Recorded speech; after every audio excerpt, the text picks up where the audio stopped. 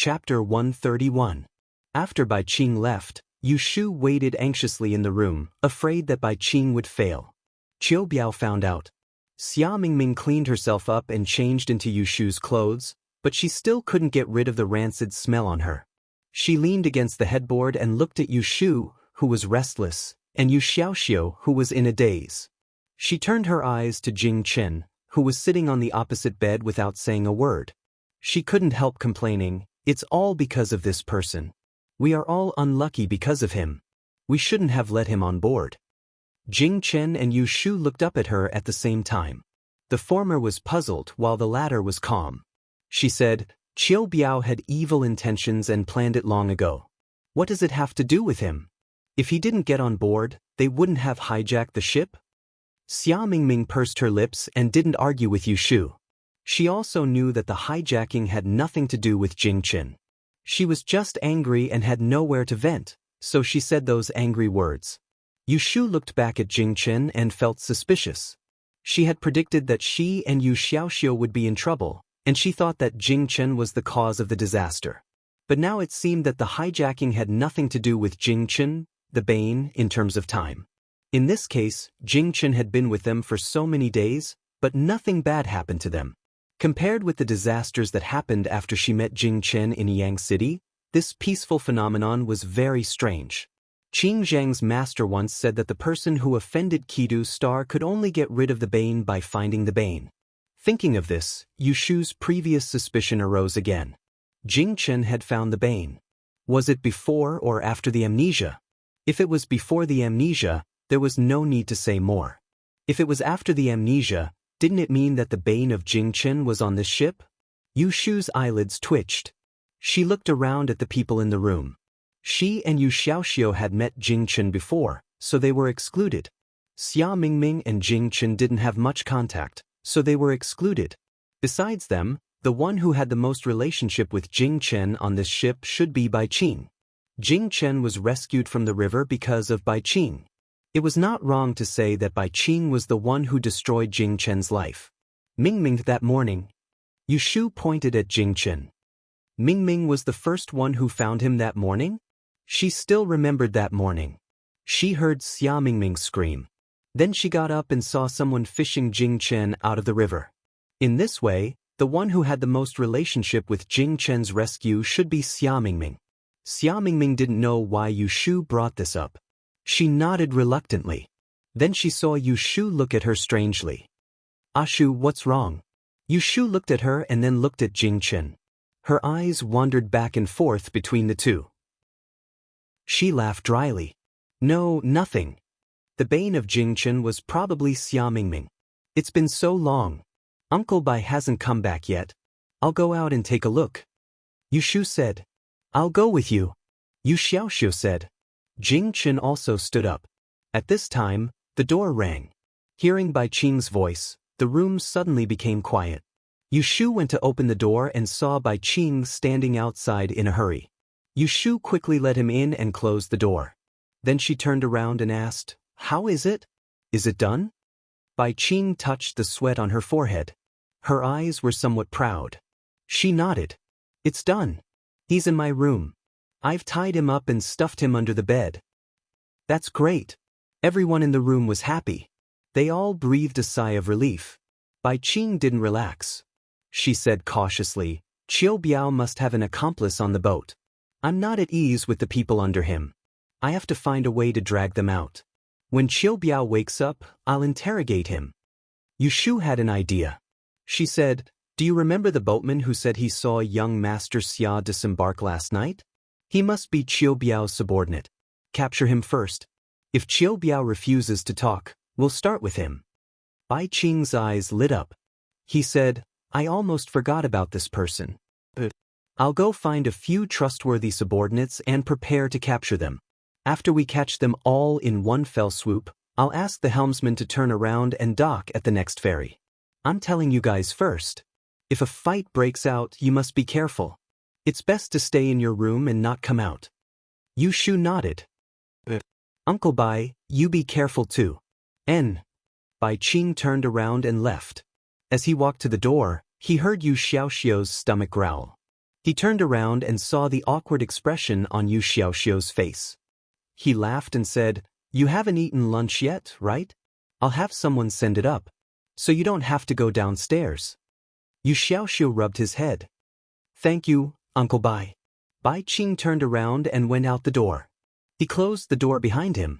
Listening to Yu Shu's teasing words about Yu Xiaoxiu, the smile on his face instantly disappeared. He glanced back at the closed door and went downstairs. Not long after Bai Qing left, a boatman sent food over. The few of them had been hungry since morning.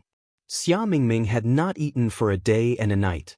Previously, she was worried about the disaster and had no appetite. But now that the situation was under her control, she was starving. Yu Shu thanked the boatman. She took the food from Yu Xiaoxiu and put it on the table. The food on the boat was very good. There were 4 dishes and 1 soup. There were meat and vegetables.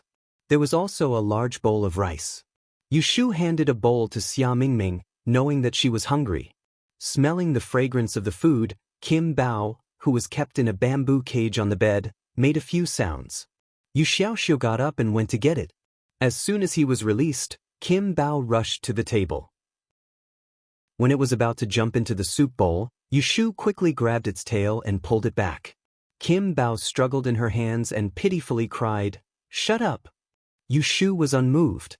She put it on the ground, picked up a piece of meat and threw it to it. Then she ignored it and sat down to eat. When she looked up, she saw Xia Mingming eating in a hurry. Fearing that she would choke, she put down her chopsticks and poured a bowl of soup for her. "Drink the soup first." Xia Mingming blushed. She picked up the soup bowl and embarrassedly turned her head to drink the soup. Compared to her, Jing Chen's leisurely movements when he ate were more pleasing to the eye. Ouch! Kim Bao had been shouting under the table since a while ago. Yu Xiaoxiu bit his chopsticks and bent down to look at it. He saw that it was grabbing the tablecloth and trying to climb up, looking naughty. He was afraid that Yu Shu would teach it a lesson if she saw it, so he put down the bowl and was about to take it down. Suddenly, he felt dizzy and fell forward with the chair on the ground. "Xiaoxiu!" Yu Shu was shocked. She hurriedly got up to help him, but she heard a clang sound. The bowl in Xia Mingming's hand fell to the ground. His head fell forward and he fainted on the table. Jing Chen was stunned. He put down the bowl and stood up to look at Yu Shu. "Mingming!" The sudden turn of events and the scene in front of her caused Yu Shu to turn pale with fright. Just as a terrifying thought rose in her mind, she felt a wave of dizziness hit her. She swayed a few times and fell backwards. Jing Chen quickly grabbed her arm and pulled her into his embrace, stepping forward to support her. Jing Chen couldn't speak. He could only shake Yu Shu nervously and stared at her eyes that were closing more and more. Before Yu Shu lost consciousness, she looked at the swaying faces in front of her. Her lips gently opened and closed, in Bai Qing's room on the first floor.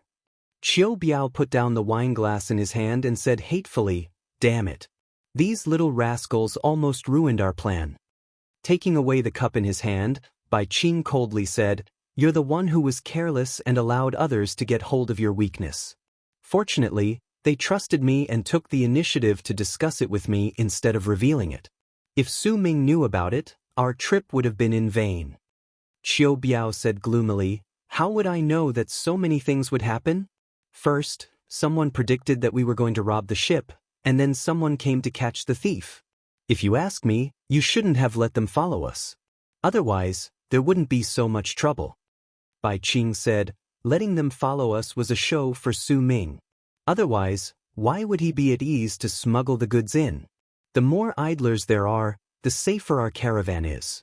That batch of goods is more than half of Su Ming's wealth. This is a rare opportunity, we can't miss it." As he spoke, he looked at Qiu Biao resentfully.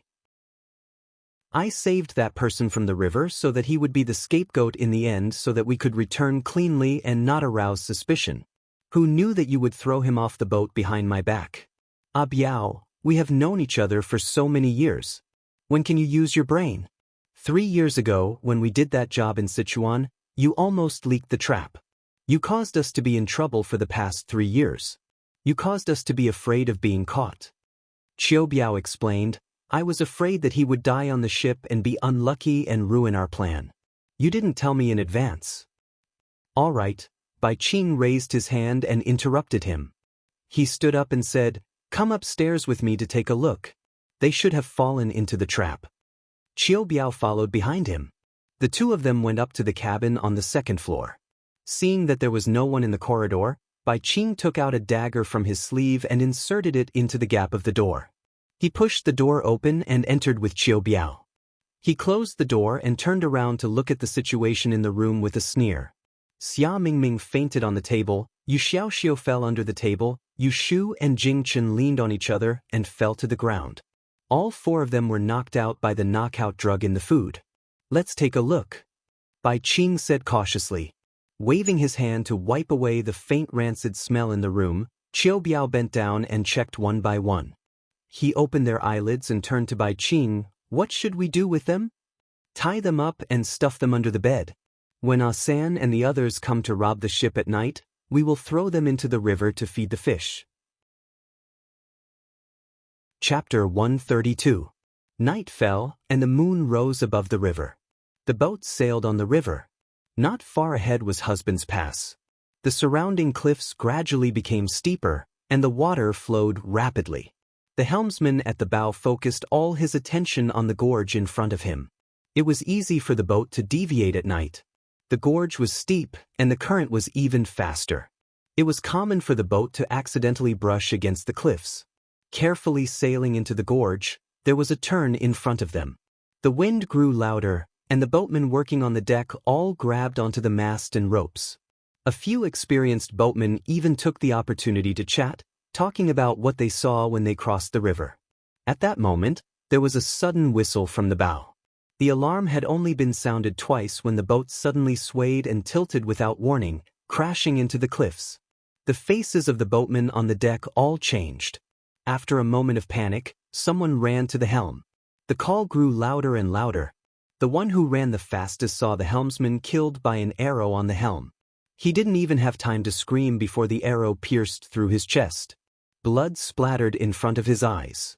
Having lost the helmsman, the boat crashed into the cliffs. The violent shaking caused many people running on the boat to tumble. One or two people who were close to the edge of the boat fell directly into the water. Screams rang out one after another on the boat. Then, a nimble bandit boat approached them in the night. Iron chains were thrown onto the boat, and figures stepped on the chains and jumped onto the merchant boat. Ah! Someone hijacked the boat. The water bandits are here. The water bandits are here. In the midst of the hubbub, Yu Shu struggled to wake up. When she opened her eyes, it was dark in front of her. There was no light in the room, only a little light shining through the window. Lying in the narrow space, her hands and feet were tied, and her mouth was gagged with a cloth. Her head was still a little dizzy. She shook her head, trying to see the scene in front of her clearly. Someone lightly bumped her shoulder. She turned her head and saw a pair of eyes that were still slightly bright in the night. Her mind instantly woke up. Woo-woo. Seeing that Yu Shu had woken up, Jing Chen's eyes lit up with joy. Unable to make a sound, he bumped her with his shoulder again as a response. Yu Shu soon discovered that they were now under the bed. She was lying on one side of the bed, while Jing Chen was lying on the outside. His hands and feet were tied up and he couldn't move. She nudged Jing Chen with her head, signaling him to go out first. Jing Chen understood and moved out, while Yu Shu directly turned around and rolled out. With the help of Jing Chen, Yu Shu stood up from the ground and hopped to the opposite bed. She looked down and saw that Yu Xiaoxiu and Xia Mingming were both lying on the bed, unconscious. Damn it! Yu Shu cursed fiercely in her heart and wished that she could slap herself. She had taken everything into account, but she didn't expect that Bai Qing and that Qiu Biao were actually in cahoots. She thought she was smart enough to discuss with Bai Qing how to deal with Qiu Biao. Instead, she was drugged by them and became a turtle in a jar. There was no time to blame herself too much. The noise outside made Yu Shu realize that time was running out. If they didn't find a way to get out, they would all die. Bai Qing and Qiu Biao spent so much effort to put on a show. They planned to return to the Chamber of Commerce as victims afterward. She had seen through Qiu Biao and Bai Qing's true colors. Bai Qing would definitely not let them live. Woo-woo. With her hands tied, Yushu motioned Jingchen to sit on the bed and turned her back to him. She pulled off the cloth on his mouth with her fingers and made a demonstration, asking him to pull off the cloth on her mouth. Yushu jumped back to her bedside and turned around to take out a dagger from under the mattress. This was a dagger Pei Jing had given her when she left Yang City for self-defense. She didn't expect that it would really come in handy. She used the dagger to grind her wrist a few times. It was not smooth, so Yushu called out to Jingchen in a low voice, "Jingchen, come here. I'll untie you first." After struggling for a while, the two of them untied each other's hands and feet. Yushu instructed Jingchen to drag Yu Xiaoxiu and Xia Mingming out from under the bed and untied them. "Xiaoxiu, Mingming, wake up, wake up." Yushu patted their faces, but she couldn't wake them up. Hearing the sounds of fighting downstairs getting louder and louder, she was afraid that someone would rush upstairs to finish them off. She was burning with anxiety and thought of the plot she had seen on television before. She grabbed the kettle on the table and poured water on their faces. Cough, cough. This method worked. Xia Mingming and Yu Xiaoxiu woke up one after another. Yushu didn't have time to comfort them and hurriedly said, "Wake up, the hijackers are coming. We have to run." As she spoke, she crept back to the bed and stuffed the important items into a waterproof leather bag. She fastened the bag and hung it around her neck. She grabbed the ancient sword under the pillow and pulled off the cloth wrapping it, revealing the sword. It didn't matter if it was sharp or not, it was still a weapon. After quickly packing up, Yushu rushed to the window and opened it. She looked down and was immediately shocked. Under the moonlight, she saw shadows of people moving around, swords and sabers gleaming. Corpses of the shipwrights were strewn across the deck. The sound of sharp weapons piercing into flesh resounded, and the river wind carried the stench of blood into her face. Suppressing the acid in her stomach, Yushu turned around and stuffed the dagger into Jingchen's hand. She nudged the still stunned Xia Mingming and pulled Yu Xiaoxiu tightly. She urged them, "Jingchen, look after Mingming and follow me closely." Yushu walked to the door and gently opened it a crack. She looked outside and heard people screaming and running in the corridor. The lights had long been out, so she couldn't see who was who. Chirp, chirp. An ear-piercing chirp awakened Yu Xiaoxiu's attention. He looked down and found Goldie, who had unknowingly run to the edge of his trousers. He quickly bent down to pick it up and stuffed it into his clothes. "Let's go." Yushu dragged Yu Xiaoxiu out and ran in the direction of the rear cabin. When she was looking for Xia Mingming on the bed yesterday, she had checked the inside and outside of the merchant ship. Aside from the cargo room, she was very clear about the structure of the ship. There was a window in the rear cabin, and they could jump to the roof of the first floor. It wasn't too high from the deck, and it was much safer than taking the stairs. The four of them ran to the end of the corridor and found the window. Yushu opened the window and looked down. Seeing that there was no one below, she jumped down first. This floor wasn't high, and the four of them successfully jumped out. Further down was the deck. From Yushu's estimation, this floor was about 2 meters high. She grabbed the sword in her hand and jumped down first. When she landed, her entire calf was numb. She rubbed her ankle and stood up. She looked up at the 3 people on the roof and said, "All of you, jump down quick." Yu Xiaoxiu and Jingchen jumped down without saying a word. However, Xia Mingming stood on the roof and didn't dare to move. Jingchen landed firmly on the ground. Yushu pulled Yu Xiaoxiu up. Seeing her dawdling and hearing the sounds of fighting coming closer, she anxiously reached out to her and coaxed, "Mingming, quickly jump down. Don't be afraid, I'll catch you." Xia Mingming made up her mind. She squeezed her eyes and jumped down. Yushu reached out to catch her, but she was knocked back by Xia Mingming.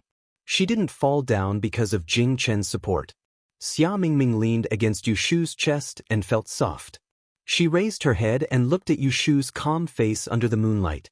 She was embarrassed and didn't notice that Yushu's chest was pushed away by Yushu. "There are people over there." A shout was heard. Yushu heard footsteps on the deck. She turned around and saw 2 figures running towards the stern of the ship. They even cut down 2 boatmen on the way. "Ah!" Xia Mingming also saw the blood and screamed. She trembled and hugged Yushu's arm, hiding behind her. Yushu didn't have the time to comfort her. She quickly looked around and pushed her with one hand and grabbed Yu Xiaoxiu with the other. They ran towards the stern of the ship. Jing Chen followed closely behind them, occasionally turning his head to look at the people chasing them. San, kill them. Don't let them get away. An angry roar came from the window on the second floor. Yu Shu rushed to the stern of the ship and took advantage of the chaos to look back. She saw a figure lying on the window of the rear cabin where they had jumped down from. That voice was a little familiar. It was Bai Qing. Yu Shu's eyes flashed, and her expression changed drastically. She saw a pirate wielding a long sword and emitting a bloody aura rushing towards them. He came with a menacing aura. Just a dozen steps away, he raised his hand and cut off the head of a shipwright who was lying on the ground. Blood splattered everywhere. Jump down. Swim to the shore. Yu Shu shouted. She pushed the pale-faced Yu Xiaoxiu to the edge of the ship and pushed him down. Plop. Yu Xiaoxiu fell into the river, splashing water all over the surface of the pill layer. Xia Mingming's legs went soft. She flipped twice but couldn't get over. She sat on the ground. Yu Shu climbed halfway and was about to jump down when she saw Xia Mingming sit down. Hesitation flashed in her eyes. She gritted her teeth and pulled back her legs. She pulled Xia Mingming up from the ground and slapped her face. Jump down if you don't want to die. Swim to the shore for me. Bang bang. Xia Mingming woke up a little from the slap. She bit her lips and climbed back to the edge of the ship. She was pushed down by Yu Shu by the leg. There was another splash. At this time, Yu Shu didn't even dare to turn her head. She was afraid that if she turned her head, her neck would be chopped off. She heard footsteps behind her. The smell of blood in the air thickened. A strong sense of danger assaulted her. The cold wind blew past her ears. She instinctively shrunk her neck and rolled to the side. She bumped into Jing Chen, and the two of them rolled into a ball. Jing Chen subconsciously reached out to protect Yu Shu's head. The two of them rolled twice before stopping. Yu Shu happened to be under his body. When she opened her eyes, she saw a shining long sword on Jing Chen's shoulder. It was stabbing towards Jing Chen's back. This one move would pierce through the two of them. Her heart stopped for a moment. Her eyes widened in horror. Her throat rolled and she shouted two words, "Dust storm." His ears twitched. Jing Chen, who was lying on top of Yu Shu, instantly tightened his muscles.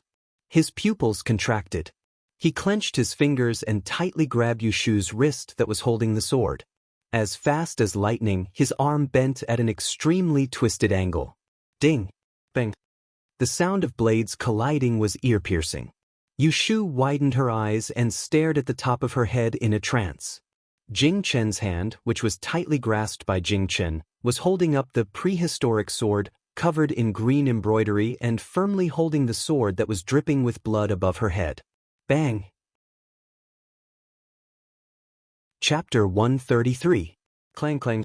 The weapons clashed, and the sound of weapons clashing echoed in Yu Shu's ears. In the next moment, she felt her wrist, which was being held by Jing Chen, heat up. With a violent jolt, she saw that the fiendish pirate leader was jolted away by an invisible force. The long sword in his hand fell from his hand, and his entire body fell miserably. A San! Bai Qing, who was at the rear window, saw this scene, and his expression changed. Jing Chen held Yu Shu and rolled twice on the ground, crashing into the wall of the ship. This time, it was Yu Shu who was lying on top of him. She crawled up in shock and knelt on the ground. Turning her head to look at the unconscious pirate on the ground, she turned back to grab Jing Chen with joy and said, "You remember? That's great. If Jing Chen's martial arts recovered, then what did they have to be afraid of?" Jing Chen propped his upper body up and sat up, holding Yu Shu's hand. Raising his head, half his face was covered by his hair that had been blown about by the wind. His dark pupils reflected Yu Shu's safe and sound figure, and the sharpness in his eyes disappeared in an instant. Then he became docile again. He shook his head at Yu Shu, and his lips moved. Dark red blood flowed out from the corner of his mouth. Seeing this, Yu Shu's heart sank. The joy of escaping from death was instantly washed away. She raised her hand in a flurry to wipe the blood from the corner of his mouth, but the more she wiped, the more blood there was. It dyed his chin red and dripped onto his chest. "There's still someone over there," Shouts suddenly came from the ship, making Yu Shu suddenly realize that they were not out of danger. She hurriedly pulled Jing Chen up from the ground and turned to look at the black figure running towards them from the corner of the cabin. She sheathed the ancient sword that had fallen to the ground on the back of her belt, and pushed Jing Chen onto the edge of the ship. She hurriedly said, Jing Chen, jump down quick." Jing Chen climbed onto the edge of the ship, but did not let go.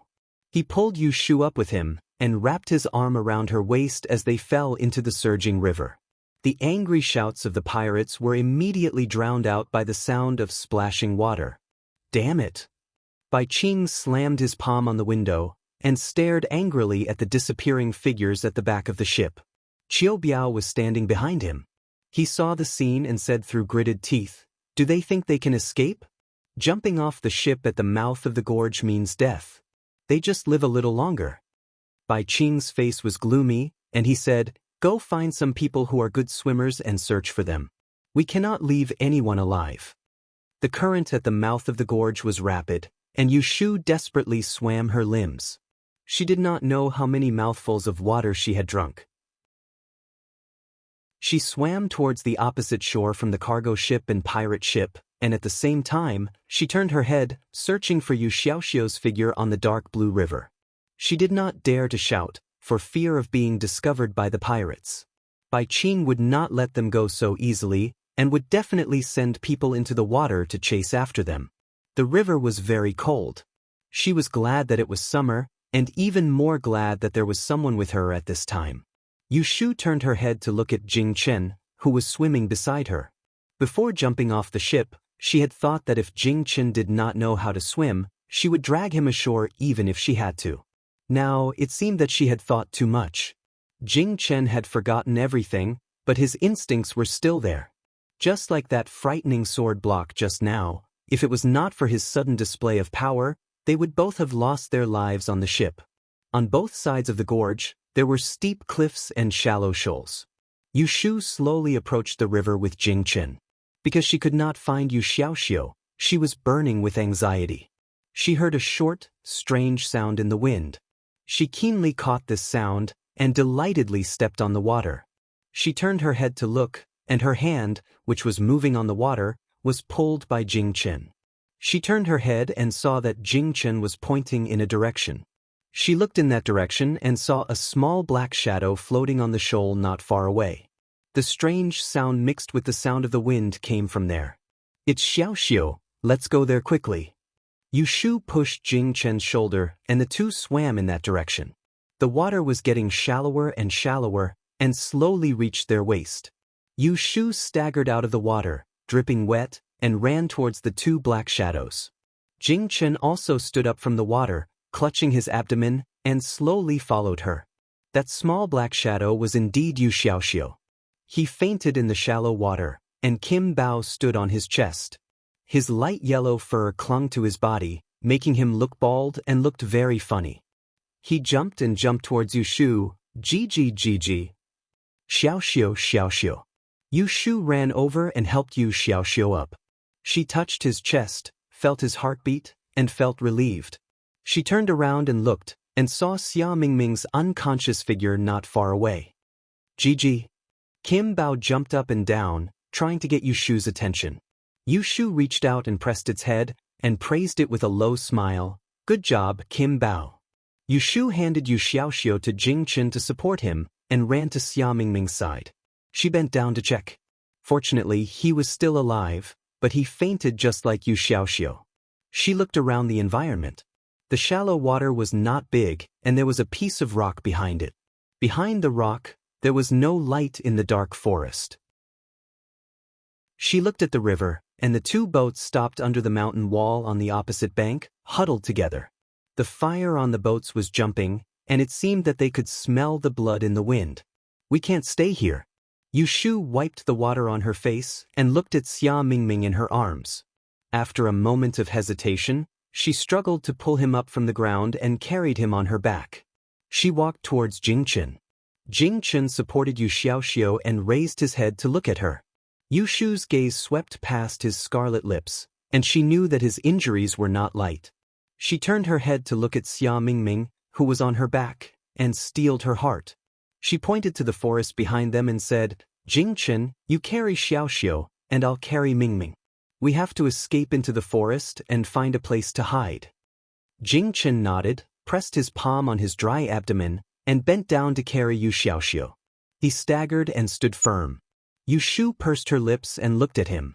She reached out to grab Kim Bao, who had climbed onto her, to untie her legs and put him on her shoulder. She supported Xia Mingming on her back and staggered forward behind the pile of rocks. Not long after they left, several bandits wearing fish skin diving suits came up from the shallow water. They searched around but did not see anyone, so they gathered together and asked, "Did you find it?" "There's nothing there either. Do you want to search the forest?" "No need. It should have sunk into the river. Let's go back and report. It's not easy to do such a big job, so we should go back to the stockade to celebrate. Brothers, let's go." Yu Shu and Jingchen walked in the dark for half an hour in the forest before they found a cave under a mountain wall that they could hide in. There was no smell of animal urine inside. "Come in quickly." Yu Shu and Jingchen walked in one after the other. They put Yu Xiaoxiu and Xia Mingming down. Kim Bao jumped down from Yu Shu's shoulder and rolled on the ground.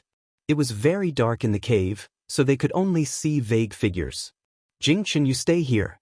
I'll go out and pick up some branches to make a fire." She got up and was about to go out, but Jingchen grabbed her arm and stood in front of her, not letting her go out.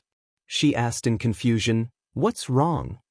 His expression could not be seen clearly, and he could not make a sound. Yu Shu was worried that she did not know what he meant, but she felt her hand being pulled by him. She opened her palm and carefully felt the strokes on his hand. "Oh, I'll go. You're here." The silent words were very soft, and Yu Shu's heart warmed. She followed his arm to his wet shoulder and pressed him down to sit down. She coaxed, "Don't worry, I'll be outside. I won't go far." Jingchen wanted to stand up, but as soon as he moved, he fell back down. He pressed his wet abdomen and watched Yu Shu come out of the cave. He helplessly leaned against the stone wall and wiped the taste of blood from the corner of his mouth. He slightly gasped for breath. The pain came wave after wave, and his vision became darker. He opened his mouth, wanting to make a sound, but he could not even make a sound. Yu Shu was outside the cave. She picked up some branches and leaves and carried them back into the cave. She took off the leather bag around her neck and rummaged through it for a while. She happily fished out 2 flints. She bought them in a small town by the river when the merchant ship first docked, and spent 5 copper coins. She also learned how to light a fire from the villagers. When she was escaping, she did not forget to pack them up. The flints were not afraid of moisture. Yu Shu rubbed them a few times and sparks appeared. She spent some effort to light the fire, and the cave was instantly lit up. She excitedly raised her head and said to Jingchen sitting opposite her, "Jingchen, look after the fire. I'll go out and pick some hay." Jingchen sat there motionless and hung his head. His loose hair hung wet on his chest. Under the weak light of the fire, the back of his hand, which was pressed against his abdomen, was glaring to the eye. Yu Shu was stunned and crawled closer to him. She reached out her hand to take away his withered hand, and what came into view was his abdomen that was dyed deep red. Her eyes became hot, and she fiercely shivered. She could not help but raise her hand to slap herself.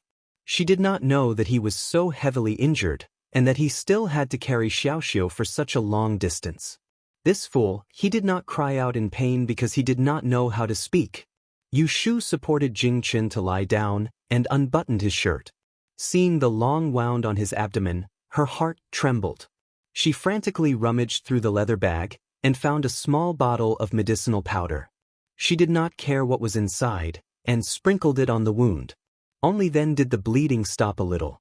Looking around, she could not find anything to bandage the wound. She touched her body, and her face turned slightly red.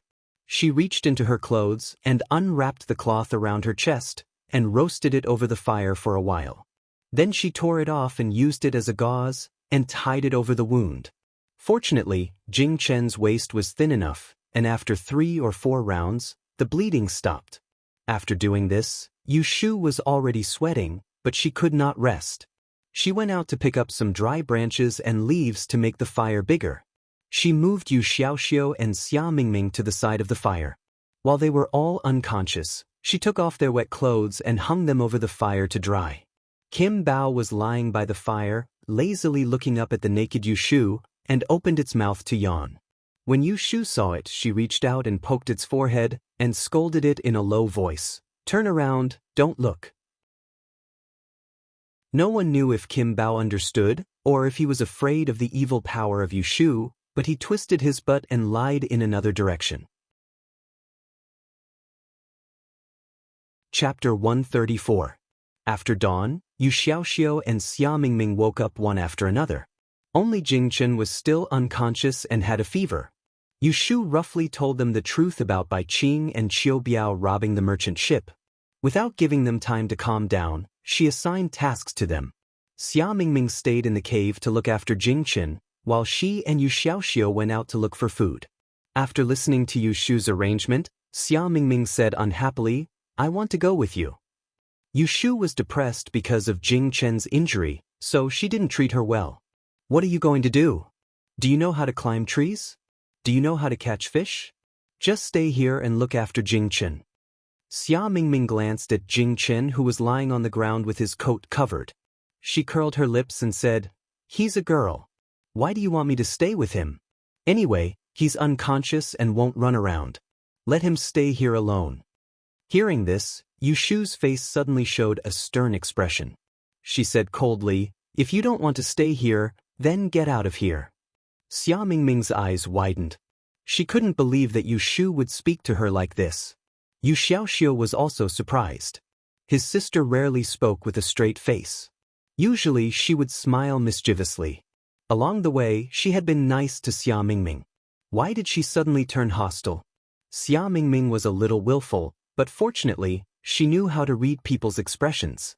Seeing that Yu Shu was really angry, she suppressed her grievances and stomped her feet. She gritted her teeth and said to Yu Shu, I'll look after him, okay?" Yu Shu snorted coldly. She picked up the empty leather bag on the ground and hung the ancient sword on it. Then, she dragged Yu Xiaoxiu away. Kim Bao wagged his tail and followed. Xia Mingming angrily sat on the ground. She picked up a tree branch and poked the ground. With a slight cry, she cursed, "Smelly Ashu, bad Ashu, idiot, fool." Yu Xiaoxiu had lived a hard life since childhood. Climbing trees to fish for bird eggs was nothing to her. Yu Shu found a few pomegranate trees in the forest. She plucked some and placed them in Yu Xiaoxiu's coat. Then she carried it on her back. Then she found a small stream in the forest. The two drank a few mouthfuls and washed their faces. Then they took a leather bag and filled it with clean water. Yu Shu originally wanted to catch a fish and roast it. But when it came down to it, she realized it wasn't so easy. There were fish in the stream, but each one was more slippery than the last. The siblings busied themselves for half a day but couldn't catch a single one. They could only pack up and go back. When Xia Mingming saw them return, she didn't say a word and angrily scratched the ground with a tree branch. Yu Shu ignored her and gave the flint to Yu Xiaoxiu to start a fire. She helped Jing Chen up and let him rest on her lap. Then she used the leather bag to feed him water. After that, she broke open the pomegranate and washed her fingers. She pinched the pomegranates one by one and dripped them into his mouth. Then she placed her other hand on his burning forehead, wanting him to feel better. Xia Mingming stole a glance at her and saw how attentively she took care of Jing Chen. Thinking of how Yu Shu scolded her because of Jing Chen, she felt upset. She couldn't help but ask, "Why are you so good to him?" Xia Mingming didn't know that Yu Shu and Jing Chen knew each other before. She only thought that he was a passerby who was fished out of the river. He didn't even know her and Yu Shu for a long time. Yu Shu broke the pomegranate seed and said without raising her head, "If you have nothing to do, go gather firewood." Xia Mingming broke the tree branch in her hand and stood up to leave. When Yu Xiaoxiu saw her leave, he whispered to Yu Shu, "Sis, what should we do with our nose? Leave this place and find a way to the capital." "We're still going to the capital?" "Why not?" Yu Shu asked. Yu Xiaoxiu said with a righteous face, "Uncle Bai, Boss Bai and Captain Chiu are bad guys. They killed so many people. Mr. Pei and the others don't even know about it." Shouldn't we go back and expose them? Yushu shook her head and smiled. She raised her head to look at him and lectured, "My silly brother, do you think that right and wrong can be explained with just a few words? We have neither power nor influence, so how can we expose them?" That Bai Qing is the younger brother of another deputy manager of Tai-Hung Commerce. His big brother might be aware of all the bad things he has done. Who knows if there are other people mixed in here? The few of us being able to escape is already very lucky. If we deliver ourselves to their doorstep, won't we just be asking to be silenced? Yu Xiaoxiu was dumbfounded. Then we let them get away with it?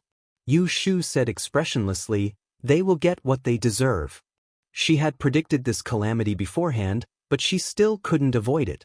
Now that things had come to this, she had to flee in a sorry state, causing Jing Chen to be injured.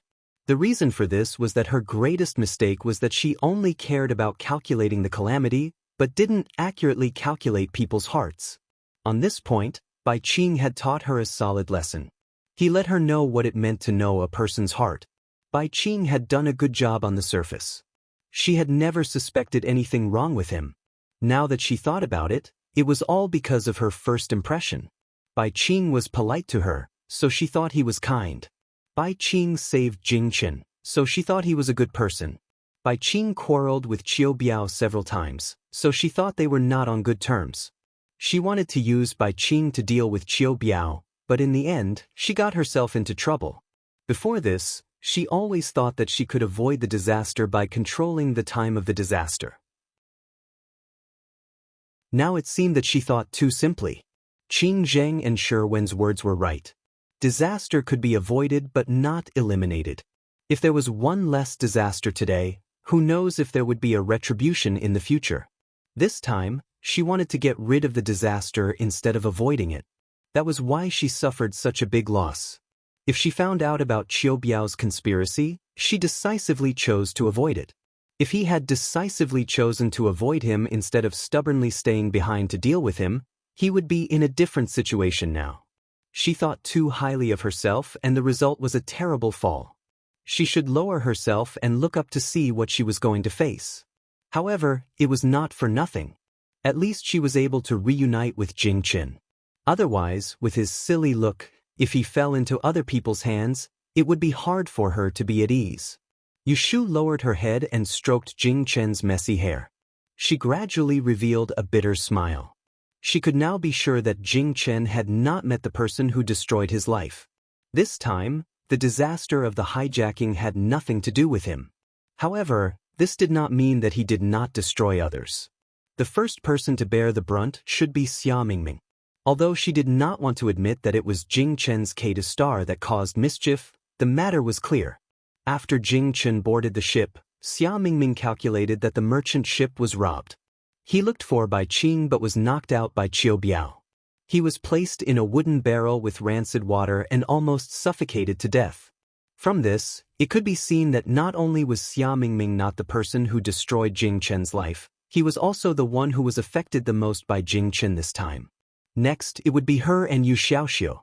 If they did not jump off the ship at the last moment to escape, what awaited them would be death. Yu Shu's eyes darkened. Looking at Jing Chen's sleeping face, she felt very complicated. On one hand, she treated Jing Chen as a friend and could not bear to leave him. On the other hand, she clearly knew his fate and was really worried. Emotionally, she really could not bear to leave him in this situation. But rationally, for safety's sake, she should choose to stay away from him. She was not alone. She still had Xiaoxiu to take care of. Thinking back, when Jing Chen told her the secret of him destroying the Kata Star in Yang City, she still boasted shamelessly that she did not care. It was really ridiculous. How could she know what kind of fate Jing Chen was carrying? The closer he was to someone, the more he would harm that person. He did not do anything wrong, but he had to bear the blame. He was so innocent, but he could not do anything about it. How sad it was. Thinking of that in the alley at dusk, Jing Chen faintly said to her, "This is goodbye." Yu Shu's chest felt stuffy. She thought that perhaps amnesia was a good thing for Jing Chen. Yu Shu's eyes became bright again. She said that she would protect him. How could she go back on her words? At least before he remembered everything, she would not leave him alone. If he was unlucky, then so be it. She had the ability to judge disasters. At worst, she would calculate a few more times every day. She looked at him carefully. Xia Mingming came back from picking up branches outside and found that Yushu's mood had improved. This was reflected in a simple address. Mingming, the things you picked up are not firewood, they are called tree sticks. Although it was a mockery, it sounded much more pleasing to the ear. Xia Mingming put the things in his hands on the ground and said, "Aren't they all wood? What's the difference?" "Then you and I both have the same nose and 2 eyes, so there's no difference between the 2 of us?" Xia Mingming said confidently, "Of course there's a difference between the 2 of us. I'm a girl and you're a man." Yushu was wrapping mud on the bird's egg. When she heard this, she almost crushed the egg. She raised her head and looked at the little girl in front of her with a strange expression. She thought to herself, "This silly girl still doesn't know that I'm a girl." Yu Xiaoxiu snickered at the side and fed the pomegranate to Kim Bao. Xia Mingming was embarrassed by Yushu's stare. He lowered his head and whispered, "Why are you looking at me like that?" Yushu casually said, "Because you're pretty." Xia Mingming blushed and said in a low voice, "Flirting." Yushu chuckled and didn't deny it. Instead, she asked, "By the way, Mingming, you're so good at disguising. Can you tell me when we'll arrive at the capital?" She was very interested in Xia Mingming's disguising skills.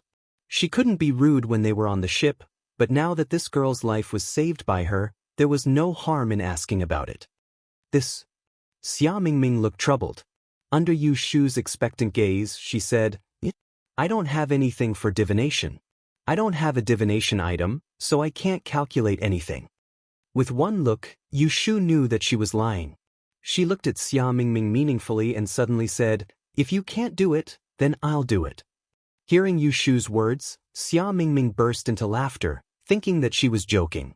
Not everyone could do divination. Yushu stuffed the bird egg into the fire pit and went out to wash her hands. When she came back, she picked up 3 copper coins from the pile of miscellaneous items on the ground and rubbed them in her palm. She calmed down and asked for a divination before throwing them down. Xia Mingming looked at her carefully and asked suspiciously, "What are you doing?" Yushu pointed at the copper coins on the ground. "Don't you recognize it? This is the 6 lines divination. Dan." Yushu tossed the copper coins in her hand and chanted, "Throwing heaven and earth, overturning yin and yang." When Xia Mingming heard these 2 lines, her eyes suddenly lit up and she sat up from the ground. You know the 6 lines divination?" "I do," Yushu said resolutely. From the first day she met Xia Mingming, she could tell that she was very interested in the 6 lines divination technique. Chapter 135. Yushu showed her hand in front of Xia Mingming. She originally wanted to get information from her, but she didn't expect Xia Mingming to ask her to teach her. She really dared to say anything. Yushu looked at Xia Mingming with a smile that wasn't a smile and said, "Why should I teach you?" Hearing this teasing, Xia Mingming knew her request was too much.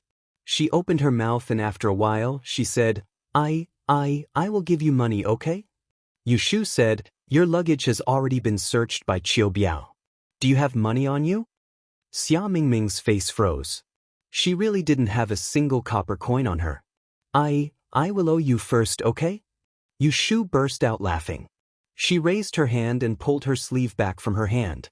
She waved her hand and said, "Then we will talk about it when you have money." This was clearly a refusal. Xia Mingming said, I really want to learn the 6 lines. Ashu, teach me. I promise I won't tell anyone. How about I write you an IOU? No matter how much money you want, I will give it to you in the future." Seeing her persistent attitude, Yushu suddenly became suspicious. She could understand that people would be tempted by the superior art of disguise. But Xia Mingming's behavior was not only tempted, but also eager. "First, tell me, why do you want to learn the 6 lines?" Yushu's question was a little tricky. Apart from those who already knew the art, there was no one who didn't want to learn it. This question was like asking, "Why do you want to eat?" The answer was obvious. But when Xia Mingming heard this question, she hesitated. Yu Shu suddenly understood. It seemed that the 6 lines had a more important meaning to Xia Mingming. So much so that she was thick-skinned enough to make such an excessive request. This was easy. The more she wanted it, the easier it would be for her to control her. It's not that I can't teach you. This sentence made Xia Mingming's face light up. Yu Shu kept her in suspense, but this art of disguise is passed down by my master. I definitely can't teach it to someone who doesn't know anything. First, tell me, where did you come from? She had always been curious about Xia Mingming's background. She didn't ask much before because there was no need.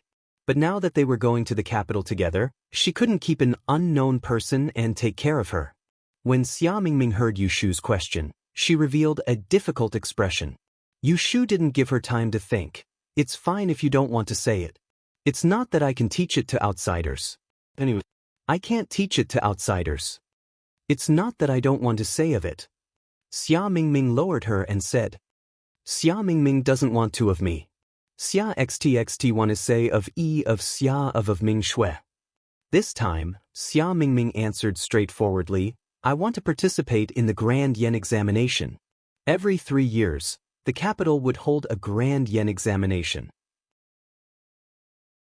It was the best way for the world's traders to rise to the upper class and become famous overnight. This year was the 3rd year. Yu Shu asked suspiciously, Isn't the Grand Yen examination in the 12th month? Why are you going to the capital so early? What? Don't you know? Xia Mingming looked at Yu Shu strangely. In every year where the Grand Yen examination is held, the masters of Yishui will appear in the capital every August. Any trader who wants to take a look will visit them and ask for advice. This is a rare opportunity. Of course, I have to go early. Yu Shu knew she asked a silly question. She rubbed her nose and changed the topic. You're so good at Yishui. I'm sure you'll be able to pass. This compliment sounded like sarcasm to Xia Mingming. She laughed at herself. What's so good about me? Yu Shu glared at her. You can even predict the time of the cargo ship's disaster. Isn't that good enough? Xia Mingming shook her head with a bitter expression. Yu Shu saw something wrong with her expression and used her elbow to nudge her. What's wrong? I didn't predict it. Yu Shu laughed in spite of herself and said, If it's not calculated, then how could it be imagined out of nowhere? Xia Mingming bit her lip and hesitated for a moment before softly saying, I dreamed it.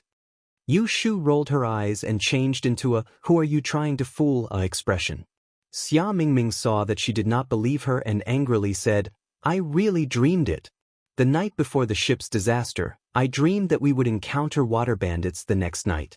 Many people died. Yumi and Xiaoxiu. I dreamed that we all died. That's why I went to Bai Qing and asked him to go ashore. Yu Shu saw that she did not seem to be lying and was shocked. She asked without batting an eyelid, How can you be sure that what you dreamed will happen? What if it is just a normal dream? Lu Mingming said at the same time, I can be sure. Yu Shu said with an exaggerated expression, Then you still say that you are not powerful? You can know whether it is a blessing or a curse. Isn't this prophecy? Interesting. Qing Zhang's master had told her before that there were very few talented people in this world who were born with abilities that others couldn't learn. She didn't expect that she would meet one so soon. It was really infuriating to compare oneself with others. Prophecy? If I have that kind of ability, I don't need to. Xia Mingming hugged her knees and laughed at herself. Do you think that everything in my dream will happen? Let me tell you, my dream will only come true if someone dies in my dream. Yu Shu was stunned.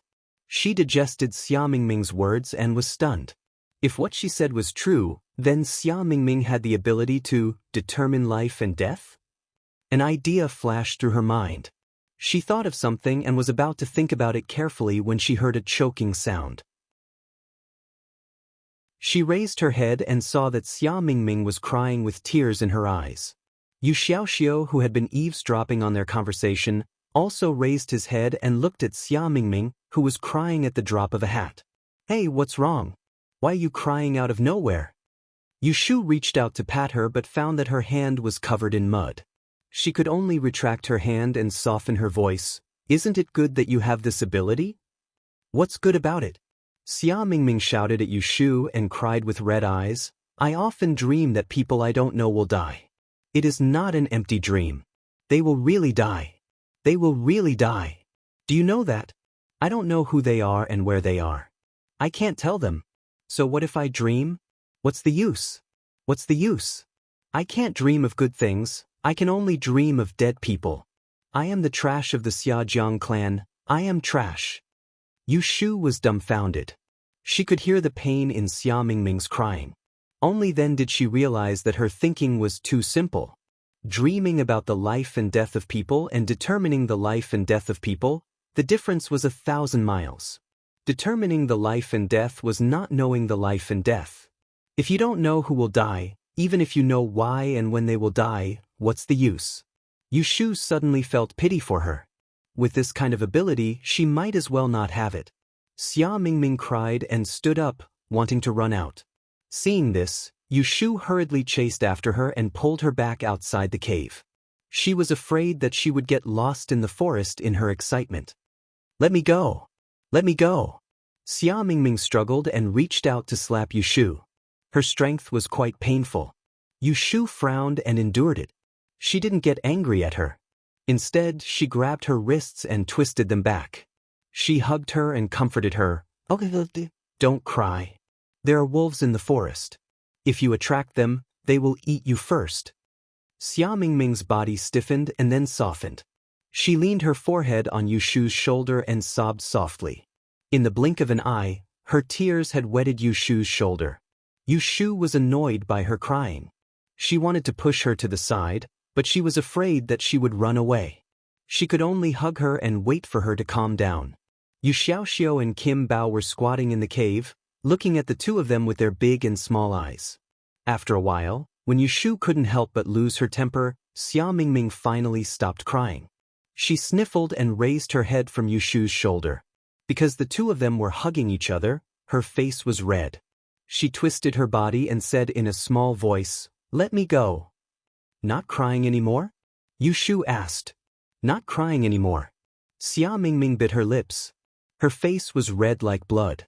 Yushu immediately let go of her. She rubbed her ears and took a step back.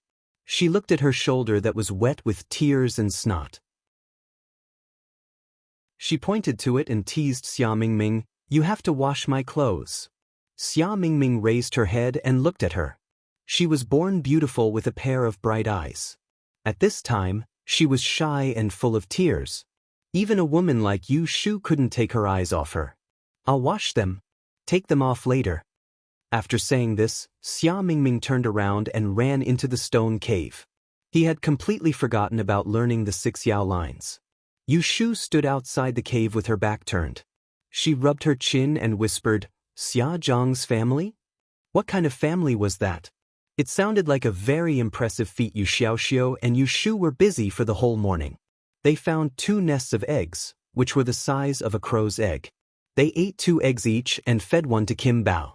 Although it wasn't good, at least it didn't hurt his stomach. Jing Chen's fever didn't subside and he was still unconscious. In order to cool him down, Yushu tore her clothes into strips and wet them with water. She asked Yu Xiaoxiao to wipe his body.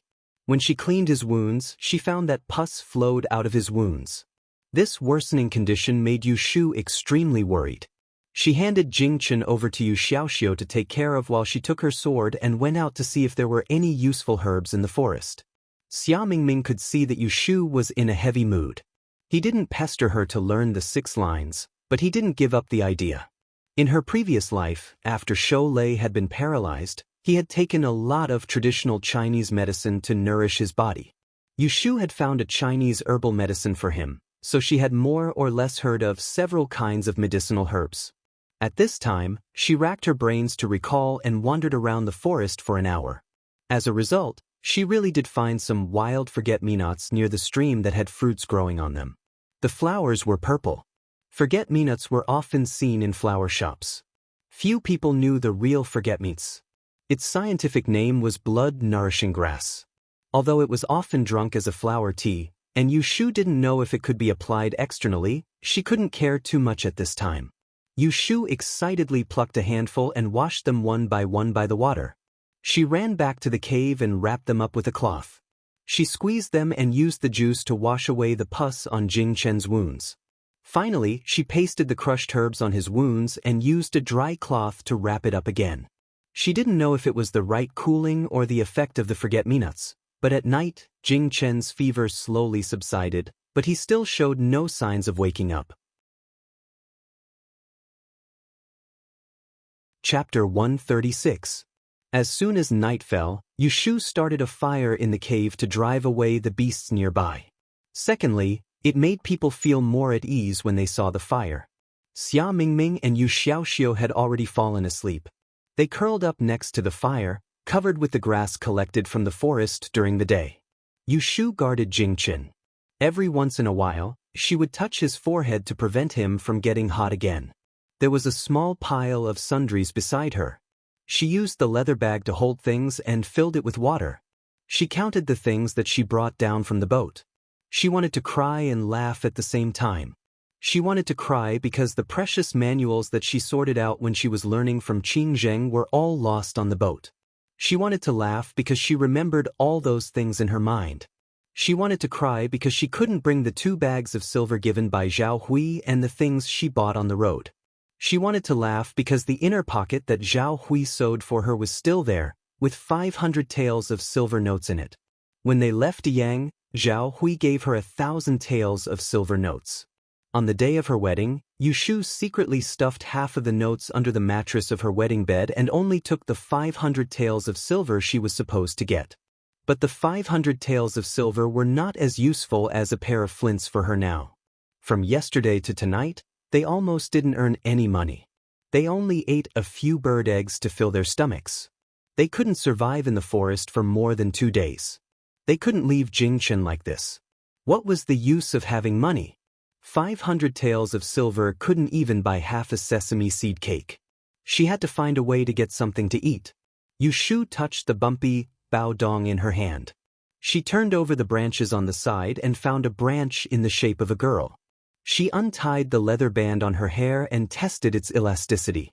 She tied it to the 2 ends of the branch and made a slingshot. She picked up a stone from the ground and tested its power against the outside of the cave. After adjusting the angle for a long time, she could barely bounce it 10 feet away. Let's go out to hunt birds tomorrow. If we can catch a few sparrows, it'll be good to roast them.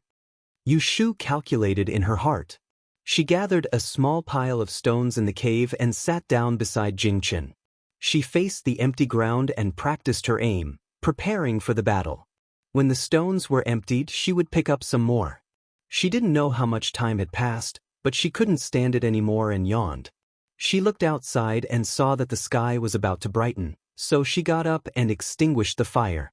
She brushed her messy hair, stretched, and lay down next to Jing Chen. She closed her eyes and fell asleep. Not long after Yu Shu fell asleep, Jing Chen, who was lying beside her, moved. He raised his hand and slowly touched his abdomen. He pressed lightly, and the intense pain woke him up. He opened his heavy eyelids and noticed that someone was beside him. He turned his head and saw Yu Shu, who was curled up and sleeping beside him. He looked at her quietly for a while, moved his arm, and felt for her on the ground. He gently held her hand, tilted his head, and closed his eyes again. The sun rose and the sunlight shone into the cave. Yu Shu frowned and woke up. She raised her hand and wanted to rub her swollen forehead. But as soon as she moved, she found something wrong. She got up from the ground and looked down at her hand that was firmly held by Jing Chen. Her eyes widened in surprise. Jing Chen, Jing Chen? She stretched out her other hand and gently shook Jing Chen's shoulder. She stared at his face. After a few times, she saw Jing Chen's long eyelashes tremble. He slowly opened his eyes, and her dirty face was reflected in his hazy eyes. Yu Shu grinned, grabbed his hand, and held it tightly. She said excitedly, "Great, you're finally awake. You're finally awake." Clearly feeling Yu Shu's joy, Jing Chen moved the corner of his mouth and smiled. This movement woke up Yu Xiaoxiu and Xia Mingming. They sat up from the haystack and looked at Yu Shu. After a while, they realized that Jing Chen had woken up. Yu Xiaoxiu quickly climbed to Yu Shu's side and happily looked at Jing Chen, who was awake. Xia Mingming was also happy at first, but then he uncomfortably turned around and tidied up his messy hair. Then, only Yu Shu's attentive voice could be heard in the cave. Jing Chen, are you thirsty? Jing Chen, are you hurt? Jing Chen, does your wound hurt? Jing Chen, do you feel uncomfortable? Jing Chen could not speak, nor could he move. He could only lie down and let Yu Shu busy herself around him. Yu Xiaoxiu didn't care at this time. Yesterday, he heard from Yu Shu that it was Jing Chen who carried him all the way from the riverside with his injury. He was only grateful to Jing Chen, and for the time being, he was not in the mood to care about the difference between a man and a woman. However, Xia Mingming, who hadn't heard a word from Yu Shu and her for the whole morning, was unhappy. Her stomach growled, and she said with grievance, "Ah Shu, I'm hurt." The remaining 2 bird eggs from yesterday had been fed to Jing Chen by Yu Shusang. Now there were only 2 sour pomegranates left in the cave, and they had been occupied by Jin Bao. He was pushing and rolling them around as if they were toys. It was time to go out and find something to eat. Yu Shu said to Jing Chen, "I'll go out and get something to eat. You go back to sleep. If there's anything, you can ask Xiaoxiu for help." Jing Chen nodded and pulled her palm, writing on it, "1 Be careful." "Okay." Yu Shu turned to Yu Xiaoxiu and said, "1 Xiaoxiu, you stay here and take care of Jing Chen. I will go out with Mingming to find something to eat." Xia Mingming heard her arrangement and immediately asked, "I'll go with you?" Jing Chen woke up, and Yu Shu was in a good mood. She smiled and said to her, "Yes, why? Don't you want to go?" Xia Mingming hurriedly shook her head. Go. After saying that, she felt a little anxious and said, I'm so bored in the cave. I want to go out for a walk." Yu Shu asked Yu Xiaoxiu to stay and take Xia Mingming away because she had her own considerations. Jing Chen had been unconscious for a day and 2 nights. Now that he had woken up, he must have some physiological problems to solve. It was not convenient for her and Xia Mingming to stay here. Yu Shu quickly packed up. She brought along a change of cloth, a sword for chopping firewood, and the crude slingshot she made last night. Then she led Xia Mingming out of the cave and into the forest. Although Yu Shu had no experience in surviving in the wild, she could be considered to be experienced and knowledgeable. She was also meticulous enough to walk in the forest. She was very careful not to go too deep. Once she found traces of wild beasts on the ground, she would stay far away. Moreover, she had the 6 lines in her hand. She could roughly judge which direction was safe and which was dangerous at any time and place. Xia Mingming followed her closely.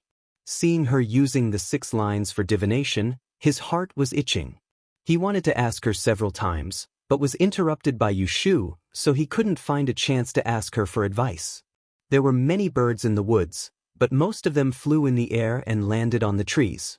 A small number of them liked to land on the ground. The wild sparrows in the forest were not afraid of people. Yu Shu tried a few times and found that as long as she approached them quietly, the sparrows would do whatever they wanted to do within a certain distance. Some would peck at insects, while others would take a stroll.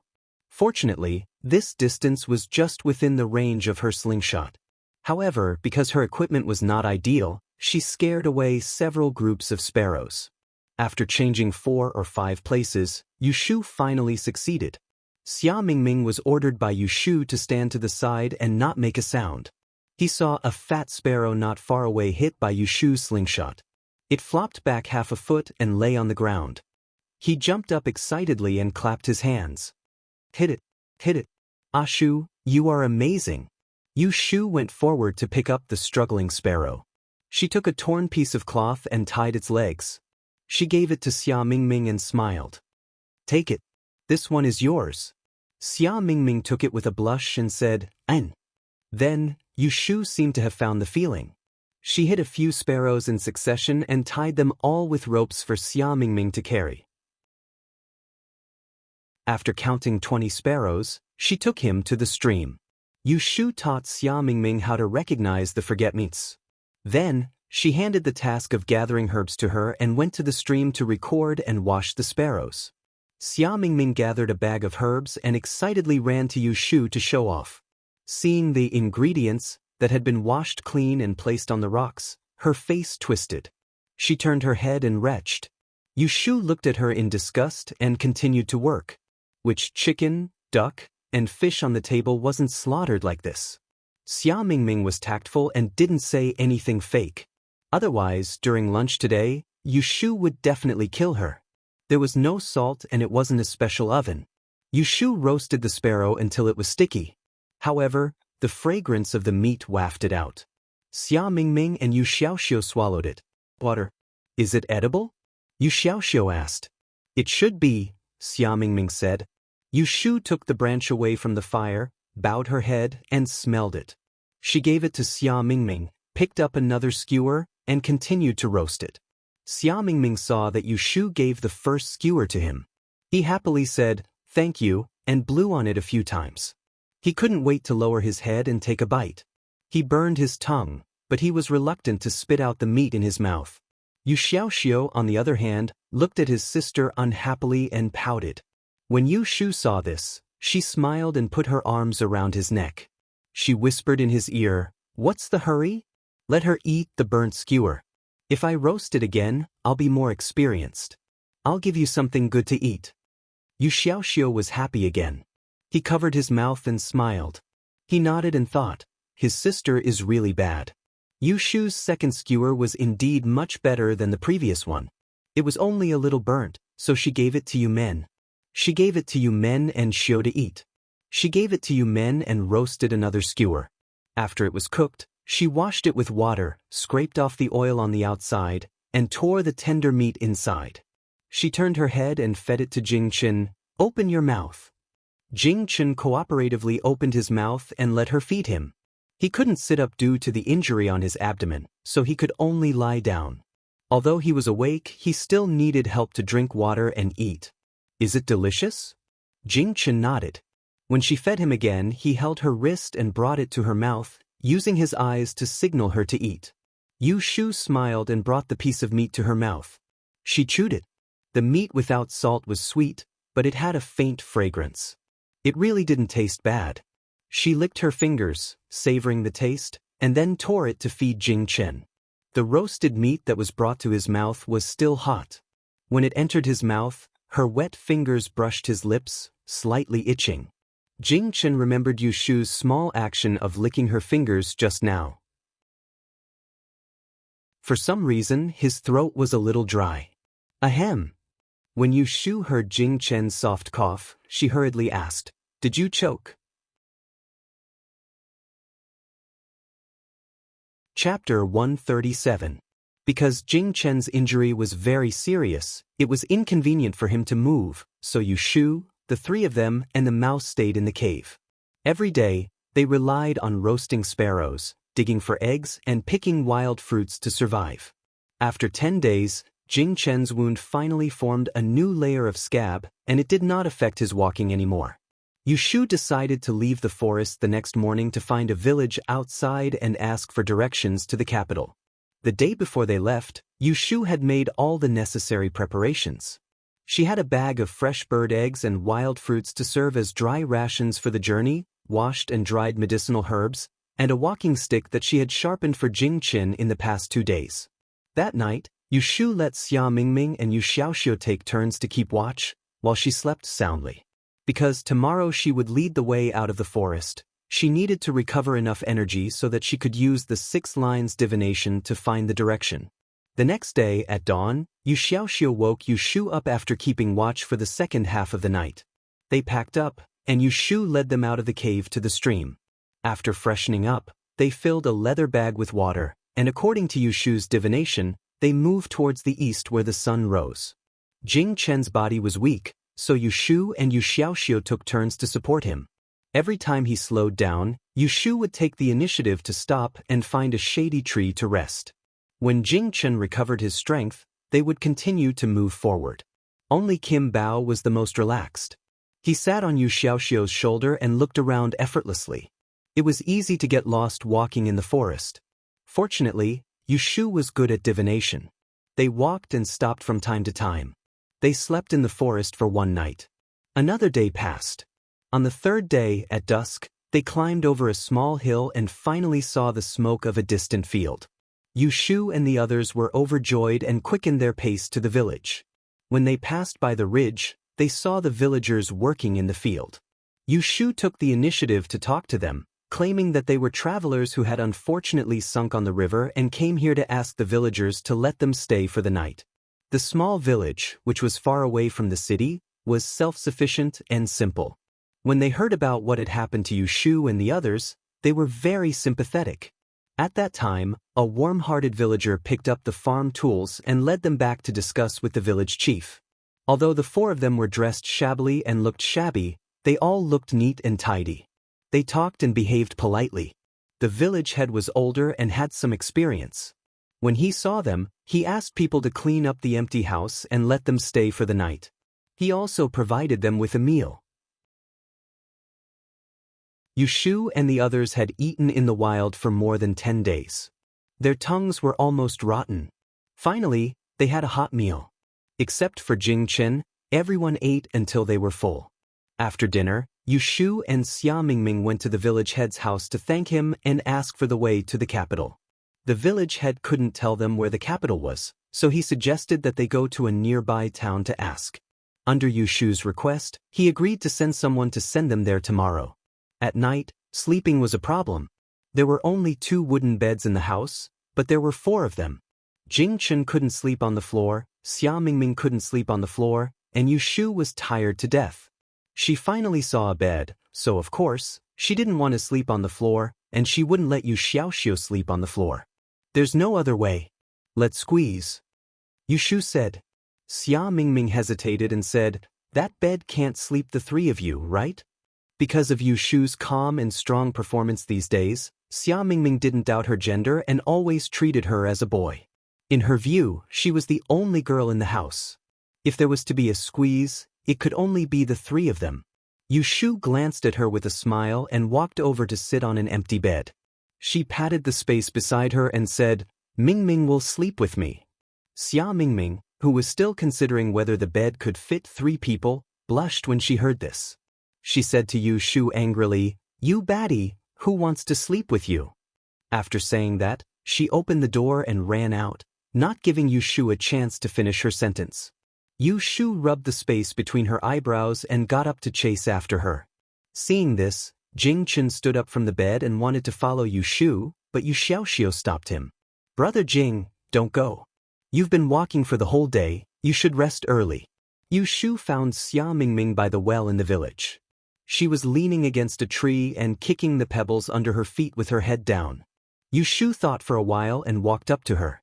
Mingming, I have something to say to you. Yushu had to admit that she had deliberately hidden the fact that she was a girl from Xia Mingming during their stay in the cave. Firstly, it was because she had to take care of Jingchen, and she felt that it would make them feel uncomfortable if she told them about it. Secondly, it was because she was worried about Xia Mingming, who came from an unknown background, and she had always been on guard. However, after spending some time with her, Yushu realized that Xia Mingming wasn't as spoiled and headstrong as she appeared to be. She would follow her to hunt sparrows in the forest for the whole day without complaining about being tired. She wouldn't even wipe her tears when she cut her hand while picking herbs, and she wouldn't sit around waiting to eat for free just because she was a girl. Other than taking care of Jingchen, she would obediently listen to everything that Yushu asked her to do. It was quite rare for her to be able to do this at her age.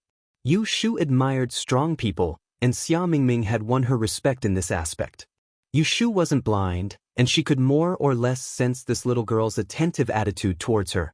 She didn't want Xia Mingming to misunderstand, so that she wouldn't unintentionally hurt her heart in the future. Thus, when they left the cave, Yushu planned to find a suitable opportunity to make things clear to her. Thus, when they were distributing the beds, Yushu took the opportunity to bring it up. Xia Mingming quickly raised her head and glanced at Yushu, thinking about what she would say to her. A young girl's imagination couldn't help but have some fantasies. She suddenly felt shy and pouted, "What do you want to say?" Seeing her like this, Yushu secretly had a headache. The words that were at the tip of her tongue rolled twice before she finally said, "Actually, I am Miss Hua." She enunciated her words clearly, not missing a single word. Xia Mingming, who heard every single word, was stunned.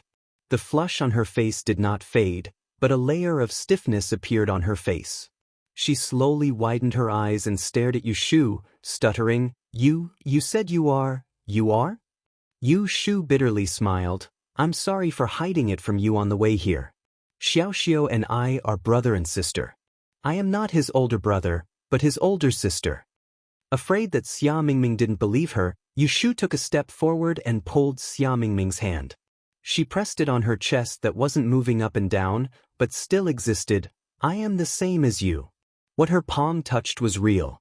Xia Mingming's face alternated between red and white. She raised her hand to cover her mouth, shaking her head, and stared in disbelief at Yu Shu's delicate and pretty face. Her eyes gradually turned red, and when she blinked, 2 crystal-clear tears fell. Seeing this, Yu Shu actually didn't know how to deal with it. She thought that after telling Xia Mingming, she might be angry, or even annoyed, but she didn't expect that she would cry. Mingming. Yu Shu stretched out her hand wanting to comfort her, but was slapped away by Xia Mingming. Xia Mingming pushed her away and ran away from her. Yu Shu turned around and chased a few steps.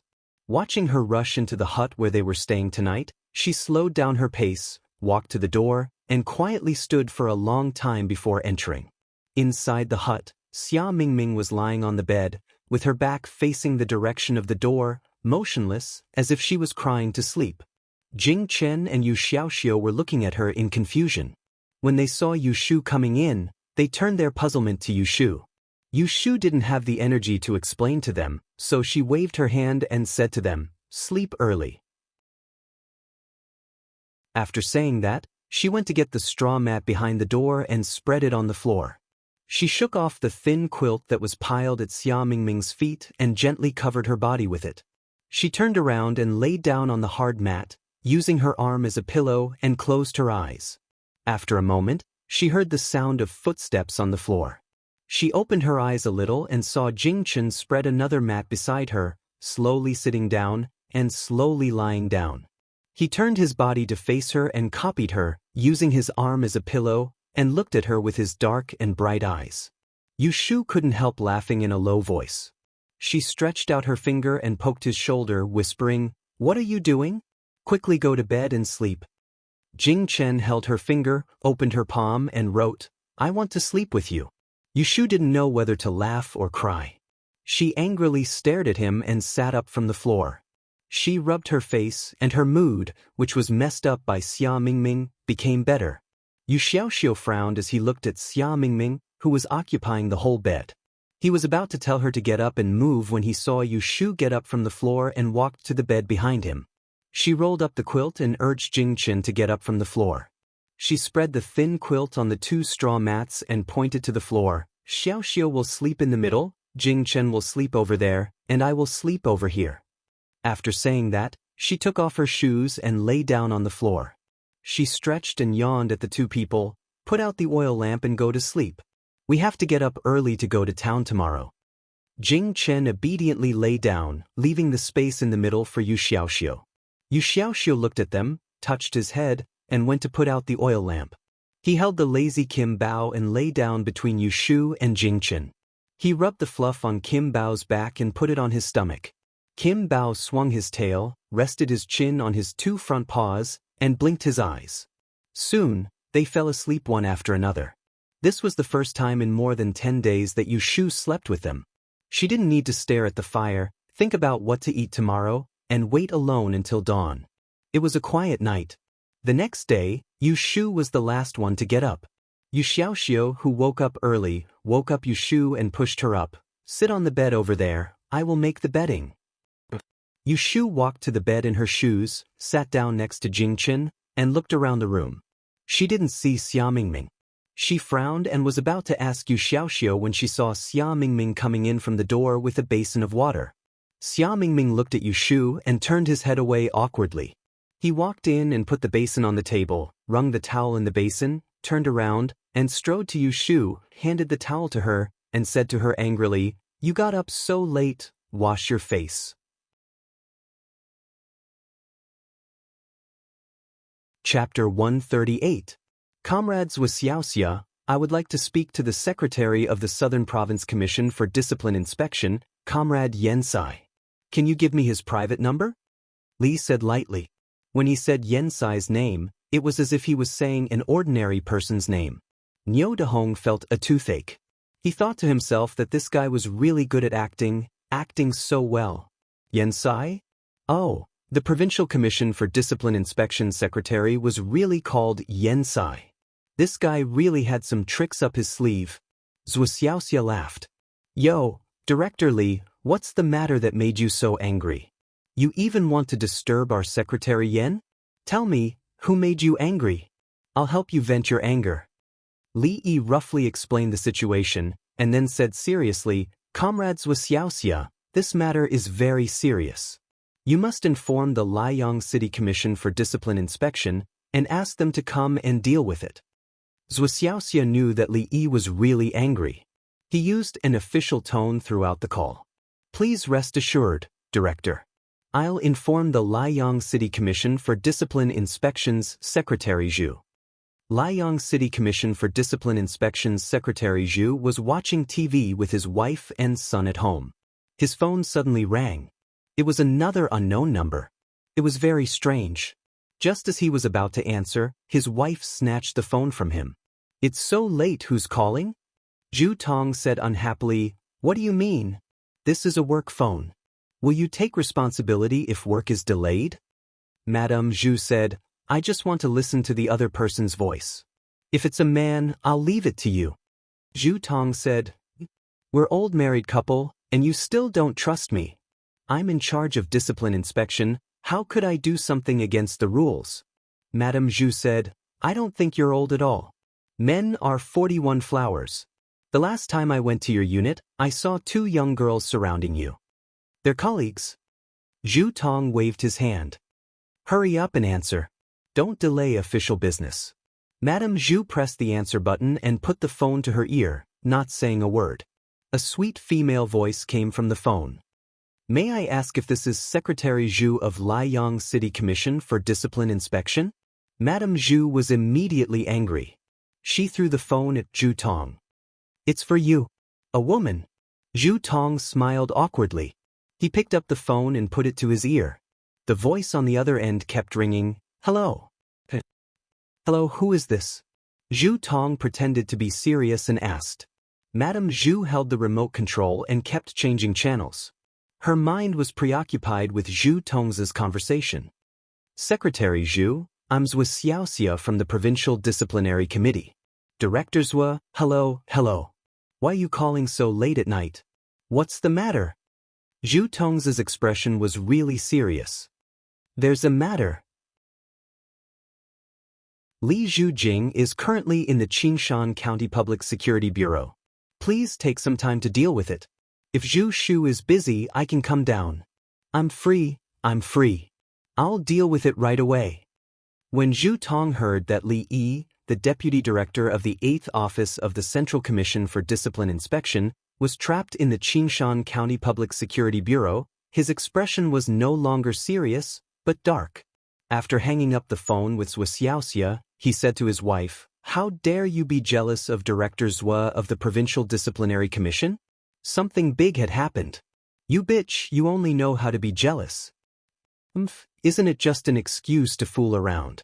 Madame Zhu looked at him with disdain.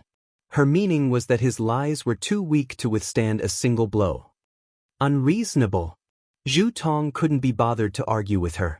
He quickly dialed the number of the municipal committee secretary and reported this matter to the municipal committee.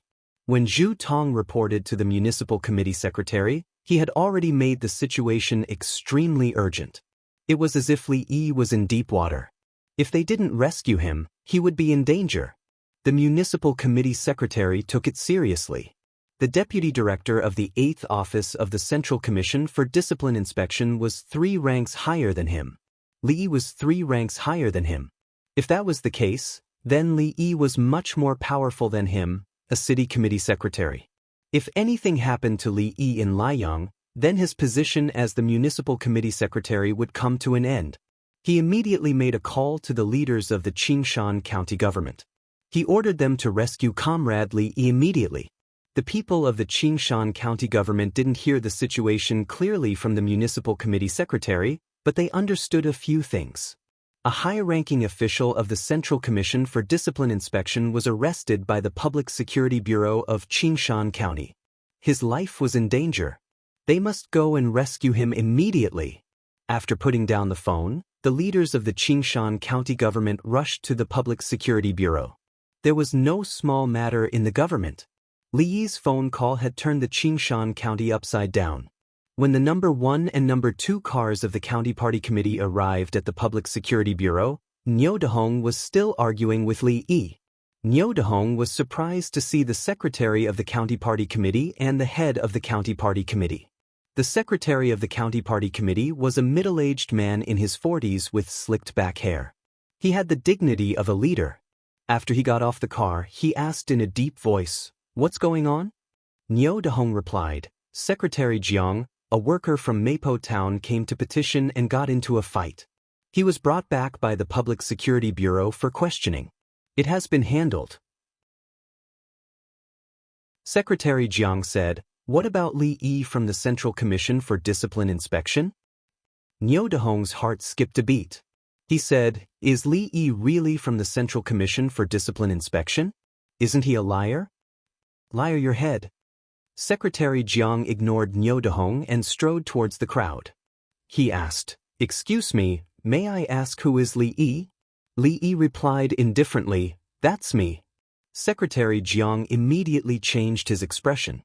He smiled and extended his hands towards Li Yi. He said, "Oh Li Yi, nice to meet you. I'm the secretary of the Qingshan County Party Committee, Jiang Fei. Director Li's presence in our county must have startled you." Li Yi stood still and shook hands with him. He laughed and said, "I'm not startled, but I got to watch a good show." Secretary Jiang, "Do you want to listen?" The head of Qingshan County walked up and shook hands with Li Yi. He smiled and said, "Director Li, nice to meet you. I'm the head of Qingshan County, Gao Jinlong." "Nice to meet you."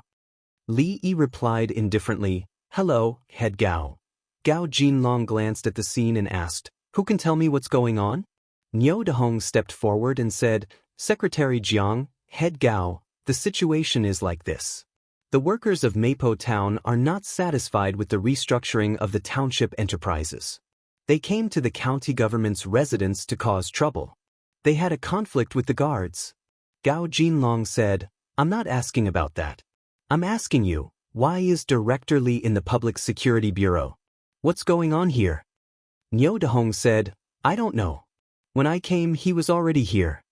Li Yi said, "I came with the workers." "Head Gao, how can you mess with the restructuring of the township enterprises in your county? If this goes on, there will be a big mess." Gao Jinlong said, "The restructuring of the township enterprises, we copied the experience of Lini County in Shizhou City. For this, we even organized an investigation team to learn from Lini County." Li Yi frowned and said, "Head Gao, do you know what Lini County is doing? Are you sure you learned the essence of the Lini model?" Gao Jinlong laughed and said, "Of course. Isn't it just taking back the enterprise and asking the workers to buy shares? This way, the government will have the money to revitalize the enterprise. It's such a simple method, and it's easy to learn." The person who came up with this method is really amazing. Not only did it solve the financial problems of the county and town, but it also revitalized the enterprise. Li Yi said in a deep voice, "Since you have been to Lini County for an investigation, then do you know who proposed the restructuring of the township enterprises?" Jiang Fei laughed and said, "I know this. It's the former Lini County Party Committee Secretary Li Yi." "Li? Could it be that you are the former Lini County Party Committee Secretary Li?" Li nodded and said, "Yes, it's me." "Is the Lini model what you think it is? What did you learn from the investigation?" Jiang Fei saw that the direction of the situation was not right and quickly said, "Director Li, I am in charge of the party's affairs. County Head Gao is in charge of the government affairs." Gao Jinlong wiped the cold sweat off his forehead. He thought to himself that Jiang Fei had escaped really quickly. Without your approval, do you think the government would dare to do this? But now that the situation is pressing, he had no other way out. He could only brace himself and said, "Director Li, if there's anything wrong with our work, please advise us." Seeing how the county's secretary and the county's mayor were afraid of Li Yi, the onlookers were all very surprised. Lu Ruosi also did not understand what was going on. She had no concept of the positions and departments in the system. She only knew that the position of the Public Security Bureau chief in the county was already very high, but the position of the county mayor was even higher, and Li Yi's position seemed to be even higher than the county mayor. But how high is Li Yi's position, what department is the Central Commission for Discipline Inspection, and how high is the director? She does not know. If she does not know, then the rest of the workers are even more confused. But they can see that Li Yi intimidated the county party committee secretary and county head. "Cici, didn't you say that he is your boss? Why is he a high-ranking official?" Lu's mother asked softly. Lu Ruosi replied, "I also do not know. Mom, Li Yi said that he will help us." Lu Qing said, "A high-ranking official is good. With a high-ranking official helping us, we will have a chance. Sis, what is brother-in-law's position? You are still hiding it from us. Really, although we are a family, you married a high-ranking official. We should also enjoy our lives." Lu Ruosi said, "Don't talk nonsense. I am really not his girlfriend." Lu Qing laughed, "I understand. Are you two still in the early stages of love? You two have not entered the real stage of love yet." Lu Ruosi rolled her eyes and ignored him. Li Yi said to Gao Jinlong, "County head Gao, let me ask you. What is the purpose of this restructuring?"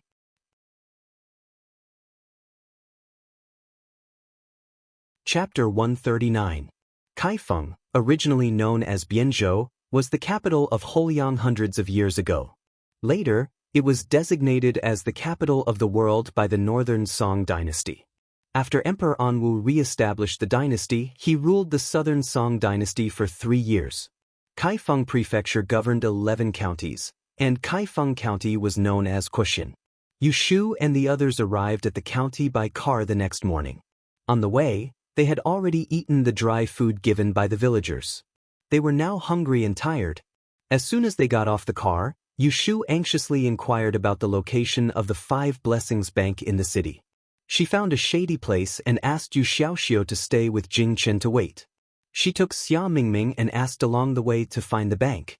When exchanging the banknotes, they went through a lot of trouble. Everywhere they went, there was no lack of snobs. 500 taels of banknotes was not a small amount. 2 young men in ragged clothes coming to take it was not suspicious. If not for Yushu's tough attitude, she was afraid that if she showed a little bit of guilt, she would be regarded as a small thief. The thief was taken to see the official. After exchanging 100 taels of banknotes and 2 bags of silver, Yushu and Xia Mingming directly rented a carriage on the street and went to the city gate to pick up Jing Jian and Yu Xiaoxiu. They found a famous big inn in the city and asked for 2 superior rooms. With money, it was easy to talk anywhere. Throwing a piece of silver as a tip, a waiter bowed his head and led them into the inner courtyard. When they went up to the 2nd floor, it was already past noon. In the superior room that cost 2 taels of silver a night, there was a folding chair, bed, wardrobe, and desk. There were 2 doors, a living room and a bedroom.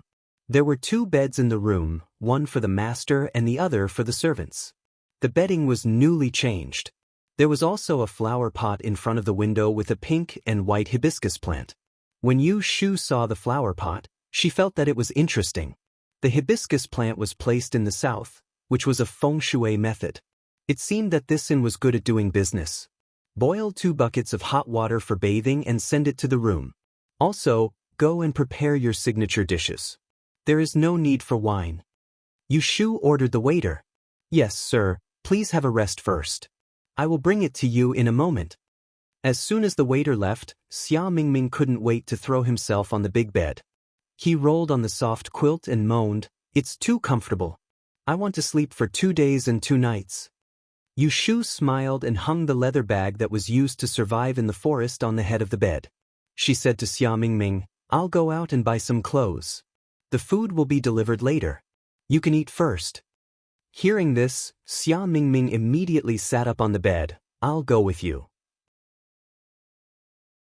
She was still wearing the clothes that she had changed into when Yu Shu rescued her from the lower cabin. After wearing it for half a month, she smelled moldy and wanted to change her clothes for a long time. No need. If you're tired, you can rest for a while. I'll go, Yu Shu said. She took off the ancient sword wrapped in rags from her back and put it at the end of the bed.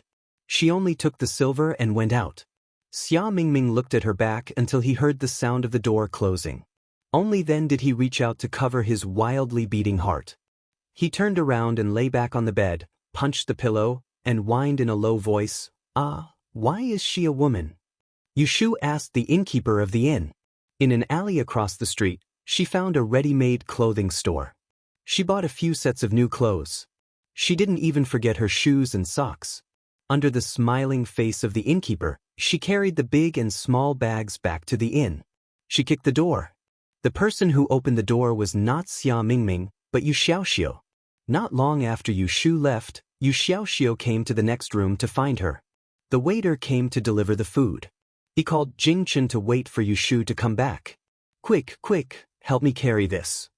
Yu Shu stuffed half of the things in her hands into Yu Xiaoxiu's hands. Xia Mingming also came to help. The three of them piled the clothes on the couch in the living room and spread them on the bed. Xia Mingming excitedly rummaged through the clothes, only to find that there wasn't a single skirt. She turned to Yu Shu with an unfriendly expression and said, "Why didn't you buy my clothes?" Yu Shu bent down and rummaged through the clothes. She took out 2 pieces of clothing and handed them to her. "Here, they're yours." Xia Mingming frowned. "Why are they men's clothes?" "Of course it's for the convenience of the journey," Yu Shu said. Xia Mingming pouted. "I don't care. I want to wear a skirt." In the end, she was still a girl. Dressing up as a man was just a novelty. She had no choice but to do so. Now that she had a chance to wear a beautiful skirt, she naturally didn't want to dress up as a man with rough hands and feet. Either you change it, or you don't. Yu Shu didn't want to spoil her. She stuffed the clothes into her hands and took the wet towel that Yu Xiaoxiu handed to her. She wiped the sweat off her face and sat down at the table to eat. The food was a little cold, but it was perfect for summer. Yu Shu picked up a bowl of plain white rice. Seeing that Jing Chen hadn't moved his chopsticks, she tore open a fragrant chicken drumstick and placed it in his bowl. "Hurry up and eat. Once you're done, go take a bath and sleep. I'll find a doctor for you." Jing Jian nodded and picked up his chopsticks. He tore open the remaining chicken drumstick and placed it in Yu Shu's bowl. When Xia Mingming saw this, she hurriedly threw down her clothes and ran over. "I want to eat chicken drumsticks too." "There's no more." Yu Shu stuffed the chicken drumstick into her mouth and said with a lisp, "Well, you can have the chicken neck." Xia Mingming turned to look at the chicken drumstick in Jing Chen's bowl. She held out the bowl and threatened, "Give me the drumstick." Jing Chen looked up at her and picked up the chicken drumstick that Yu Shu had just placed in his bowl. He lowered his head and took a bite of it. Then he looked up at Xia Mingming. His innocent eyes clearly said, "This is mine." Xia Mingming was so angry that her teeth itched. She silently said in her heart, "Don't bother with the mute." She turned around and wanted to tear the chicken wings. However, she found that the 2 wings had been occupied by Yu Xiaoxiu. In addition to the breast frame, there was only the chicken butt and the chicken neck left on the oily roasted chicken. "You ganged up to bully me." Xia Mingming sat down aggrievedly and picked up the chopsticks to eat the rice. She was full of resentment. Yu Shu and others were not affected by her mood at all. When they were hungry, they didn't talk so much nonsense. They swept up the delicious food on the table and leaned against the back of the chair with their bellies sticking out. Under the table, Kim Bao was lying on an empty plate with his belly sticking out like them. Yu Shu saw Xia Mingming was unhappy because she didn't eat the chicken drumstick, so she said, "Well, it's just a chicken drumstick. I'll buy it for you in the evening." "Who cares?" Xia Mingming snorted softly, but her face was no longer depressed. She didn't care about the chicken drumstick, but wanted someone to care about her. After eating, a waiter in the inn carried hot water upstairs to 2 rooms. Yu Shu urged Yu Xiaoxiu and Jing Chen to go back to their room to take a bath, but she was stopped by Jing Chen at the door. Seeing that he had something to say, Yu Shu stretched out her hand and saw him write, "Do you want to marry Miss Xia?" Cough. Yu Shu almost coughed up blood. Why would I marry her? Jing Chen looked serious, lowered his head and continued to write on her hand. Last time, you said that a girl's body can't be seen by a man, and if you see her, you must marry her. If you take a bath with her and sleep with her, won't you marry her? On the ship, when Yu Shu rescued Xia Mingming from the bottom of the cabin, in order to let her breathe, she took off her clothes. At that time, she asked Jing Chen and Yu Xiaoxiu to leave. At that time, Jing Chen didn't know what marry meant. Later, after a few days in the forest, he remembered that Yu Shu went out to hunt birds and wasn't in the cave, so he asked Yu Xiaoxiu. Yu Xiaoxiu was only a child, so how could he explain it clearly? He told him that marry meant that a man and a woman got married, and the man would support the woman. They would eat together, sleep in the same bed, and sleep under the same quilt. They would have children and live together for the rest of their lives. After Jing Chen lost his memory, although he didn't understand the affairs of the world, he roughly understood from what Yu Xiaoxiu said. Marry was a very important matter. It was a very important matter. During the half a month in the forest, they slept outdoors without a bed or quilt. Now they stayed in an inn and were assigned rooms with a bed and quilt. Jing Chen saw that Yu Shu and Xia Mingming slept in the same room and even took a bath together, so he asked this question.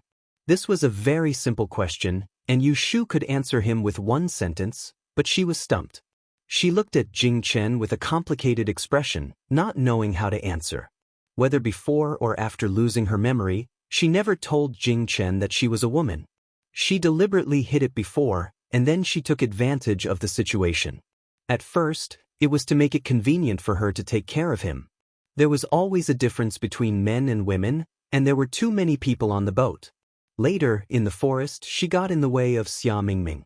She finally made it clear to Xia Mingming, but she was busy on the road, so she didn't have a chance to explain it to Jing Chen. She didn't feel any guilt for lying to Xia Mingming, but she felt an indescribable guilt for lying to Jing Chen. It wasn't toward the Jing Chen after he lost his memories, but toward the Jing Chen before he lost his memories. When they were still in Yang City, Jing Chen was very honest with her. Not only did he not hide his origin, but he even told her the secret of him committing the crime of Ji Duxing. But she hid it from him. Compared to Jing Chen's sincerity, she seemed hypocritical. In fact, whether she was a man or a woman was not a big problem, and it didn't affect anything. But because she lied to Jing Chen before, it became very difficult for her to say it. She was a woman who was good at lying. She could find an excuse to fool him and continue to let him think that she was a man, which was convenient for everyone. However, facing Jing Chen, who trusted and relied on her, looking at his clean and bright eyes, she just didn't want to lie to him. Jing Chen, actually I am? Brother! A shout interrupted Yu Shu's words. Yu Xiaoxiu, who had been standing at the door listening to their conversation, reached out and grabbed Yu Shu at this time. I have something to say to you. Jing Chen saw Yu Xiaoxiu pulling Yu Shu away in front of him. He wanted to follow them, but Yu Xiaoxiu turned his head and stopped him. Brother Jing, don't come over. We need to whisper. Jing Chen stopped and watched them run away. Xia Mingming divided the clothes and came out of the inner room to look for Yu Shu. Seeing Jing Chen standing at the door, she asked, Where is Ashu? Jing Chen raised his finger and pointed to the front. Xia Mingming wanted to go over to look for him without thinking, but Jing Chen reached out his hand and stopped her. What do you call it? Xia Mingming said unhappily. Jing Chen couldn't speak, so he stretched out his hand and opened it in front of her. On it he wrote, You can't go over. Xia Mingming rolled her eyes and pointed behind Jing Chen. Ashu.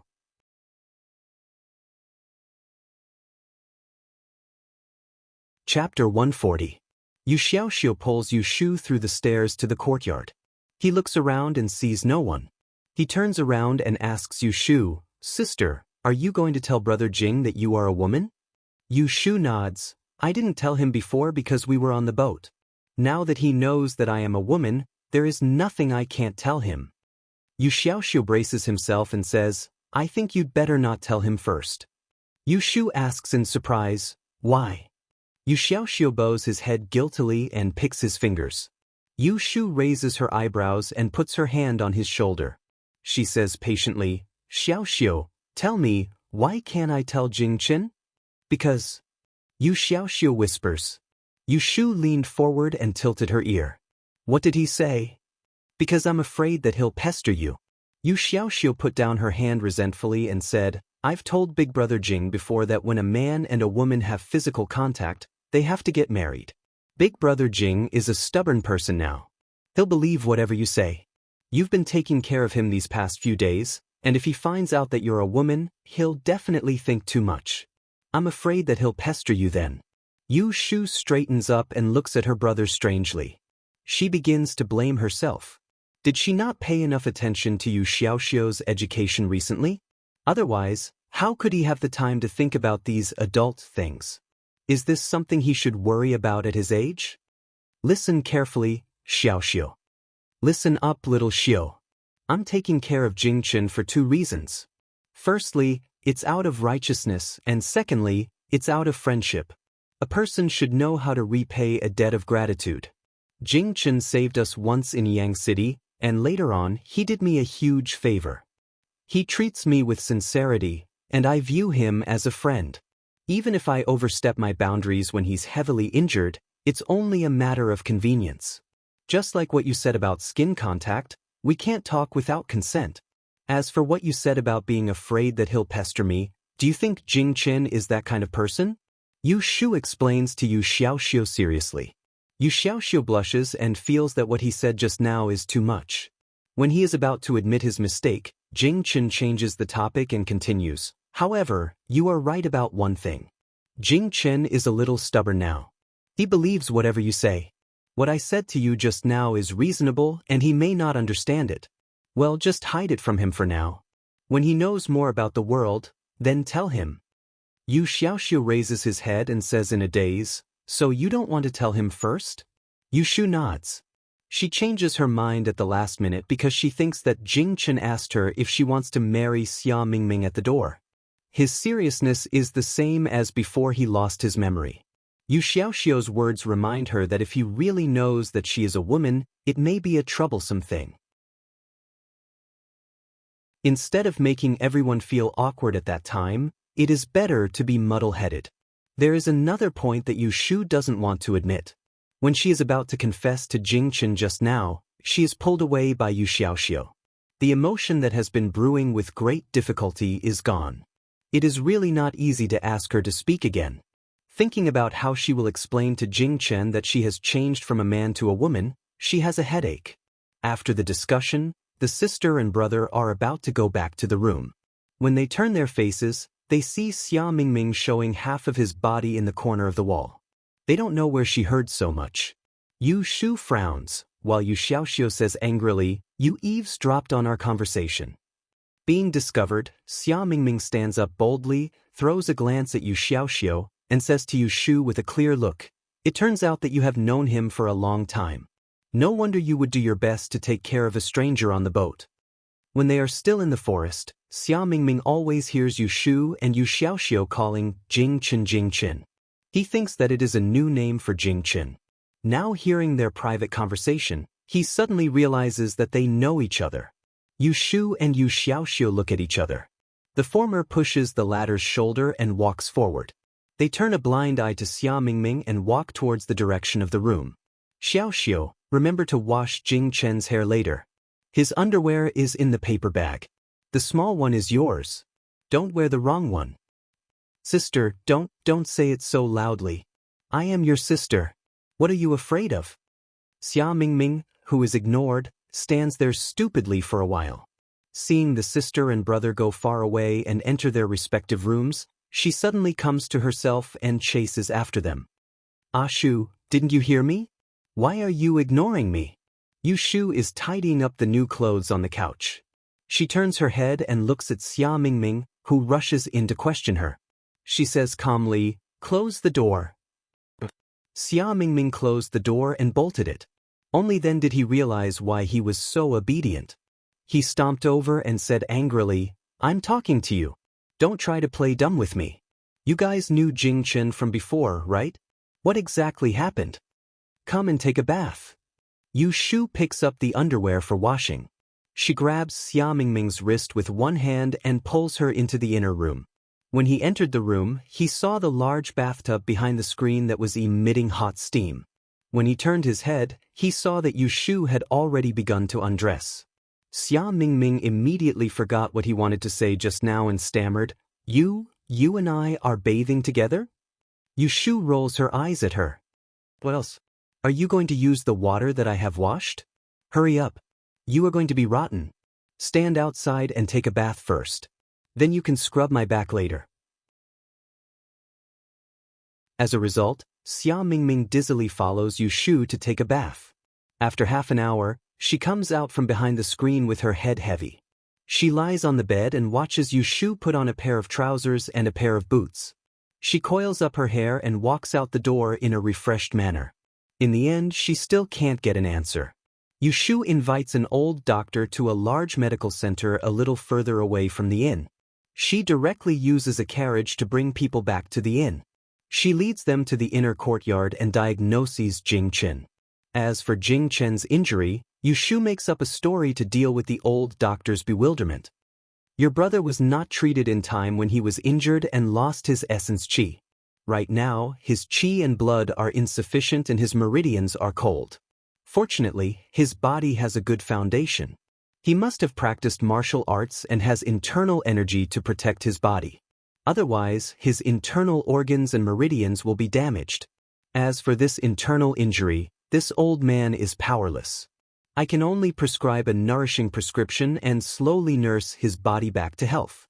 After listening to this diagnosis, Yu Shu lets out a sigh of relief. She looks at Jing Chen after his bath. Although there is some color in his complexion, it is difficult to hide his weak appearance. She suddenly remembers the first time they met. He came walking on the moon, graceful and free, untainted by the mortal world. Suddenly, her heart becomes heavy. In the past, he could come and go as he pleased. Now, he can't even move an inch. Every few steps he takes a breath. Yu Shu leads the old doctor to the side and quietly asks, Are you saying that he also has internal injuries? The old doctor slowly says, This old man has practiced medicine for many years and has met some Jianghu people. I heard that martial artists have strong bodies. Just a superficial injury will not cause this. It must be an internal injury that causes a deficiency of qi and blood and a weak body. If young master knows other martial artists, there is no harm in asking them to treat your brother's injury. With medicine, it will be twice the result with half the effort. I believe that in less than 3 months, your brother will be completely healed. Yu Shu continues to ask, What if we can't find someone to treat his injury? How long will it take for him to recover? The old doctor thinks for a moment and says, If he is nursed well, at least half a year to a year.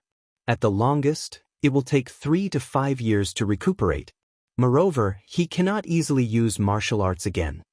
Yu Shu thinks for a moment and thanks him. She says, Thank you, doctor. Please write me a prescription. I will send you back later and get the medicine on the way. After writing the prescription on the spot, Yu Shu inquires about the effects of the medicine. Jing Chen sits on the bed and looks in her direction. His ears move slightly and his eyes dim. Yu Shu personally sends the old doctor back to the medical hall. After getting the medicine, she buys some things on the street. By the time she returns to Kufu, it is already evening.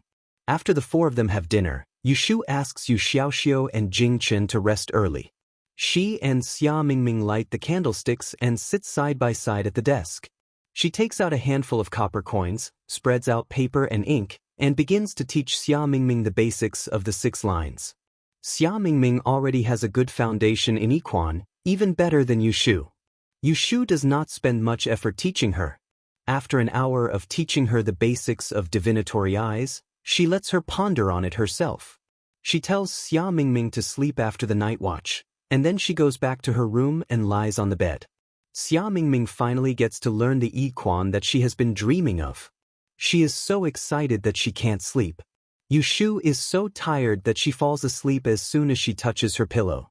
She ignores the sound of copper coins being thrown outside. When she wakes up the next day, she opens her eyes and sees that the bed opposite her has not been moved. She puts on her clothes and goes out. She sees Xia Mingming sitting at the table with red eyes. She frowns and asks, "You didn't sleep last night?" Xia Mingming rubs her eyes and grasps the copper coins in her hand. She says to her excitedly, "Ah Shu, this is really interesting. I understand what you taught me yesterday. Can you continue to teach me something else?" Yu Shu says unhappily, "You go to sleep first. We will talk after you have a good rest." They took an overnight bus from the small town to Kaifeng Prefecture. Yesterday, they stayed at the inn. Calculating the time, this girl has not slept for 2 nights. Xia Mingming purses her lips and says, "I don't want to sleep. Quickly teach me." Seeing that she does not listen to her advice, Yu Shu's face darkens. She says, "It is good to be diligent, but it is not good to be eager for quick success. To understand the 6 lines, the most important thing is to be quiet and calm. You must guard against arrogance and rashness. If you are like this, even if I teach you, you will not be able to use it. Then why should I waste my time to teach you? Don't learn." Xia Mingming's face changes when she hears this.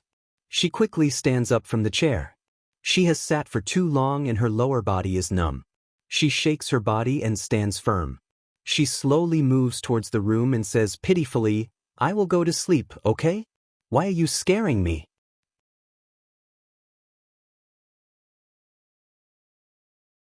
Chapter 141. After breakfast, Yu Shu asked the waiter to bring her to the kitchen at the back. She found a waiter who was free to boil the medicine she had bought for Jing Chen yesterday. After it was done, she brought it back upstairs. Jing Chen was lying on the couch in the living room. When he saw Yu Shu enter the door, he sat up. Yu Shu gave him a steaming bowl of medicine and asked Yu Xiaoxiu to move a chair to sit next to him and watch him drink the medicine. "Drink it while it's hot. Be careful not to burn your mouth." Nodding his head, Jing Chen stirred the soup in the bowl with the spoon and drank it in one gulp. The strong taste of the medicine rushed into his mouth. "Is it bitter?"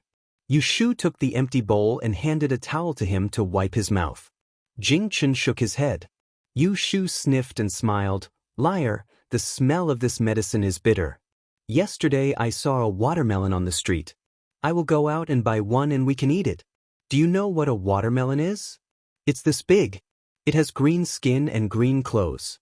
The inside is red and there are black seeds. It tastes sweet." She turned her head to ask Yu Xiaoxiu, "Has Xiaoxiu eaten watermelon?" Yu Xiaoxiu listened to Yu Shu's story and felt his mouth was dry. He scratched his head and said, "I have only seen people eat it." Yu Shu said, "Then I will go buy one now and ask the waiter to put it in the well. We can eat it when Mingming wakes up." Jing Chen's eyes moved as he thought of something. He reached out and pulled Yu Shu's sleeve. Yu Shu habitually reached out and asked him with her eyes. Jing Chen wrote on her palm, "You want to marry Miss Xia, right?" It was the same question from yesterday. After a night, it was brought up again by Jing Chen. Yu Shu had a headache. She worded her words in her heart and said to Jing Chen, "Did Xiaoxiu tell you that a man and a woman must marry after they have had physical contact?" Jing Chen looked at Yu Xiaoxiu, who was standing awkwardly at the side, and nodded hesitantly. Yu Shu put on a straight face and lectured him in a serious manner. "Let me tell you, what he said is wrong. For a man and a woman to get married, they must first be in love with each other and both parties must be willing. Only then can we talk about marriage. Mingming and I don't have any feelings between a man and a woman, and neither do we have a matchmaker, so of course we can't get married. Now that I'm in the same room with her, it's because of the situation. The two of us are innocent. Even if there are some disrespectful actions, it's not because we're in love." Jing Chen was confused for a moment and nodded. He did not really understand what Xiao Yu said, but he knew that she would not marry Miss Xia. Yu Shu saw Jing Chen's eyebrows move and he smiled. He had delicate features and was so handsome that it dazzled people's eyes. She asked inexplicably, "What are you smiling at?" Jing Chen's face was blank for a moment. Did he smile?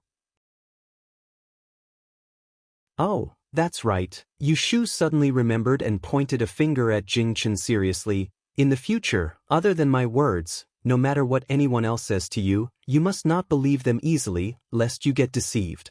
Do you understand?" Jing Chen looked at her without blinking and confirmed the meaning of her words. He nodded obediently. Yu Xiaoxiu, who was hugging Kim Bao, secretly rolled his eyes. Don't think that he did not know that the someone else his sister was talking about was not him.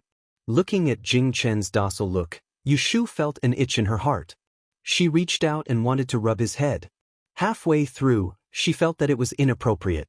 No matter what, they were of the same generation. If Jing Chen were to remember this, he would definitely fall out with her. Thus, she landed on his shoulder and patted, "It's good that you remember. You lie down and rest, I will go out and buy you good food." The four of them stayed in the inn for 5 days. After recovering their energy, Yu Shu found an escort agency in the city and inquired about the route to the capital. She paid 30 taels of silver as a deposit and hired a horse carriage to send them to the capital. After preparing their rations and clothes, they divined their fortune before leaving. The next morning, they set off for the capital of the Dutton dynasty, in Ling City. Because of the trauma from their previous trip with the caravan, Yu Shu specially found an escort agency and paid a high price to escort them. The four of them set off, pretending to be close friends and family. There were 3 escorts with them, each carrying a sword on their back. One of them drove the carriage while the other 2 followed on horseback. Along the way, food and lodging as well as other expenses were all paid for by Yu Shu. The escorts of the escort agency were very experienced. Not only did they recognize the route, they were also able to find good restaurants and inns along the way. Yu Shu wanted to settle down in the capital as soon as possible, so they did not stop along the way. They traveled during the day and stayed at the inn at dusk. Finally, after half a month, they arrived at the capital region. Near the capital, there were many cities and farms. On the way, the people they met were dressed differently from the people in the south. Their accents were straight and more lively than the Wu language. After traveling for half a day, they finally arrived outside the capital. It was the middle of August and it was scorching noon. As soon as the curtains were lifted, a gust of hot air rushed in. Yu Shu looked at the line of travelers and horses waiting to enter the city. She heard the escort say, "Mr. Yu, we have to get off the carriage before we can enter the city. Do you think you should get off first?" "All right." Yu Shu and Xia Mingming each carried their luggage and let Yu Xiaoxiu help Jing Chen get off the carriage. The escort who was driving the carriage drove to another place and parked the carriage. The remaining 2 followed behind Yu Shu and the rest, sending them into the city. Only then would their escort mission be considered complete and they would be able to collect the money. In front of the city gate, there was a 10-foot-long line. There was a hubbub of voices. Yu Shu looked up and saw a magnificent scene. The 3-foot-high wall was like a dragon lying on the ground. You could not see the head or the tail of the thing. On the top of the gate, there were 3 large red words, "Wan Xing Men." "It's so hot." Xia Mingming used one hand to fan her ear and the other to wipe the sweat off her forehead. She complained. Yu Shu took off the bamboo hat on her back and put it on her head. "Drink some water when it's hot." On the other side, Yu Xiaoxiu opened the water bag and gave it to Jing Chen. Seeing Jing Chen wave his hand, she took 2 big gulps to quench her thirst. Didn't they say that carriages are not allowed? Then how can they enter in a carriage?" Xia Mingming pointed to the front and asked. Yu Shu looked in the direction she was pointing and saw that the city guards had opened up a path for a carriage to pass. They were not afraid at all. There were people with special privileges everywhere, not to mention a place like the capital that was full of riches and honor. As expected, the escort said, "That must be the carriage of an official in Enling. They come and go frequently." The guards all recognized them and would not dare to obstruct them. Xia Mingming put down her hand resentfully and whispered. Their group of people queued for almost half an hour before they reached the front. The guards questioned them one by one about where they came from and why they came to the capital. When they heard that Yu Shu and the others said that they came to study the Dian dynasty, their attitude became better. They did not check their luggage and allowed them to pass. After walking a dozen steps forward and exiting the city gate, they suddenly saw a wide road from south to north. The road was wide enough for 3 carriages to travel side by side. The stone slabs were flat and there were no bumps under their feet. On both sides of the road, there were neatly erected buildings with double eaves and spikes. Most of them were shops of various colors. Their signboards fluttered in the wind, black, red, brown, and green. There were also restaurants with pots hanging down. The fragrance of the wine wafted through the streets. People came and went on the road. Their clothes were neat and their hair was neat. They looked generous and did not look like a dirty village. Standing at the foot of the emperor, if someone from a small city came, they would shrink back for no reason. Yu Xiaoxiu's eyes were wide open. He looked curiously left and right, his mouth slightly open. He was a complete country bumpkin. Xia Mingming and Jing Chen were much more restrained. The former had probably been here before, while the latter had his own temperament. Only Yu Shu looked at him curiously and turned to talk to the escorts. She dragged Yu Xiaoxiu, who could not move his feet, to a tea shop on the next street. She invited the two escorts to drink herbal tea and paid the remaining 20 taels of transportation. She asked around for directions in Anling City. Second brother Lu, we want to find a place to stay. Where can we find a good and cheap shop in this city? Along the way, Yu Shu calculated. After eating and drinking at Kaifeng Prefecture, plus the travel expenses, her 500 taels had almost been used up by half. The remaining 300 taels could be spent carefully. It would be best if she could use the money to buy a house. I remember there is a Yunlai Inn on West 4th Street. It has food and accommodation, but the cheapest one night costs 1 tael of silver. The head of the escort who was asked by Yu Shu sighed. Even the cheapest one costs 1 tael of silver? Yu Xiaoxiu said with a distressed expression. Xia Mingming laughed at the side. Where do you think this is? Can Anling City be compared to other places? A casual meal in a restaurant costs 20 to 30 taels of silver. A night stay only costs 1 tael of silver. Is that considered expensive? Yu Xiaoxiu glanced at her. It's not like I'm spending your money. Probably because the first impression was too bad, Yu Xiaoxiu could not see Xia Mingming as a girl. Thus, he did not have much tolerance. Xia Mingming turned her head away in embarrassment. If she did not have an accident on the ship and lost her belongings, this 1 tael would not be enough for her to give out as a reward. Jing Chen looked at the two of them. He picked up the teapot and refilled Yu Shu's cup with water. Yu Shu pretended not to hear Yu Xiaoxiu and Xia Mingming bickering. After chatting with the escort for a while, they got up to leave and went to meet up with the brothers who drove the carriage outside the city. Yu Shu and the others sat in the tea house and chatted. Mingming, what do you plan to do next? Yu Shu asked. Hearing this, Xia Mingming sat up straight and said defensively, of course I'm going with you guys. What, are you trying to get rid of me here? Yu Shu said, I mean, aren't you here for the examination? Don't you need to find a place to ask around?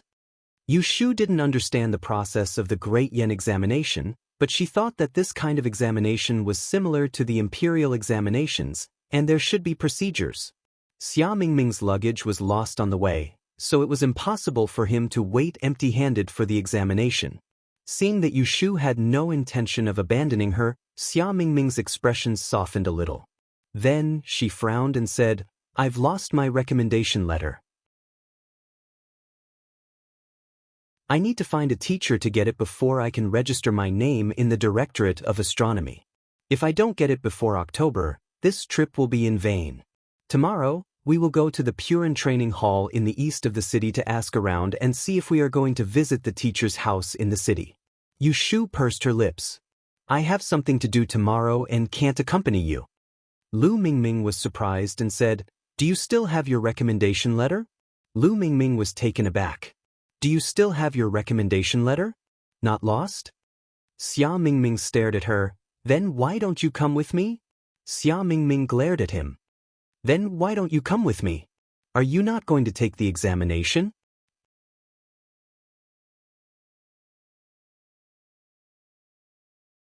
Chapter 142. After wandering around the southern part of the city for a while, Yu Shu and the others found the Yunlai Inn recommended by the escort. This inn was slightly old and not as spacious as the place they stayed at in Feng Prefecture. However, considering the price, Yu Shu was taken to the second floor of the back to look at the rooms. In the end, they chose 2 third-class rooms next to each other and paid 5 days' rent. Similarly, Yu Xiaoxiu and Jing Chen shared a room, while Yu Shu and Xia Mingming shared a room. There were 2 beds in the room and the layout was not particular. Fortunately, the bedding was clean and there was even a summer mat. The window was open on the back street, so it was relatively quiet. This was something that Yushu was very satisfied with. Putting down the luggage, Yushu walked to the basin rack to wash her hands. Xia Mingming had been holding back all the way. Seeing that there was no one around, he finally asked, "You are so good at Yishui, why don't you take the Dian examination?" Yushu shook off the water droplets on her hands and wiped them with a handkerchief. She turned her head and asked, "Is my Yishui good?" "Of course it's good." Xia Mingming was a little excited. "You know the art of 6 lines. I dare say that with this, you will definitely make a name for yourself in the Dian examination." Yushu smiled and said, "It's true that I know the art of 6 lines, but have you ever seen me use it to tell the fortune of others?" This. Xia Mingming thought about it carefully. It seemed that she really had not seen her use the art of 6 lines to tell the fortune of anyone. Even when Yushu was teaching her, she did not use the art of 6 lines to tell the fortune for her. But why? Seeing the confusion on Xia Mingming's face, Yushu immediately explained to her, "My aptitude is not good. I can barely learn the art of 6 lines, so I can only tell the fortune for myself. It's not accurate for others." Xia Mingming's mouth was wide open. With a stunned expression, he blurted out, "Isn't this a waste?" Yushu snorted softly. She thought to herself, "Don't be calculative with a child. Anyway, of course she has poor aptitude. So what if her aptitude is rotten? Who is in the way?" She did not rely on this to make a living. Seeing the change in Yushu's expression, Xia Mingming realized that he had said something wrong. Blushing, he rubbed his hands and said, I didn't mean that. Don't be angry. I just wanted to say that it's a pity that you can't use the 6 lines. Yes, it's a pity. Of course, Yushu wouldn't get angry just because of one sentence. Xia Mingming was just being straightforward. Moreover, even Yushu herself felt that she had ruined the 6 Yao lines. However, she had no choice. Her horoscope was not reliable, so she could only use the 6 Yao lines to make up for it. Seeing that Yushu was not speaking, Xia Mingming thought that she was really angry. Feeling anxious, Xia Mingming sat down beside her, held her hand, and said, "Shu, don't feel bad. Aptitude and talent are born with it. It's not up to us to decide. Look at me, aren't I the same? I can read dreams, but I can't use it at all. My 4th sister has always laughed at me for being a good-for-nothing since I was young, but I'm still the same. What's the big deal? They are just a little better than us when they are born." As she spoke, she began to sympathize with Yushu. She put one arm around Yushu's shoulder and said in a tough voice, "There are several subjects in the Great Yen examination. You can't use the 6 Yao lines, so don't go for the uncanny techniques. If you pass the other subjects, you will still have a chance to enter the Imperial Historian's Library. Oh right, isn't there a Ji family in Yang City? I heard that there is a young lady in the Ji family who is very talented. 3 years ago, she was chosen to enter the Imperial Historian's Library only by relying on astrology. How's your feng shui? You don't know physiognomy, so what do you call it?" Seeing that Xia Mingming was talking energetically, Yushu poured herself a cup of tea to drink. The Great Yen examination that was held once every 3 years was indeed an opportunity for a carp to leap over the dragon's gate. At first, she had thought of taking the exam, but on second thought, she felt that it would be inappropriate. The Great Yen examination was organized by the Celestial Commissioner under the Imperial Decree and was linked to the Imperial Historian's Library. The top students of each subject would definitely be reviewed by the Celestial Commissioner before being selected to study in the Imperial Historian's Library. If she remembered correctly, the old master of the Ji family was currently holding a position in the Celestial Commissioner's office, and it wasn't a low position either. That Ji Xingxuan was a famous, top student in the Imperial Historian's Library. As for her, her predecessor was a pitiful person who died in the Ji family's household. She had been chased out of the Ji family twice, and had almost replaced Ji Xingxuan as someone's concubine. It could be said that she and the Ji family had a deep hatred for each other. If she were to participate in the Great Yen examination, she would definitely spare no effort to fight for a ranking. She didn't dare to guarantee anything else, but at least in feng shui, she would definitely enter the top 3. But what would happen after that? If the Ji family didn't find out, then it would be fine. But if they did, based on the Ji family's character, she didn't believe that they would let her wander. If they found out that something was wrong, they would definitely crush her to death in her infancy. She was afraid that when the time came, she would be too busy supporting the Ji family. Not to mention studying, even finding a place to live would be a problem. Success wasn't something that could be achieved overnight. She was still too inexperienced. The Great Yen examination was a shortcut, but it wasn't suitable for her. Or rather, it wasn't suitable for her right now. In a situation where she couldn't protect herself, exposing herself prematurely would only bring her danger and obstacles. In comparison, the temptation of leaping through the Dragon's Gate wasn't enough for her to gamble. As a reference for this year's Great Yen examination, she had previously used the 6 lines to make a divination for herself several times. Each time, there was danger hidden within the good fortune. This made her even more determined to not advance rashly. Mingming, you don't need to comfort me. I won't go to this year's Great Yen examination. Yushu interrupted Xia Mingming's words. Her attitude was very firm. She removed the hand that was on her shoulder and placed it on the table. She patted it and said, "Prepare yourself well." Yushu got up and left the excited Xia Mingming behind. She went to her bag and took out a small abacus, a stack of banknotes and half a bag of silver fragments. She sat on the edge of the bed and calculated. The more she calculated, the more worried she became. Right now, she only had about 310 taels of silver left. 2 rooms in the inn cost 2 taels a day. The food expenses for the 4 of them would be 200 taels a day. 10 days of food and lodging would be 22 taels. In addition to the money for Jing Chen's medicine, they would have to live on the streets in 2 months. Xia Mingming followed Yu Shu to sit on the bed. After a moment of silence, she couldn't help but ask, "Ah Shu, can you accompany me to Peiren Hall tomorrow?" Yu Shu fiddled with her abacus. Without raising her head, she said, "Didn't I say that I have something to do tomorrow? You can go by yourself. You're already a grown man. How can you get lost? Don't you dare to go to the capital alone? How come you've become a coward here?" She could take care of Xia Mingming and help him, but she didn't want to spoil and protect him. She didn't have the leisure and obligation to do so. "Who's a coward?" Xia Mingming was dissatisfied and said, "I want to bring you to see the world. Peiren Hall is a must-visit place for those who come to the capital. If you're lucky, you can meet a great master there. What urgent matter do you have to do?" Yushu said, "I want to see if there are any houses for sale in the city. I want to find a place to stay as soon as possible. It's a waste of money to stay in an inn. It's not cheap to eat outside." Xia Mingming was surprised. "You want to buy a house?" "Yes, it's not a big one. 2 rooms are enough. There were 4 of them and the place was too small. Just like the small courtyard where Chao Zixin lived in Yang City." Inadvertently thinking of that person, Yushu was slightly absent-minded. She only responded after Xia Mingming called her several times. "Ashu Ashu?" What did you just say?"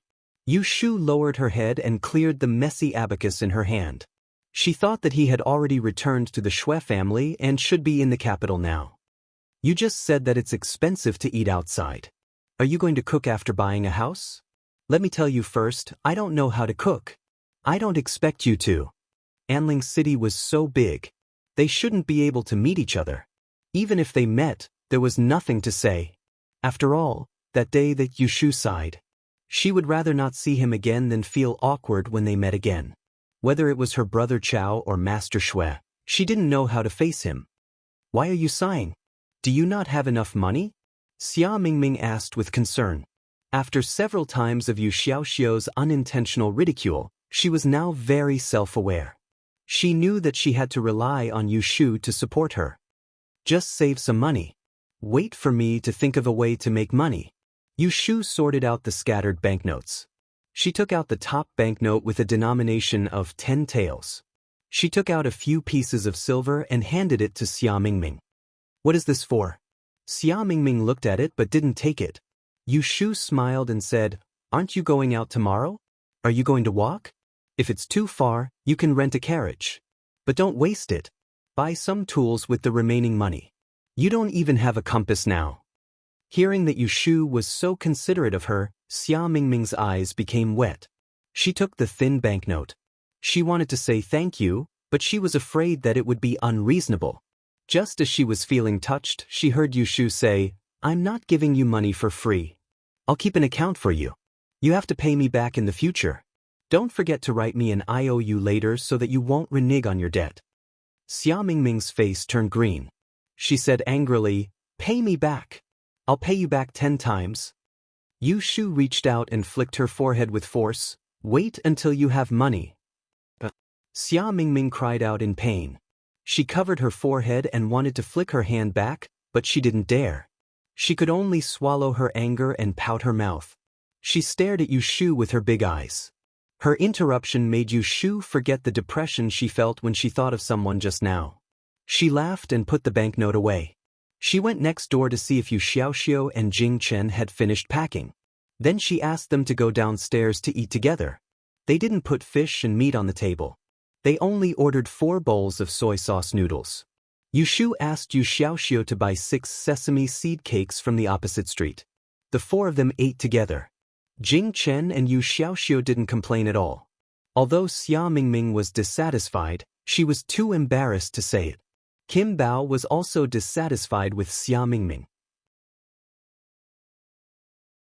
Yu Shu asked Yu Xiaoxiu to take half a sesame seed cake back to the room to feed it. Kim Bao had been fed a while ago. When it smelled the sesame seed cake, it turned around and raised its butt to face Yu Xiaoxiu, silently protesting. It was only after Yu Shu poked its forehead and warned it to be obedient. It trembled its ears and ate a small piece of sesame seed cake.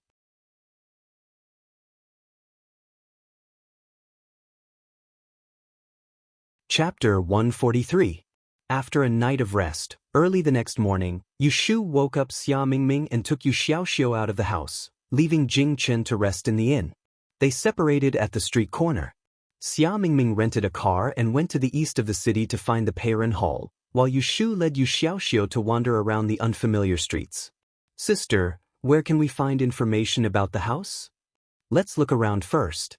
In ancient times, there were no real estate agents to find. They were unfamiliar with the people and the place in the capital.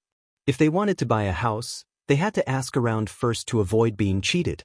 The siblings walked around the nearby streets and found a tea house. They ordered 2 plates of snacks and a pot of iced chrysanthemum. The first floor of the tea house was crowded. A storyteller was telling a story with a big folding fan. The second floor was a private room, and there were only a few people going in and out of the stairs. After listening for a while, Yu Shu used the storyteller to talk to an old man at the next table. She went out this morning and deliberately combed her hair until it was smooth. There was no hair on her forehead, so she looked more mature. The older generation always liked mature young people. The old man heard that she was polite and looked kind, so he was happy to talk to her. After the time it took to drink a cup of tea, Yu Shu naturally led the topic to the houses. The old man's surname was Bai, and he was a local in the capital. When he heard that Yu Shu wanted to settle down here, he enthusiastically helped to give her advice. He told her about the prices of the land in the south and north of the city. Finally, he pointed her to Huixing Street in the west to ask around. There were many houses there, and many people were renting and selling them. Yu Shu thanked him and immediately led Yu Xiaoxiu to Huixing Street. It went smoothly. After asking around on the street, she heard that there were several houses renting and selling houses. She was also led to those houses by a warm-hearted aunt. There were more than a dozen alleys on Huixing Street, and most of the alleys were residential houses with single doors and courtyards. The houses were old, and many of the courtyard walls had traces of being rebuilt. Yu Shu originally thought that the price would be cheaper, but she didn't expect that after asking a few houses, the cheapest one would cost 150 taels of silver to obtain the title deed. The 2 houses that Yu Shu was interested in only rented and didn't sell, and it cost 8 taels of silver a month. Yu Shu and Yu Xiaoxiu both thought that it was expensive. They bought an empty house without furniture. If they bought more, They wouldn't even have money for food next month. As a last resort, Yu Shu and Yu Xiaoxiu changed another place. From the warm-hearted aunt, they found another street. They went to take a look, but it wasn't as clean as the houses on Huixing Street. At noon, they bought a basket of steamed buns on the street to eat. Because they had told the waiter to send food to Jing Chen's room, they weren't in a hurry to go back, so they walked to Huixing Street. They wanted to say that they could rent the house that cost 8 taels of silver a month first. It was better than wasting it by staying in an inn. Back on Huixing Street, Yu Shu wanted to find the 2 houses that they had seen before, but she was stopped by someone at the entrance of an alley. Little brother, the 2 little brothers in front. A slightly plump young man ran up and walked in front of Yu Shu. He said with a smile, "You were looking for a house to buy this morning, right?" Yu Shu nodded. They had wandered around the street for half a day in the morning, so it wasn't strange for people to hear that they were buying a house. "That's good. I have a courtyard here that was built just a few years ago. The place is quiet, and there are plants in the courtyard. I think little brother looks like a scholar, so this house is perfect for you to live in." The man opened his mouth and praised himself. He wanted to entice Yu Shu to follow him to see the house. Yu Shu asked and found that it was on the street behind. Seeing that it was broad daylight, she wasn't afraid that he would do something bad, so she went with him. When they arrived, they knew that the fat man wasn't lying. This small house with a sihiyuan was indeed not bad. There was a house on the east, west, and north sides. There was also a kitchen in the corner of the courtyard. A row of fences surrounded a small circle of land. Although there were only some wildflowers and weeds growing inside, without anyone taking care of it, it looked a bit bleak. It was rare to see a little bit of interest. At first glance, Yu Shu fell in love with this small courtyard. She carefully looked around inside and outside and found that there was no problem with feng shui. She turned to ask the owner of the house, "This small courtyard, how much are you willing to sell it for?" The fat landlord said reluctantly, "Well, someone in my family is sick and I am in a hurry to raise money for medicine. This house is originally only for rent and not for sale. If you can buy it now, I will only charge you 200 taels of silver." The price was not expensive. Compared with the house itself, it was considered cheap. If it wasn't in urgent need of money, it couldn't be sold for less than 300 taels of silver. This made Yu Shu very tempted. Is the deed of the house and the land complete? In the morning at the tea house, Yu Shu asked Mr. Bai about the procedures of buying a house in Enling City. She was afraid that she would meet a swindler. The fat landlord immediately took out the deed of the house and the land and handed it to her. "Here, I have it with me. I will take you to the magistrate's office and put your fingerprint on it. After you give me the money, this house is yours." Yu Shu had seen the deed of Zhao Hui's small courtyard and recognized the format. She saw that the deed in his hand was a few years old and didn't seem to be fake. Moreover, she had to go to the magistrate's office and pay the money last. She wasn't stupid. If she found out that he was cheating, she could just refuse to buy it. Yu Shu had an idea in her mind. She asked the landlord a few more questions and made an appointment with him to go to the magistrate's office tomorrow. The landlord was naturally overjoyed and happily sent them away. After the group of people left, a few women poked their heads out of the alley. They gathered together and whispered, pointing at the house that Yu Shu intended to buy. Their voices could be faintly heard. "Su Laolu has found a sucker this time. Yes, that haunted house is full of ghosts. No one would want it even if it was free." Those 2 foreigners, Su Laolu lost money in gambling again. Yu Shu and Yu Xiaoxiu went to a nearby pharmacy to buy some medicine and then returned to the inn. The sky was still bright and Xia Mingming had not returned. In the guest room, Jing Chen sat in front of the window and watched Kim Bao licking his claws and combing his hair. When he heard footsteps outside the door, he got up and walked a few steps forward. Then he heard a knock on the door. "Jing Chen, open the door. We are back." Yu Shu and Yu Xiaoxiu entered the room and poured a cup of tea for each of them. Jing Chen sat opposite Yu Shu and gestured, "How is it?" Yu Shu said, "Once I've chosen a place, I'll bring the money to the magistrate's office tomorrow to transfer the ownership. Later, I'll buy a few more pieces of furniture and clean it up. In a few days, we'll be able to move in. At that time, You'll be living in one room. Mingming and I will be living in the other room. Jingchen smiled and did not raise any objections. When he saw that Yushu's cup was empty, he took the initiative to refill the teapot for her. It wasn't time to eat yet, so the three of them sat in the room and busied themselves with their own things. Yu Xiaoxiu and Jin Bao hadn't seen each other for a day, so they were getting intimate with each other. Yushu took out an abacus, a pen and paper, and did some calculations for herself. She didn't find anything unusual. To be on the safe side, she used the 6 lines to do a divination for the purchase of a house. Jingchen sat quietly and watched Yushu do the abacus. In the evening, Xia Mingming finally came back. She went to the room next door and looked gloomy the moment she entered. Yushu guessed that she must have had a bad start, so she teased her on purpose. "Did you see any Dei master?" She had heard from Xia Mingming that the Perrin tea house was a tea house for the traders who had come to the capital to take part in the Great Yen examination to exchange knowledge. To put it bluntly, it was a place for a group of gloomy quacks to chat and fart. In that kind of place, the most important thing was not whether one had the ability, but having a mouth. With Xia Mingming's bad temper, Yushu had predicted last night that she wouldn't be able to get anything out of today's trip. Sure enough, Xia Mingming angrily sat down next to Yushu, slapped the table, and angrily said, "Those snobbish bastards.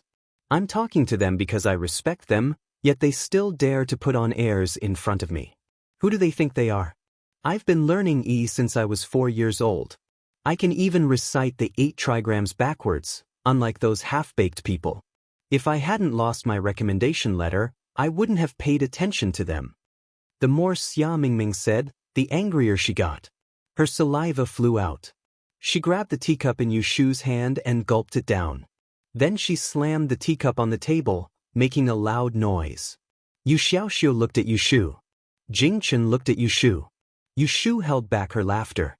After she vented her anger, she stood up as if nothing had happened. "You must be hungry. I will go downstairs to see if there is anything to eat." Yu Xiaoxiu also stood up. "I will go with you." Jingchen also wanted to go, but he got up too late. Yu Xiaoxiu had already dragged Yushu out of sight. He had to sit back down. Xia Mingming puffed up her red cheeks. She couldn't find anyone to talk to, so she glared at Jingchen. Jingchen looked back at her innocently. It was hard to get angry with his handsome face. After a while, Xia Mingming felt embarrassed. She pushed the empty teacup in her hand forward and ran out of the room with her head down. She whispered, "What a waste of a good appearance. Unfortunately, he is dumb and stupid. He is a freeloader." Jingchen turned his head and looked at the figure who disappeared at the door. He closed his eyes and slowly clenched his fists on the table. His knuckles made a crisp sound, and then he loosened his fists. No matter how Xia Mingming begged at night, Yushu didn't agree to go to the training hall with her. She kicked her out early the next morning. It wasn't that Yushu was purposely making things difficult for her. From a certain perspective, Yushu was doing this for Xia Mingming's sake.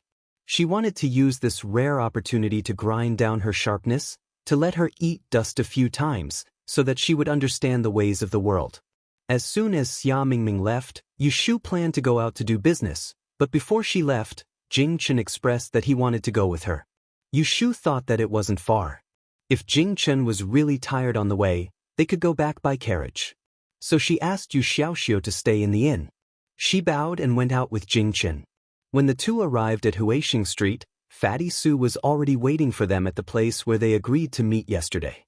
When he saw Yushu appeared on time, he smiled and greeted her. Originally, Yushu planned to go directly to the government office to do the formalities. But since Jingchen came along, it didn't matter. Yushu let Fatty Su lead Jingchen to see the house first. He will be one of the tenants in the future. When Fatty Su heard that Yushu wanted to bring Jingchen to see the house, he looked at Jingchen. He thought that this person has an extraordinary temperament and asked, "This is?" Yushu said, "He is my brother. We will live together in the future."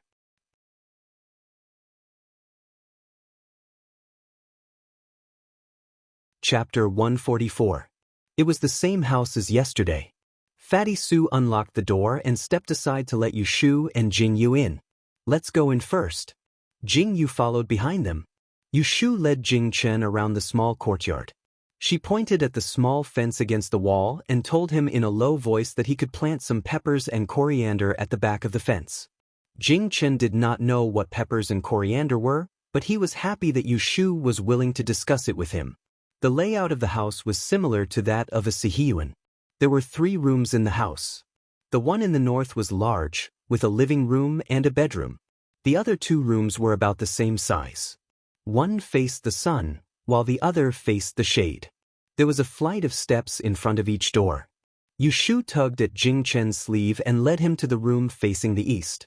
As she pushed the door open, she said to him, "You can stay in this room. Get some sun." As soon as the door opened, Yu Shu took a step in. Jing Chen followed closely behind her. He felt a wave of damp air that made him very uncomfortable. He stood at the door and looked inside curiously. The house was empty. Apart from a table by the window, there was nothing else. He looked up and saw that the house was 80% new. Jing Chen frowned when his gaze fell on the beam of the house. "What's wrong? It's not a small place, is it?" Yu Shu turned around to ask Jing Chen.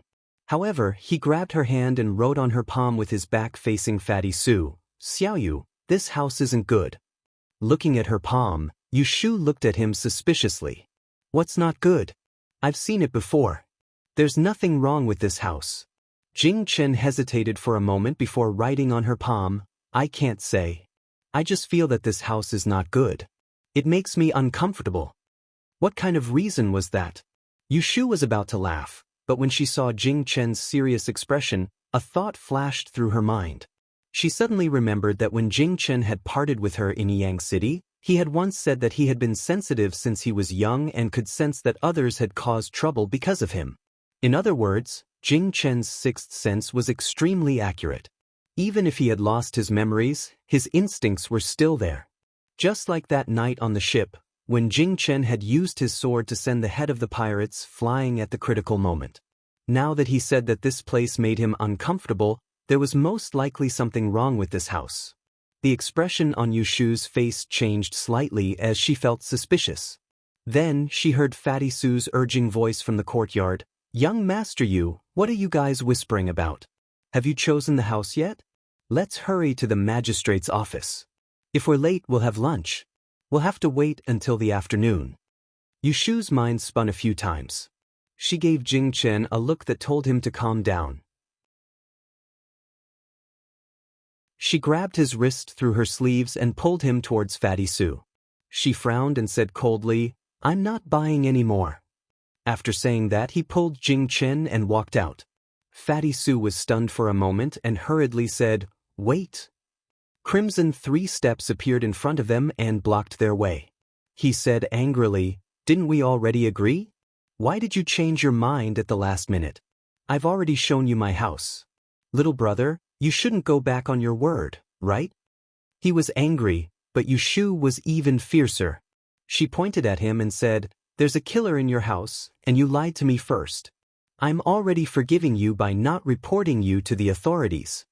Fatty Sue's expression immediately became weak. He rolled his eyes and forced himself to maintain his imposing manner. "Don't talk nonsense. How is my house dangerous?" Yu Shu was initially trying to trick him. Seeing that his face was even more convinced, she became angry. She was originally a beginner, but now she couldn't even see through feng shui. If she really bought this haunted house for 200 taels of silver, she would lose all her face. Jing Chen sensed that Yu Shu was angry. He worriedly raised his hand and gently placed it on her narrow shoulder. This light touch made Yu Shu regain her rationality and quickly calm down. "I'll tell you the truth. My brother and I are beginners who came to take the Great Yen examination. My brother specializes in feng shui. Whether your house is dangerous or not, we can tell at a glance. You still want to deny it? Why don't we go to the magistrate's office to judge? Let's see if you'll be punished with a board." Yu Shu didn't back down and continued to pursue the matter.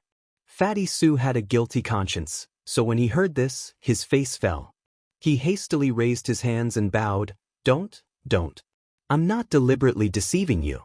It's just that you didn't ask, so I didn't tell you. Brother Yu, please don't argue with me. I won't sell this house, okay? Do you think you won't sell it if you don't want to? Yu Shu put on an unforgiving expression and pointed at the house facing the sun. Tell me clearly, what's going on with that house? As soon as this matter was brought up, Fatty Su repeatedly sighed. If he didn't explain himself clearly, Yu Shu didn't plan on letting him go. She took a few steps back, lifted the hem of her clothes, and squatted down in the sun. She said in a muffled voice, "It's all my bad luck. My father destroyed the old walls to build a new house for me to marry a wife. Not even a year after the house was built, he passed away and I didn't manage to marry a wife. I saw that there were a few families nearby who were living quite well off rent, so I thought it would be a source of income. So I moved this house out and moved it to live with a few friends. Unfortunately, during the imperial examinations that year, a scholar came to the capital with a child and rented my house. He lived there for half a year. After the examinations were over and the results were released, he failed. He couldn't take it anymore and hung himself in the house. At this point, he took a deep breath and pointed at the house facing the sun without raising his head. It's that house. The scholar used it as a study. Since someone died in the house, no one was willing to rent my house anymore. I couldn't earn money from an empty house, so I moved back here. Who would have thought that after a few days I started to get sick? At first, it was just a cold and cough, but later on, ulcers started to appear on my back. Even after applying medicine, it didn't help. I started to feel that something was wrong, so I spent money to hire a doctor to take a look. His tone became heavy. Only then did I know that the scholar died in the house due to resentment. The yin qi was too strong, and my small courtyard didn't have a foundation, so it couldn't contain the resentment. Naturally, it was reflected on me. Yu Shu suddenly felt a chill at the back of her neck, and her shoulder was grabbed. She turned around and saw Jing Chen's worried gaze. She calmed herself down and shook her head, indicating that she was fine. She had heard about this haunted house from Taoist Qing Zheng. She wasn't sure if it was related to ghosts or gods, but the key was that the yin and yang qi were not in harmony, so there was evil energy that hindered the feng shui. If that's the case, why didn't you find a feng shui master to help you? Instead, you built a house and harmed others. Yu Shu asked. Fatty Su smiled bitterly. Do you think I didn't want to? I originally wanted to ask the feng shui master to remove the yin qi in the house and change the feng shui so that it would be easier to rent in the future. But he asked for 100 taels. I didn't have that much money, so I looked for a few more feng shui masters, but they couldn't pay less than this amount. I had to give up. I also don't want to harm others, so in the past few years, my house has been left empty. Yu Shu sneered. I'm afraid it's not that you don't want to harm others, but because of your haunted house's reputation, no one is willing to rent it. Now that she thought about it, yesterday, the enthusiastic auntie brought her around Huisheng Street. When they passed by this alley, she didn't even mention that this house was for sale. She probably knew that this was a haunted house, so she deliberately avoided it. Fatty Su dryly laughed and said, Younger brother Yu, I really didn't mean to lie to you. This residence has been empty for a few years now, so logically speaking, if there's anything unclean, it should have been dried by now. Who would have thought that this younger brother of yours is an expert and was able to see through it with a single glance? I deserve my bad luck for getting involved in this matter. Yu Shu glanced at him and pulled Jing Chen over. She tiptoed and whispered a few words in his ear, telling him to go to the other two rooms to see if there was anything wrong. Jing Chen went in one by one to take a look, and when he came out, he shook his head at Yu Shu, indicating that there was no problem. Yu Shu calculated in her heart, and after a moment of silence, she said to the dejected Fatty Su, How about this? I'll still buy your house, but the price will be lowered. Fatty Su was surprised. You still want to buy it? Yu Shu said, That's right, I'll buy it. Fatty Su tilted his head to look at Jing Chen, who was walking over, and a look of understanding appeared on his face. That's right, this brother of yours knows how to read feng shui, so he should have a way to solve this problem. Alright, I'll lower it again. 150 taels, what do you think? Yu Shu shook her head and expressionlessly stretched out a palm. 50 taels. This was already the price she was willing to pay. If it wasn't for the fact that she was afraid of taking advantage of someone when they were down, she wouldn't have offered so much. Fatty Sue cried out, 50 taels? No, no, that's too little. This house of mine has 3 rooms. It's a new house.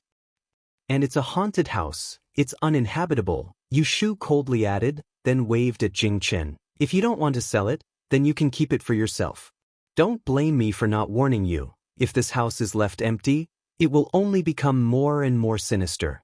Later on, people won't even be able to enter the door. Let's see how you can lie then. After saying that, she turned to leave with Jing Chen. Fatty Sue's face alternated between white and red, and just as Yushu and the others reached the door, he shouted, I'll sell it, but I have to go to the government office to complete the paperwork. You can't go back on your word. Yushu turned around and pointed her chin at him. Then let's go. When Jing Chen saw that Yushu wanted to buy this haunted house, although he didn't understand, he didn't question her. He followed her to the magistrate's office with Fatty Sue. After the transfer procedures were completed, they signed and received the deed of the house, the land, and the lock. Only then did he give the 50 taels of silver to Fatty Sue. At this time, it was already noon. Yushu and Jing Chen found a restaurant on the nearby street and ordered a few side dishes to eat plain rice. At the dining table, Yushu poured tea for the 2 of them. She handed 1 cup to Jing Chen and raised the other cup to toast him. She laughed and said, Let's use tea in place of wine to celebrate. Jing Chen saw that she was happy, so he cooperated and clinked his cup with hers.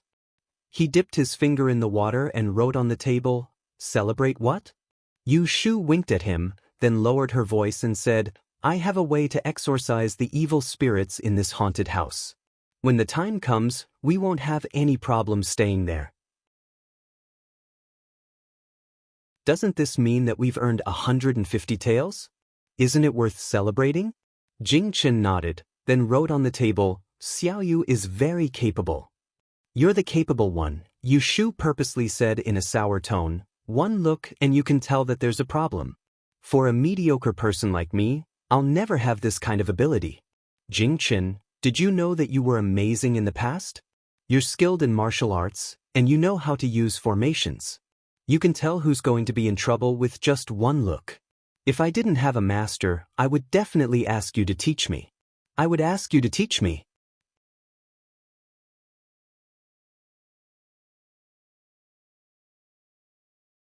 Chapter 145. After lunch, Yushu originally planned to let Jing Chen go back to the inn first, while she went to the street to buy some necessities to change the feng shui of the haunted house. Jing Chen insisted on going with her.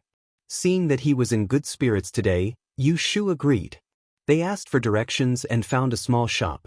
Yushu bought a bagua mirror, a small tripod, a handful of incense, a circle of red thread, and other miscellaneous items. She also found a small bag of old glutinous rice in a grain shop. The total cost was less than 20 taels of silver. Back to the haunted house, Yushu took the small bag of glutinous rice and sprinkled it in front of the doors and windows of the 3 rooms. She tied the bagua mirror with a red string and hung it in front of the door of the east room, which was the room where the scholar was hanged.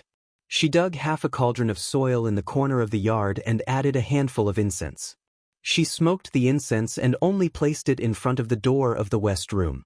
Qing Zheng told her many ways to deal with a haunted house. It was not difficult to deal with a house like this that was only full of yin qi and had no bloody light. The old glutinous rice could drive away evil spirits, and the bagua mirror could eliminate yin. As for the incense, it was not for the dead, but for the Lord of the Earth. Tomorrow, she would add a bath of Yuanyang boy's urine and bury the tripod under the house. It could be used to guard the house and restore the previous feng shui. Although this was the first time she changed the feng shui of a house, she was very sure that it would succeed. Otherwise, she would not have bought it in one go. It was not because she was confident in herself, but in Qing Zheng. Basically, everything the old man taught her was reliable. Moreover, there was Jing Chen as a censor. She would know whether it was successful or not. Yushu was very relieved. After finishing all this, she packed up and was about to leave with Jing Chen. Jing Chen gestured with his hand, Is this enough? Yushu smiled, Not yet. I have to bring Xiaoxiu here tomorrow. Jingchen was confused. Yushu didn't want to tell him that Xiaoxiu had soaked in virgin urine, so she just laughed it off and didn't explain. The two of them returned to the inn. When Xiaoxiu heard that Yushu had bought a new house, he couldn't wait to see it. However, it was already late, so he could only wait until the next day. Xia Mingming came back late, just like yesterday. She didn't throw a tantrum like yesterday, but her complexion was even worse than yesterday. She silently ate her dinner and went next door alone. Xiaoxiu Jingchen, go to bed early. I'll wake you up early tomorrow. Yushu followed Xia Mingming back to the room. As soon as she entered the room, she heard the sound of crying. She closed the door behind her and walked into the cubicle. She saw Xia Mingming lying on the bed crying. Yushu got closer and clearly heard his choked sobs. I want to go home. In fact, the fact that Xia Mingming could hold it in until now to act up had already exceeded Yushu's expectations. As a delicate young lady who had traveled to the capital alone, she had experienced many life and death situations along the way and suffered many hardships, but she had never regretted leaving home. She was determined to achieve her goals, and it was quite unexpected that she could do this. However, it was funny. Compared to physical suffering and mental shock, what could destroy a person's ambition was often a sneer, a taunt, or a supercilious look. Yushu could roughly imagine how Xia Mingming was treated at home. Although she called herself a waste, she had a pampered body and a naive and willful temper. How could she not be pampered and raised without anyone's care? In a place like Parent Training Hall, there were many people who stepped on the high and flattered the low. Xia Mingming had no one to rely on and refused to submit, so how could she not be looked down upon and not be pushed aside? The fickleness of human nature, this was the first time this young lady had personally experienced it. Yushu secretly sighed and sat next to her. She patted her back and said, "Today I got a bargain and saved some money. If you want to go home, I'll find an escort agency to send you back." Xia Mingming's crying suddenly stopped. She took a deep breath and turned her head. Her red eyes looked at Yushu pitifully. "Why are you so good to me? How have I been good to you?" Yushu asked back. Xia Mingming wiped her tears and sat up. She stretched out her fingers and counted, "You saved me on the boat. You didn't leave me behind when we were escaping. You took care of me in the forest. You even took me to the capital and taught me the art of 6 lines. Now you're even willing to pay to send me home. Aren't you good enough to me?" Xia Mingming's beautiful little face was full of gratitude, dependence, and even a trace of admiration. Yushu looked at her for a while and suddenly said, "Do you want to hear the truth?" "The truth?" Yushu got up from the bed and crossed her arms. She looked down at her with a slightly cold expression. "On the boat, I did it to protect myself and saved your life. I took care of you in the forest and took you with me because I pitied you. I taught you the art of 6 lines on a whim. As for sending you home now, it's because I feel that you won't be able to pass the Dian exam. How many good people do you think there are in this world? If it weren't for the fact that you're a young lady from a big family and can repay me in the future, why should I help you when you're not related to me?" Hearing Yushu's cold words, Xia Mingming's beautiful eyes were instantly filled with tears again. She looked at Yushu in disbelief and her teeth were about to break her lips. "What? You can't stand this little bit of harsh words?" Yushu sneered, "I despise girls like you who only know how to cry the most. If you can't stand being wronged, you learn to be successful. You can't even get a recommendation letter, and you still dare to talk nonsense about passing the Dian exam. How ridiculous. If I were you, I would have gone home with my tail between my legs. How could I stay here so shamelessly?" Xia Mingming was so angry at Yushu that her whole body was trembling. Seeing her disdainful eyes, her face turned green and red, and her heart suddenly burst into flames. Forgetting her sadness, she gritted her teeth and sat up from the bed. Stiffening her neck, she growled at Yushu, "If you want to force me to leave, then I won't leave. I will get a recommendation letter and pass the Dian exam. At that time, let's see if you still dare to look down on me. Just you wait." Yushu raised her hand to wipe the spittle off her face and calmly said, Then I'll wait and see. Humph. Xia Mingming sat back on the bed and turned his head away from Yu Shu, to sulk by himself. Yu Shu pursed her lips and turned to go to sleep. The next morning at breakfast, Yu Xiaoxiu and Jing Chen noticed something was wrong. Xia Mingming, who usually liked to sit next to Yu Shu, was sitting furthest from Yu Shu today. During breakfast, not only did he not attentively put food or soup for Yu Shu, he did not even take the initiative to say a word. After eating, he put his bowl down on the table. I'm full, I'm leaving. Be careful on the road. Yu Shu unhurriedly reminded him. Walking to the door, Yan Mingming paused and quickened his pace to leave. Yu Xiaoxiu was puzzled and nudged Yu Shu with his elbow. What's wrong with her? Did you sleep well last night? Yu Shu made up a story. Hurry up and eat. Let's leave early. It's going to rain at noon. Yu Xiaoxiu was concerned about his new home, so he did not ask any more questions. Jing Chen followed Yu Shu for the whole day yesterday. Yu Shu was afraid that he would be tired, so she did not want him to go with her. Jing Chen did not object and stayed with Kim Bao at the inn. Yu Shu walked with Yu Xiaoxiu to the haunted house on Huixing Street. There were people in the alley during the day. Some of them saw her buying the house 2 days ago. When they saw Yu Shu unlocking the door, they knew that the haunted house had been sold. Only then did someone come up to talk to them. Yu Shu greeted them generously and said that the house would be moved after a while. The aunties in the neighborhood were busybodies. After a few words, they vaguely mentioned that the house was not good. Although it was hindsight, Yu Shu still thanked them and let them go. She borrowed a hoe and shovel from the new neighbor and dragged Yu Xiaoxiu, who could not help but poke his head into the yard, into the house. She closed the door tightly and pulled him to the door of the west house. The incense that was burned yesterday had turned into ashes in the tripod. Yu Shu picked up the small tripod and handed it to Yu Xiaoxiu. She asked him to take it to the corner of the wall and urinate in it.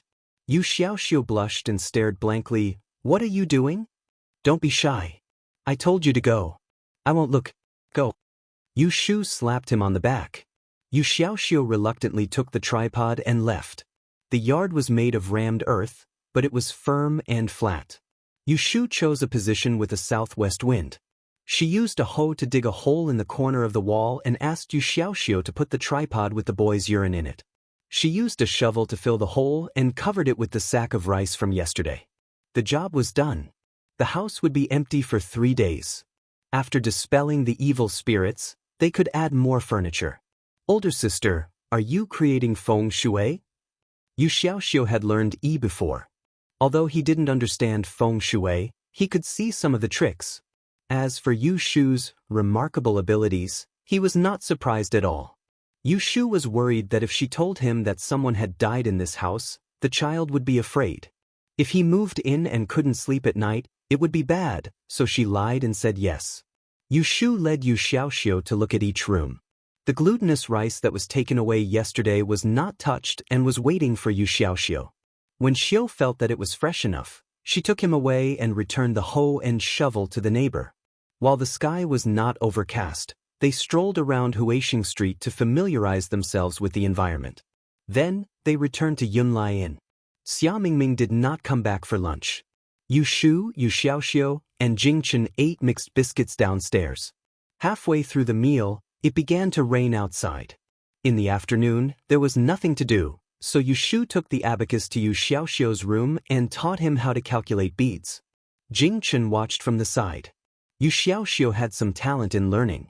Yu Shu taught him step by step how to calculate 3 times 9 twice, and he was able to calculate it. Yu Shu firmly believed that practice makes perfect, and only then can one be flexible. She did not let him memorize the formula of calculation by the abacus. However, under Yu Xiaoxiu's request, she still found a pen and paper to write it down for him. Yu Xiaoxiu looked at Yu Shu's dog crawl on the paper, which was even worse than when she was in Yang City. He said with a face full of disgust, "Can't you write it more neatly?" Yu Shu stretched out her hand and knocked his head. "It's good enough that I wrote it for you. Who can read what you write clearly? Open your eyes wider and look at it." The siblings bickered. Jing Chen silently picked up the brush that Yu Shu had thrown aside. He dipped it in ink, rolled up his sleeves, and lowered his head to write on a clean piece of paper. Yu Xiaoxiu was the first to notice Jing Chen's action. He leaned over the table and looked at the paper. He saw that half of the paper was black and white, with a silkworm's head and a goose's tail. It was straight and elegant. It did not look like a regular script, nor did it look like a song. Instead, it looked simple and elegant. He couldn't help but exclaim, "Brother Jing, your handwriting is really beautiful. What style is this?" Jing Chen's brush stopped, shook his head, and continued to write. "What nonsense are you asking?" Yu Shu knocked Yu Xiaoxiu's head again. She rested her chin on her hand and admired Jing Chen's handwriting. When he passed the formula to her, she checked that there was no mistake. She found a problem. The ugly character that she had written was still in Yu Xiaoxiu's hand. How did Jing Chen memorize it? "Jing Chen, do you also know how to use the abacus?" Did he remember something? Jing Chen shook his head. Yu Shu said, "Then how did you memorize it?" She paused and said with a strange expression, "Did you memorize it after listening to me teach Xiaoxiu?" Jing Chen tilted his head and looked at her. His expression seemed to say, "Is there something wrong?" Yu Shu's eyes were red with jealousy. Although the formula was not difficult, there were a lot of numbers in it. For a person who did not know how to use the abacus, it was not something that could be memorized in a short period of time, unless he understood it thoroughly. This guy's comprehension was too good. Yu Shu sighed. For the first time in a long time, she clearly realized that Jing Chen had only lost his memory and not become stupid.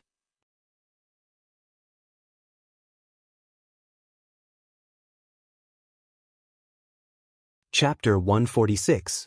Because of Jing Chen's performance, Yu Shu was too embarrassed to ask him to sit in again. So she taught him and Yu Xiaoxiu together. The three of them spent the whole afternoon around an abacus. Jing Chen understood it immediately. By the time Xia Mingming walked in from the outside with an umbrella, he was already able to calculate the abacus correctly. On the other hand, Yu Xiaoxiu, who shared the abacus with him, was several steps behind him. "I'm back." Xia Mingming's face was still sullen, but she didn't deliberately ignore him like she did in the morning. She greeted him in a muffled voice. Yu Shu looked at the umbrella in her hand and thought that this girl wasn't stupid. She didn't get wet in the rain and still bought an umbrella. Xia Mingming quickly glanced at Yu Shu and sat down at the empty seat at the table.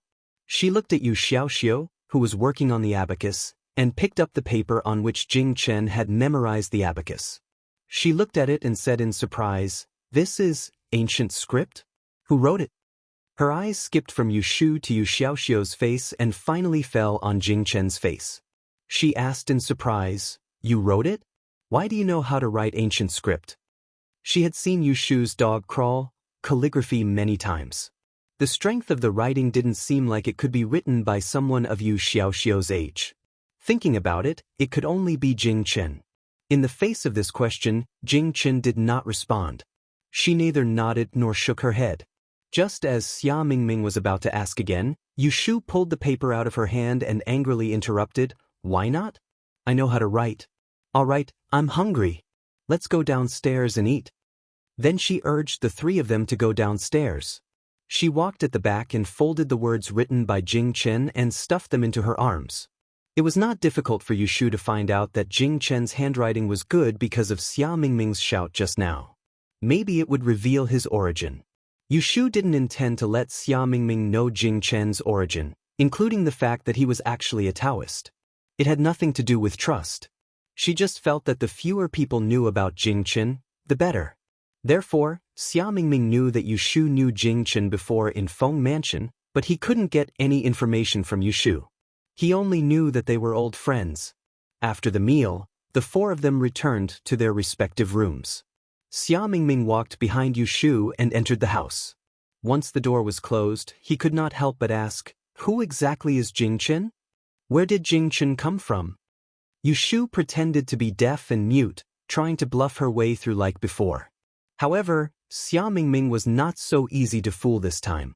He took a few steps forward and blocked her way. "Don't play dumb with me. Who exactly is Jing Chen? He knows how to write ancient script." As far as I know, only the Taoist priest from Longhu Mountain can use this script. Is he from Longhu Mountain? No, he is a Taoist priest? Xia Mingming was stunned by his own guess. If Jing Chen was really a Taoist priest from Longhu Mountain, combined with his current experience, the situation was not trivial. Hearing Xia Mingming's accurate guess, Yushu scolded in her heart, "Why didn't I see her so smart usually?" She replied, "How could it be?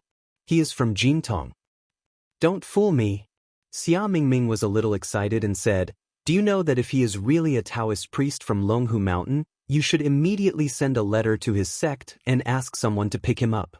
Send him to the Taoist temple in the capital first, find someone to treat his wounds, and wait for his sect to pick him up. What do you mean by keeping him here? When his sect comes to find him and finds out that you have hidden him, you will get yourself into trouble. Do you know that?" Xia Mingming firmly believed that Jing Chen was a Taoist priest from Longhu Mountain and subconsciously thought that Yushu's sheltering of Jing Chen was her selfishness. The people of this dynasty had a deep-rooted respect for Taoists, especially for Taoists who came from a treasured place like Mount Longhu. From Xia Mingming's point of view, Yushu's failure to report what she knew was a form of disrespect and neglect. If others found out about it, it would be disastrous. Yushu was annoyed by her argument. If she could send Jing Chen back, did she think she didn't want to? But now, she didn't even know why Jing Chen was plotted against. If she pushed him out rashly, it might put him in danger again. Moreover, with Jing Chen's inexplicable constitution, how could she just push him to an outsider?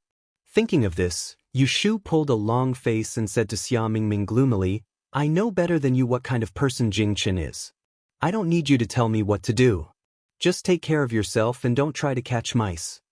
Hearing this, Xia Mingming's face turned red with anger, and her chest heaved up and down. She said in a low voice, "You treat my good intentions as ill intent. Do what you want, I don't care." After saying this, she ran into the house and covered herself with the quilt. Yushu looked into the house helplessly. Of course, she knew that Xia Mingming was thinking for her, but there were some things that she couldn't say clearly to her. This was the only way she could stop her from asking too much.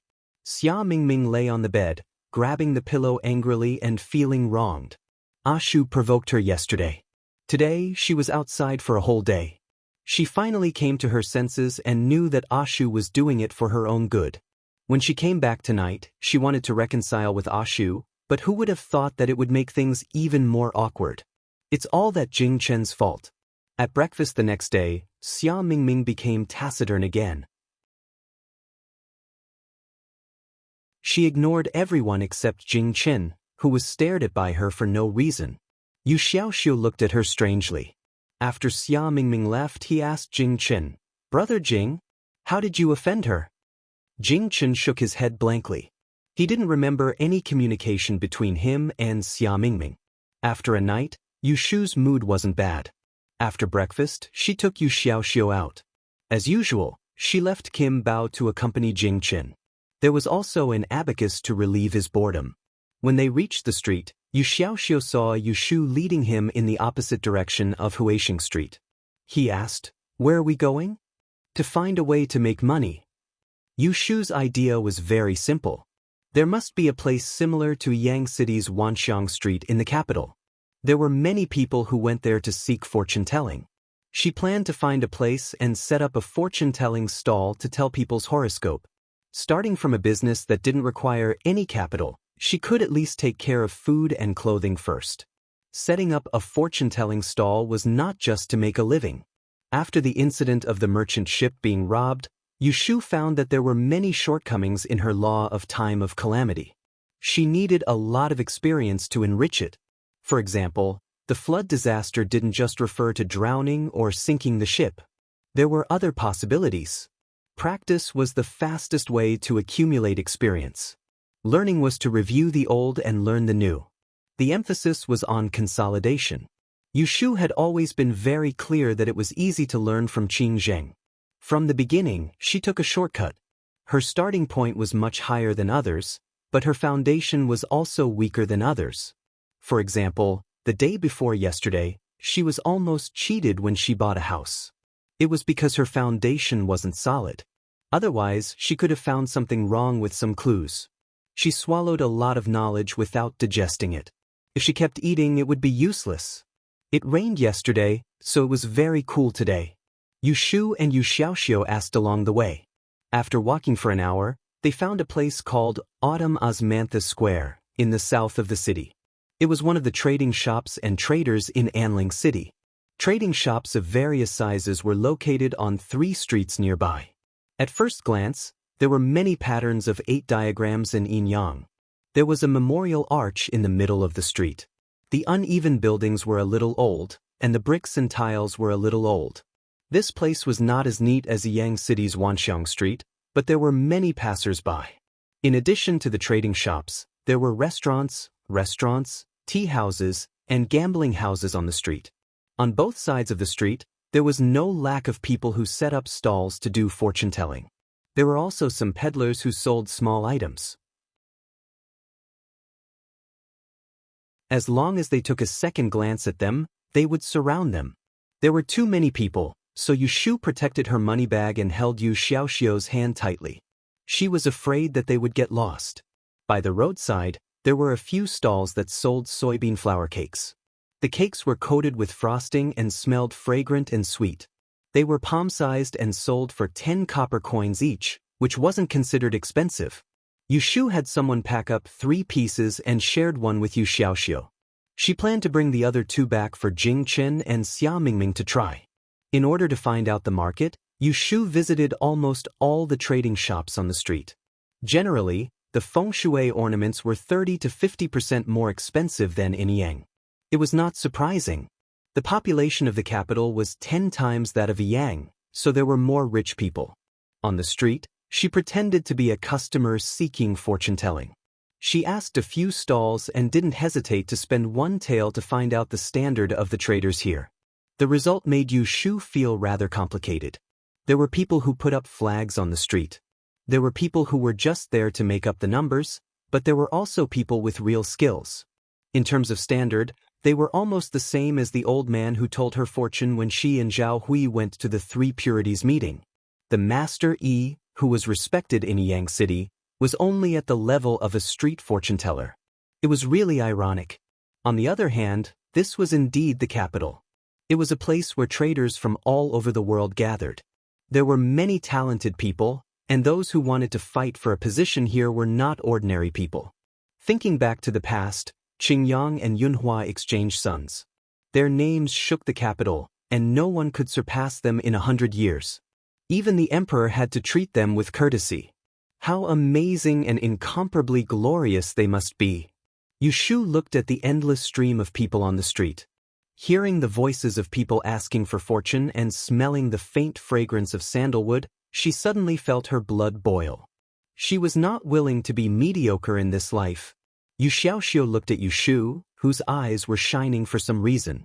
He only felt that his sister suddenly became spirited. Just as he was about to ask, he was pulled by Yu Shu. "Xiaoxiu, let's go. Let's go back." She wanted to go back and properly plan how to put down roots in this autumn osmanthus lane and take her first step in a solid manner. The siblings turned around and entered the alley behind them. Not long after they left, 2 horses entered the street one after the other. Wherever they passed, the passers-by would make way for them. When they turned their heads to look, they saw the 2 young masters on the horses. One was handsome and the other was as beautiful as jade. They were both dragons and phoenixes among men. The people on the horses talked as if there was no one around. "You said you would bring me here to drink good wine. Is this the place?" On the carmine horse, the young man dressed in a golden pine-green robe had a faint smile on his face. His voice was unhurried, and the hair on his forehead covered a small scar that was half an inch long.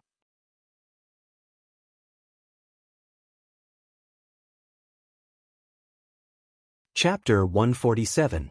Late at night, in the same room, Xia Mingming has already fallen asleep. An oil lamp is lit in the outer room, and Yu Shu is still doing her calculations on the table. Since escaping from the gorge a month ago and arriving at Anling City after several twists and turns, Yu Shu hasn't had the chance to sort out the inspiration she got from the disaster on the ship. Yushu has always been very clear that the rule of the time of calamity she got after a lot of calculations is actually not perfect. The last adventure made her realize a very serious problem, which is the variability of the time of calamity. Due to lack of practice, she once thought that she could use the rule to calculate the calamity one day in the future and predict it in advance to avoid the disaster. Because as a variable value, the probability of any event happening can't reach 100%, so there is a possibility that it won't happen. Even if the probability is so small that it can be ignored, it is not absolute. Therefore, before this, she entered a misunderstanding.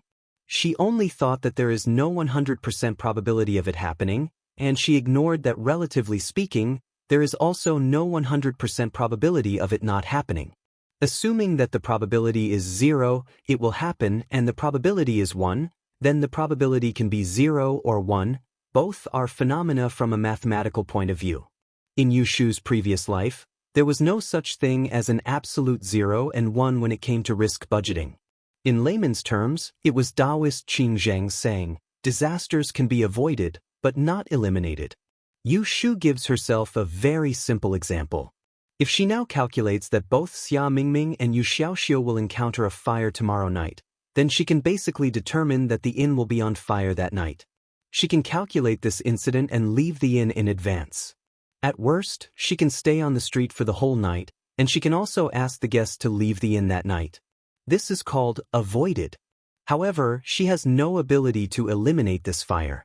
Whether it will happen or not, it is not something she can control as a mortal. This is called cannot eliminate. Perhaps when she has the ability to judge blessing and misfortune like Qing Zheng, she may be able to eliminate the calamity. But the law of nature goes round, and if one is not happy, the price of eliminating the calamity is unimaginable. The harvest is not only this. Yushu collects the variable value of Yu Xiaoxiu's disaster and adds it to her value library of the time of calamity rule. When she encounters similar values, she can make a more accurate judgment. Ugh! Yawning, Yushu put down her brush and stretched herself. She rotated her sore neck twice, making creaking sounds. She reorganized the contents of the law of rain and the law of time of calamity into her leather bag and stuffed it under the bed. She thought to herself that she still had to think of a way to get a few charcoal pens. Brushes were too slow to do calculations. The new house was empty for 3 days. During these days, Yushu took the opportunity to wander around Autumn Osmanthus Lane twice a day to explore the market. She also bought some divination tools for setting up a stall in the future, such as divinatory plates, notes, almanac, tortoise plates, etc. Although she may not necessarily use them for her divination, it is necessary to use them as a front. Xia Mingming's request for the recommendation letter did not seem to have made any progress. Yushu did not ask about it again. The two of them slept in the same room at night. Yushu did not take the initiative to talk to Xia Mingming, and Xia Mingming did not talk to her either. However, as usual, Yushu chatted and laughed in front of Yu Xiaoxiu and Jingqin. In the eyes of the two, they did not know that the two of them were quarreling and thought that Xia Mingming was throwing a tantrum. After breakfast, Yushu took Jingqin to Huixing Street to look at the house after Xia Mingming left. When they met a familiar neighbor in the alley, Yushu was very easygoing to greet them. When asked about Jingqin, she said that he is a brother who will live together in the future. The lock of the new house was changed by Yushu. It cost Yushu 2 taels of silver to change the lock. There were only 3 keys, which Yushu kept for herself and did not give to anyone else. As soon as they entered the house, Yushu first closed the door, blocking the curious eyes from the outside. She pulled Jingqin to the door of the west room, pushed open the door and pushed him in. She could not wait to ask, "How is it? Quickly let me see, is the house clean now?" It is not that Yushu does not have other ways to appraise the changes in the feng shui of the new house, but with Jingqin here, there is no need to search far away. Jingqin raised his head to look at the roof, then looked at the window. Under Yushu's slightly nervous gaze, he nodded to her. This house indeed did not make him feel uncomfortable that day.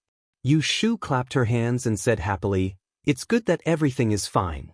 You look around again, I will go measure the size of the other rooms, so that we can buy furniture later. In fact, when it comes to feng shui houses, Yu Shu is completely a novice. Buying this haunted house is not without a trace of risk. Now that she has succeeded, the stone in her heart has finally been lifted. Her whole body is light. Thinking about how she bought such a good house with only 50 taels of silver, she cannot help but feel a little complacent. But she still has to thank Jing Chen. Without his discerning eyes, how can she pick up such a bargain?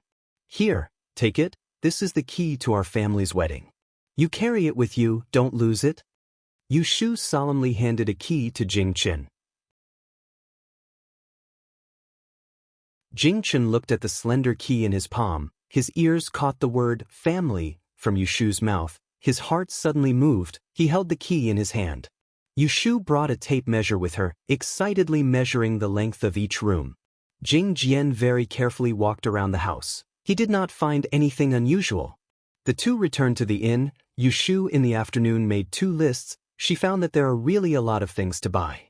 Considering the amount of money in her pocket, she had no choice but to cross off some of the decorations. She can only tidy up when she has spare money in the future. Today seems to be a good day. Not only the matter of the house is settled, at night, Xia Mingming came back with another good news. Here. Xia Mingming put a letter with 4 corners neatly on the table in front of Yu Shu. Yu Shu did not need to open it to know what it was. Looking at Xia Mingming's suntanned oval face, she did not know why. She felt a little gratified. I said I will get the recommendation letter. Xia Mingming sat down beside Yu Shu, proudly raised his chin, looking straight at her, not to show off, but to seek approval. 3 days ago, she made a bet with herself. If she did not get the recommendation letter, she was not allowed to talk to Ashu. The process was bitter, but she did it. Yu Shu raised her hand and pressed on the recommendation letter. She smiled at Xia Mingming. Not bad. Xia Mingming proudly said, yes. Luo replied, only taking Yu Shu's words as praise. She felt indescribably carefree. It was more comfortable than giving her 4th sister a slap a few months ago. When it was time to eat dinner, Yu Shu and Xia Mingming reconciled. The 2 of them hadn't spoken in the morning, but now they were talking one after another, causing Yu Xiaoxiu, who was watching from the side, to be confused. Yu Xiaoxiu was very curious about how Xia Mingming got the recommendation letter from Master Yi, but Xia Mingming was not willing to tell him, so he could not pry her mouth open. Yu Shu did not ask much, and after dinner, she returned to her room with Xia Mingming. As soon as they entered the room and closed the door, Xia Mingming said to Yu Shu, you can do whatever you want about Jing Chen. Don't worry, I will not tell anyone. Just pretend that I don't know he is a Taoist priest from Longhu Mountain. These 2 days she had thought it through. Compared to quarreling with Ashu, she would rather not care about Jing Chen. Anyway, Ashu had more ideas than her, so he would not be at a disadvantage. Hearing her words, Yu Shu, of course, felt that it could not be better. She hummed and changed the topic. I have bought the house. If you are free tomorrow, go to the wood shop with me to choose furniture and work hard for a few days.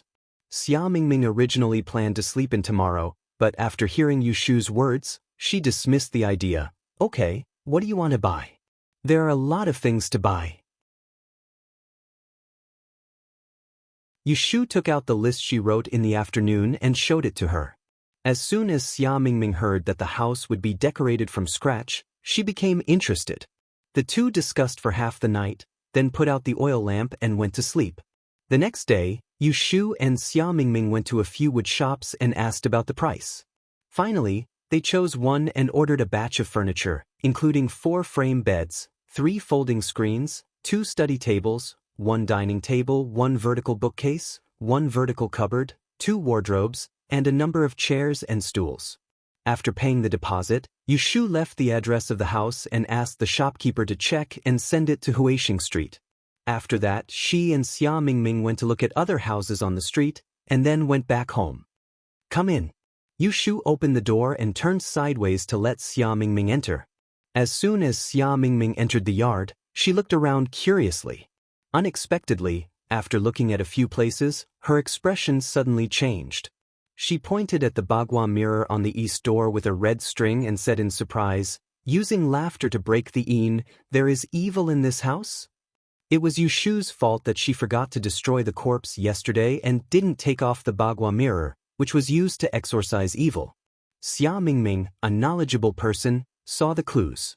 Since she was discovered, Yushu didn't play dumb.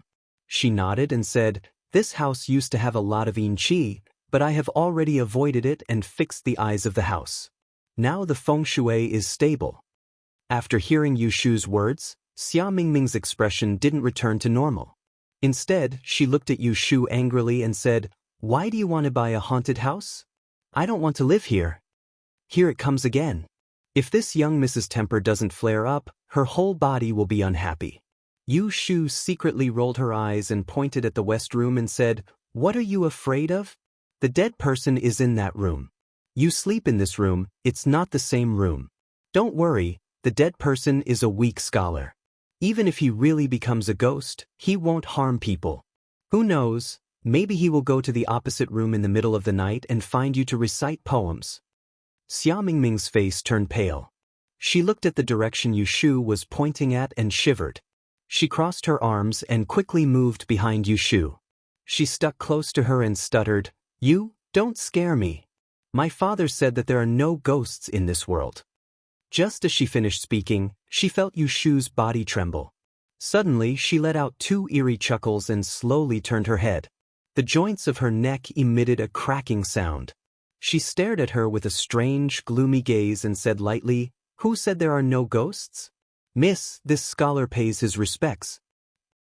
With a scream, Xia Mingming's eyes rolled back and she fainted on the ground.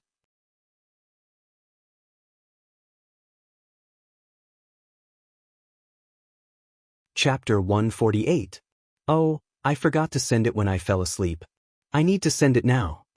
After being scared by Yushu, when Xia Mingming woke up again, she knew that she had been teased by Yushu and cried for a while. Because Yushu had scared the little girl until she fainted, it was inevitable that she would admit her mistake due to her guilty conscience. After a series of comforting words, she finally coaxed Xia Mingming with great difficulty. Her forehead was full of sweat. Strangely enough, Xia Mingming doesn't care much about the fact that her new residence is a haunted house. The lumber shop delivers the furniture to Huixing Street. Two strong men, under the direction of Yushu, put the tables, chairs, and bedside tables in place.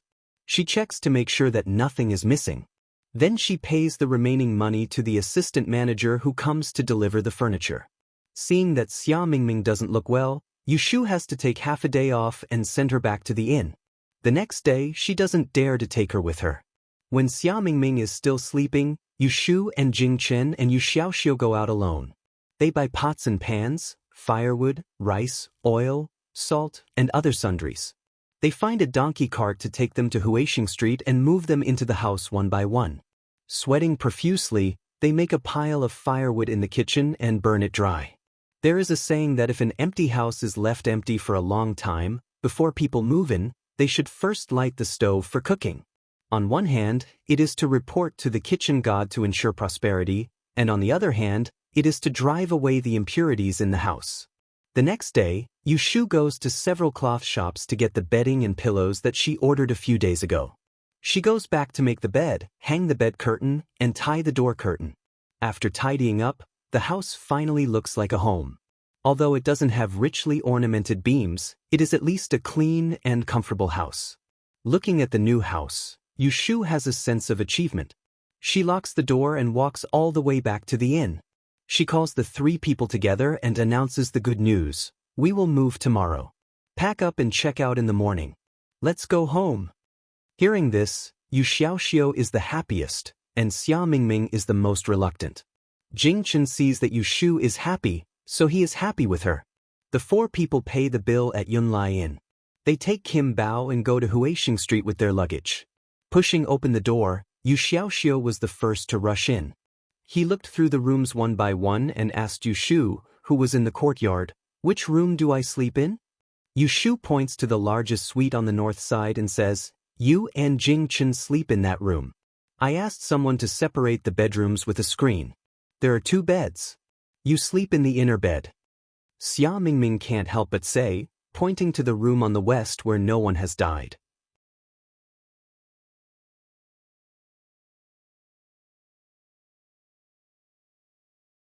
His clear eyes that were as clear as spring water reflected her clear facial features, as if he was trying to verify the truth of his words. Yushu is stunned. She only feels that her palm is suddenly scalded. She quickly retracts her hand. Her face is inexplicably hot. Her eyes wander around, not knowing where to look. Anyway, she doesn't dare to look at Jing Chen again. She stands up from the bed and coughs. "If you want to sleep, you can sleep here." She hurriedly walks out. She didn't look at where she was and tripped on the door sill. She falls to the ground with a loud sound. Jing Chen is shocked. He quickly gets up to help her. In the other two rooms, Yu Xiaoxiu and Xia Mingming heard the movement. They also poke their heads out. When they see Yu Shu on the ground, they quickly surround her. "What happened? What happened? Where did you fall?" It's bleeding." "Shu, your nose is bleeding." "I will go get a handkerchief." "Brother Jing, don't use your sleeves to wipe her nose. The more you wipe, the more it will bleed." Yu Shu covers her almost broken nose. Her knees and elbows are burning. Her eyes are filled with tears. Looking at the three people in front of her, she closes her eyes and curses in her heart. This is so embarrassing. Because Yu Shu was accidentally injured, she can't participate in the cleaning of the new residence. Xia Mingming sweeps the floor, Yu Xiaoxiu wipes the table, and Jing Chen is the tallest. He is assigned to clean the windows. Yu Shu lies on the bed, groaning. When she sees them pass by the window, she will order them with a nasal voice. "Xiaoxiu, wipe the table legs." "Mingming, don't just sweep the places you can see. You have to sweep the corners too. Jing Chen, you have been using that rag for a long time. Why don't you wash it? Won't it still be dirty if you wipe it?" "Mingming." After half an hour, Xia Mingming can't stand it anymore. He throws the broom on the ground, hands on his waist, and said to Yu Shu, who is lying on the bed, "Can you close your eyes and sleep without talking?" Yu Shu knew that she was nagging, but when she saw them working, she realized that apart from Yu Xiaoxiu, no one else could make her feel at ease. However, it was not very pleasant for her to be directing others while they were working. Yu Shu was about to reply that she was going to sleep when she heard Yu Xiaoxiu say, "What's wrong with her talking? She's not afraid that you won't be able to clean up." In fact, Yu Xiaoxiu also dislikes his sister. But she is his sister, so there is nothing that she can't say. Being ridiculed by Yu Xiaoxiu, Xia Mingming immediately gets angry. "If I can't clean it properly, then you do it." "Fine, I'll do it. You clean the table." Yu Xiaoxiu throws the rag away and picks up the broom. I'll do it." Xia Mingming goes forward to grab the rag, so the two of them take turns. They work much harder than before. Jing Chen, on the other hand, did not complain at all.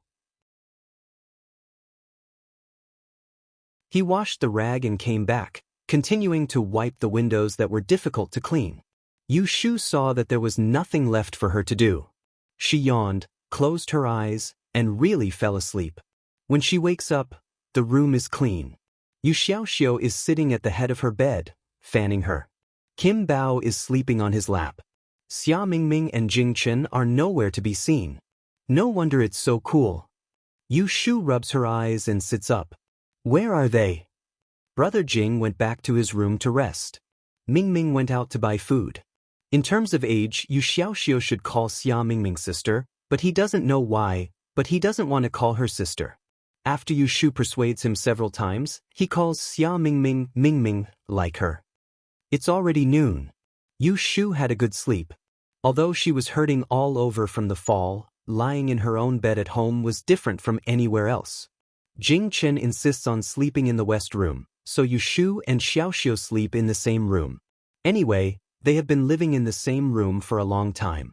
Now there is a screen between them, so there is no discomfort. There is no well in the yard, so Yu Shu bought a big water tank with a bucket and a shoulder pole.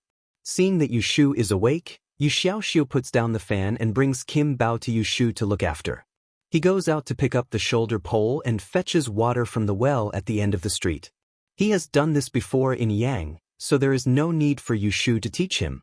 Originally, Yu Shu planned to buy vegetables to cook, but because of the fall, she has to give up. Xia Mingming brought back food, so they make do with it and fill their stomachs.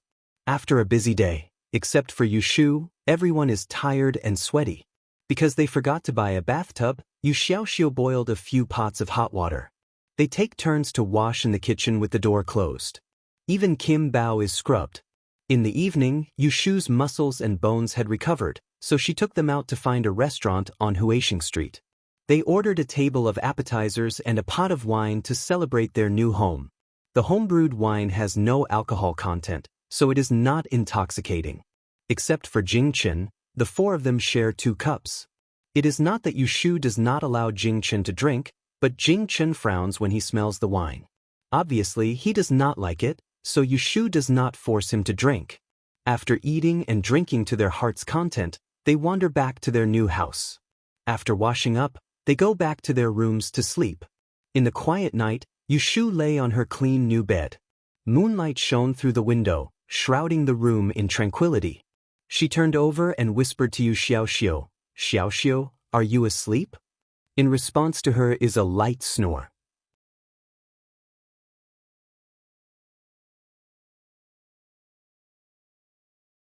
Chapter 149. After staying in the new residence for a few days, everything that was lacking was slowly replaced. The kitchen was also heated up to cook, looking more and more like living a normal life. Yu Shu took some time to find a carpenter and set up a small manual abacus stall. It was 3 feet long and 2 feet wide, with 4 wooden wheels at the bottom and a hollow cabinet inside. She also made a banner with the words "Yu Family's Wonderful Calculation" written on it. She planned to find an auspicious day to set up the stall at Autumn Osmanthus Lane. Back to the day when Xia Mingming received the recommendation letter, he wasn't in a hurry to register. After moving to his new residence, he rested for a few days before taking the recommendation letter to the Imperial Astronomer's mansion. Who would have thought that he would leave in high spirits and return in disappointment?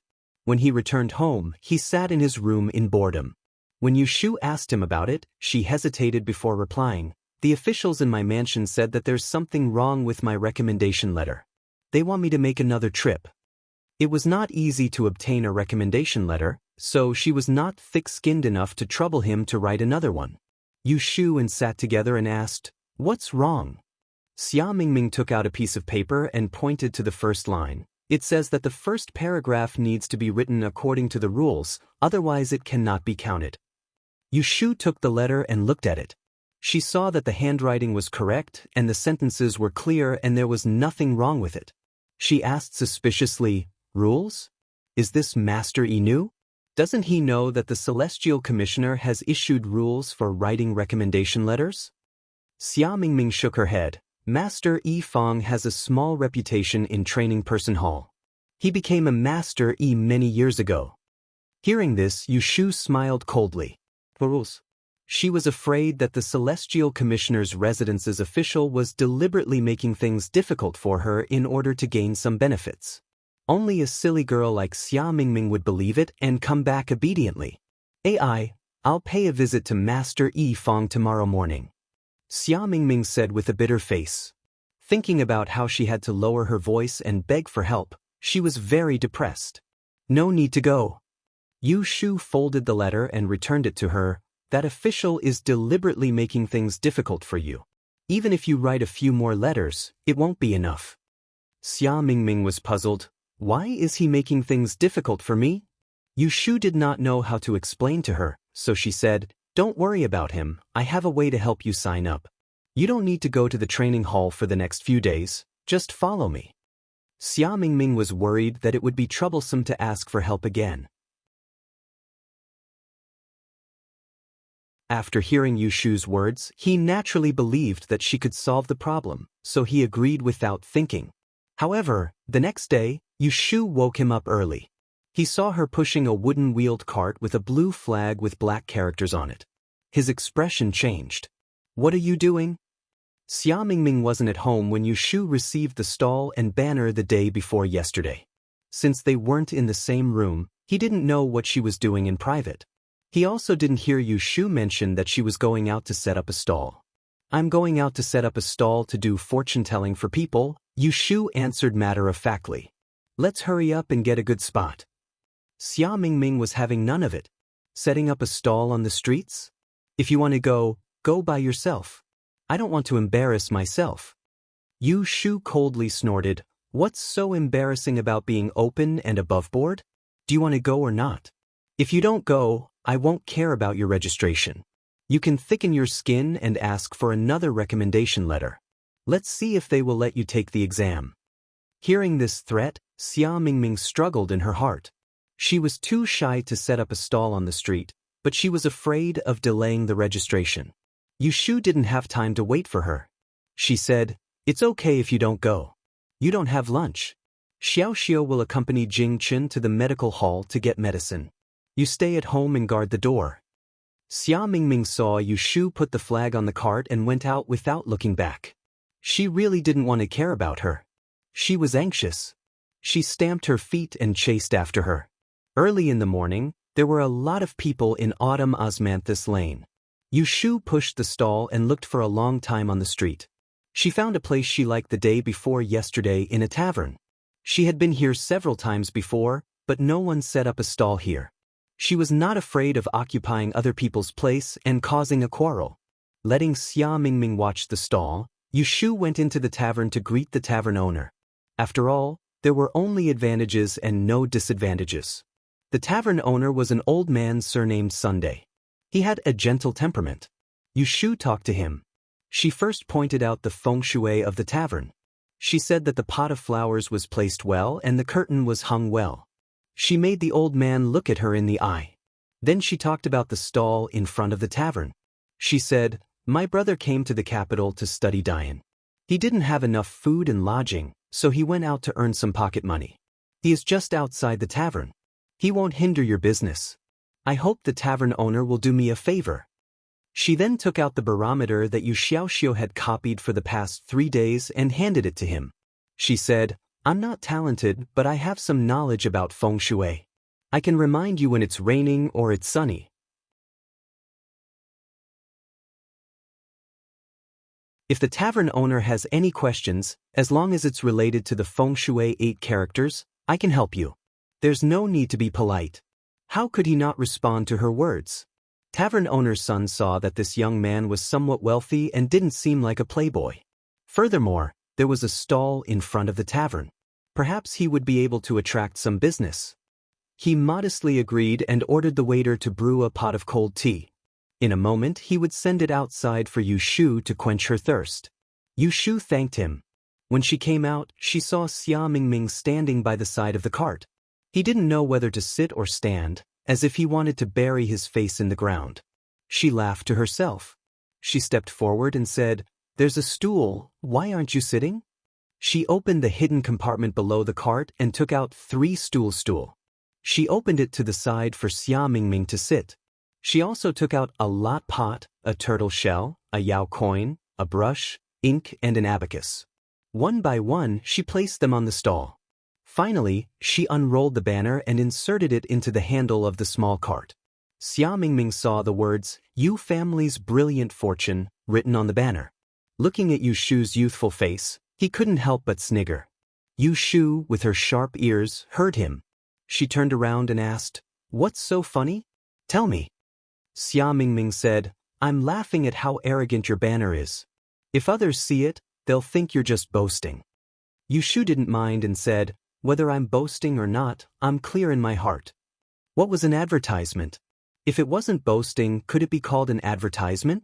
There were new customers every day at Autumn Osmanthus Lane. Yu Shu and Xia Mingming were 2 young children. One was energetic and the other was beautiful. Setting up a fortune-telling stall on the street was quite eye-catching. Even their peers couldn't help but look, let alone passers-by. However, because of their age, people who asked for fortune-telling usually preferred to believe in older people. Of course, there were also people who wanted to join in the fun. Not long after Yu Shu and Xia Mingming sat down, someone came up to them.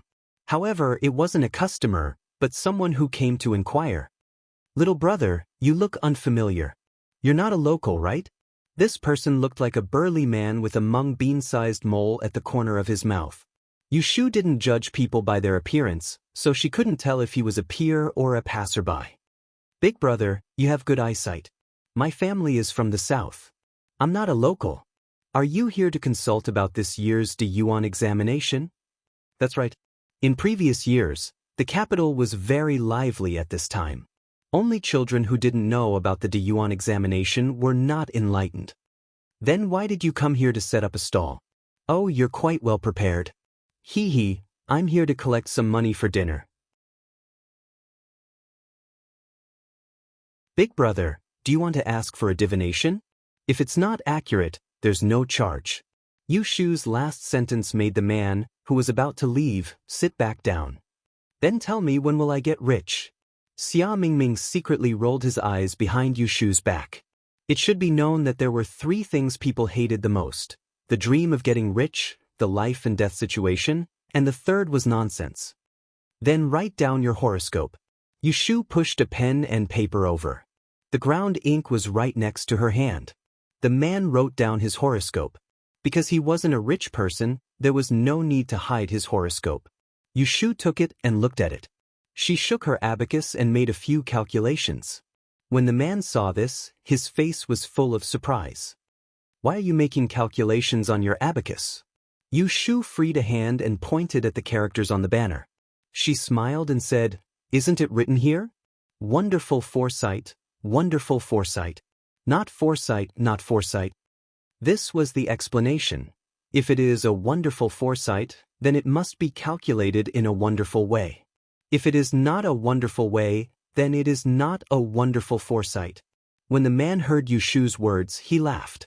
Because of the black mark at the corner of his mouth, he looked even more fierce.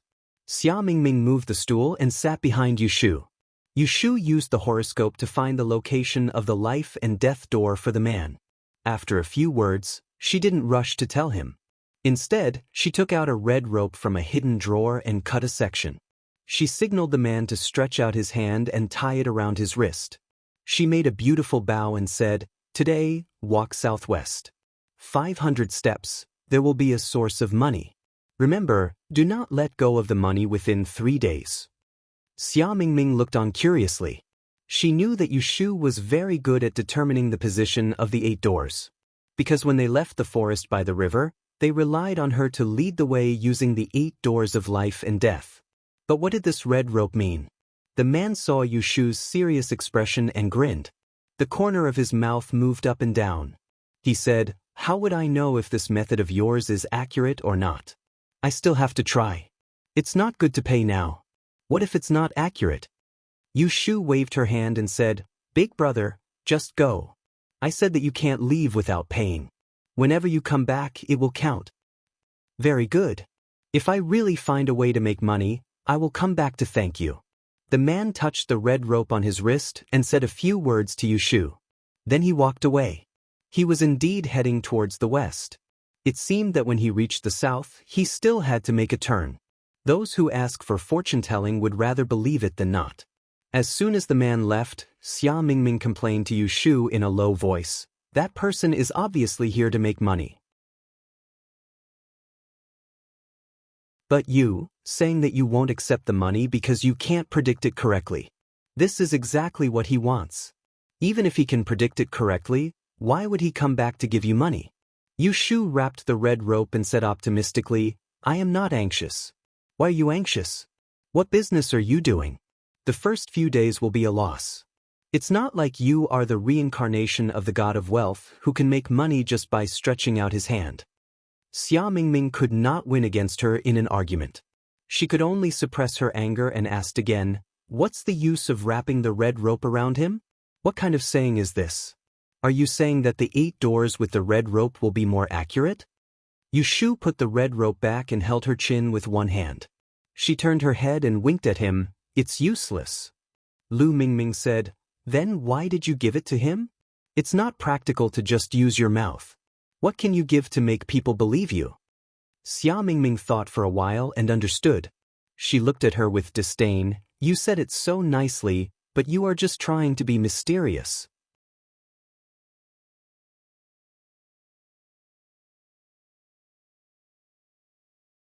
Chapter 150.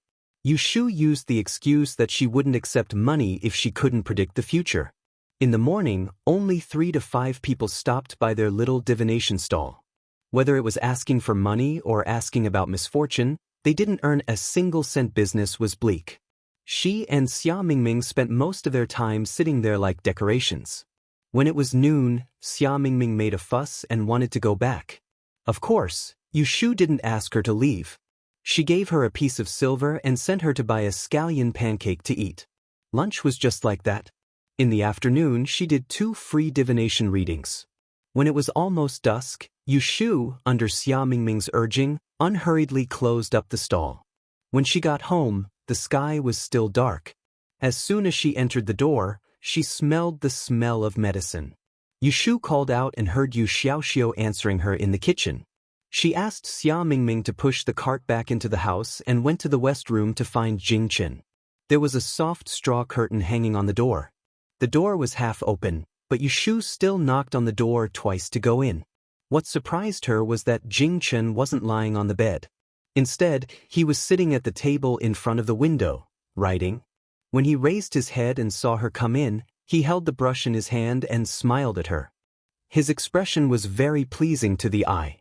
Yushu looked at him openly. She walked over and stood at the side of the table. She asked, "What's wrong?" "I asked the doctor to take a look. Did he say you're better?" Jing Chen nodded. He took a clean piece of paper and wrote on it, "It's a new prescription. I bought half a month's worth of medicine. I just drank it."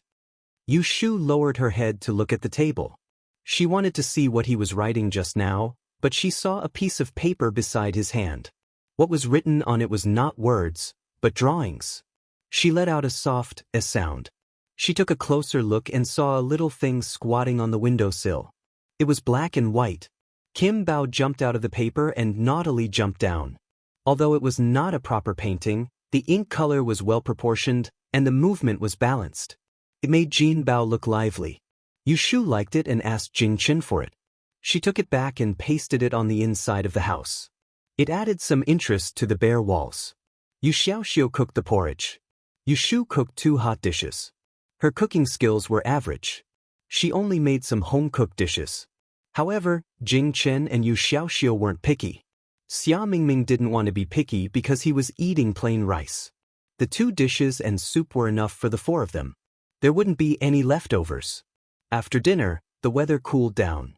Yushu asked Yu Xiaoxiu to bring a chair to the courtyard. She brewed a pot of chrysanthemum tea. The 4 of them enjoyed the cool air under the moonlight. Jing Chen and Yu Xiaoxiu listened to Xia Mingming talk about how Yushu read fortunes for people on the street for free during the day. Yushu leaned on the chair and looked up at the stars. From time to time, she would chime in. Only when someone yawned did they go back to their rooms to sleep. No matter how reluctant Xia Mingming was, Yushu still woke her up the next morning. "There aren't many people. Even if I go, I'll just sit there. It's such a hot day. Why do you want me to go?" Xia Mingming complained as she put on her clothes. Yushu grabbed a comb and smoothed her hair. She said, "What if someone wants to read the fortune of marriage? I'm not good at it. Let's test your knowledge of the 6 lines." The few things that Yushu could show were arranged in order. They were the prediction of the time of calamity, the weather, the position of the 8 doors of life and death. As for feng shui, she had learned a lot and lacked practice. So she didn't know much about it. As for the astrology, it was related to major events. Xia Mingming had learned a lot from Yushu. It was not good to burn the bridge after crossing the river. She swallowed her dissatisfaction and followed her out. Outside the same wine shop as yesterday, Yushu first went in to chat with Manager Sunday. Then she came out to set up her stall. Most likely, the person who did free fortune-telling at her stall yesterday went back and mentioned that there were a few more customers today. What was interesting was that all of them were housewives who were short on money. None of them had any plans to spend money, but there were still many requests for fortune-telling. When it was almost noon, another auntie with the surname He came. She said that her son had accompanied her daughter-in-law to visit relatives. They were late for a few days and did not return. She wanted to ask Yushu to see if there had been any accidents on the road. Yushu took her son's and daughter-in-law's birthdays. After calculating and seeing that there was nothing wrong, she comforted her, "Auntie, don't worry. The 2 of them are safe and sound. It's probably because sister-in-law rarely returns home. Just stay for a few more days. It's not a big deal. Auntie, he half believed and half doubted. Is that so? Are your fortune-telling accurate? Xia Mingming sat in the shade behind Yushu and curled his lips. Xiaoyi's people hated this phrase the most. Being asked, accurate or not. If he answered accurately, there's always a chance. If he did not answer accurately, then what's the point of talking? Yushu had a good temper and said, as long as you keep them safe in your heart, they will return safely. Don't always think that nothing will happen just because something happened. Yushu's words were ambiguous and Auntie, he was not very satisfied. She asked again, then help me calculate again, when will they return? Hearing this request, Yushu laughed, Auntie, I can't calculate this. Auntie, he frowned and unhappily stretched out her hand towards Yushu. Forget it. Give me the 8 characters and I'll go ask around. Do as you wish. Yushu handed the 8 characters back to her. This auntie stood up and was about to leave.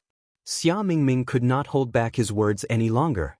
Seeing that this person did not pay for his fortune-telling and did not even say a word of thanks, he coldly snorted, I advise you to save a few steps. Even if this was brought to the Celestial Commissioner, no one would be able to answer. Auntie, he was about to leave, but when she heard this, she turned her head back and said unhappily, why can't you all tell? Why can't I go ask around? What kind of nonsense are you talking about? My legs are on my legs. I can go wherever I want, it's none of your business.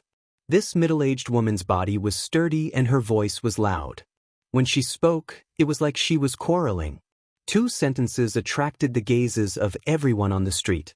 Yushu secretly sighed and quickly raised her hand to cover Xia Mingming's mouth. She did not give him a chance to quarrel with her and said to Auntie He, I'm sorry, my brother's mouth was a bit too fast. You can go ask around. Whether this fortune-telling is accurate or not, I won't charge you.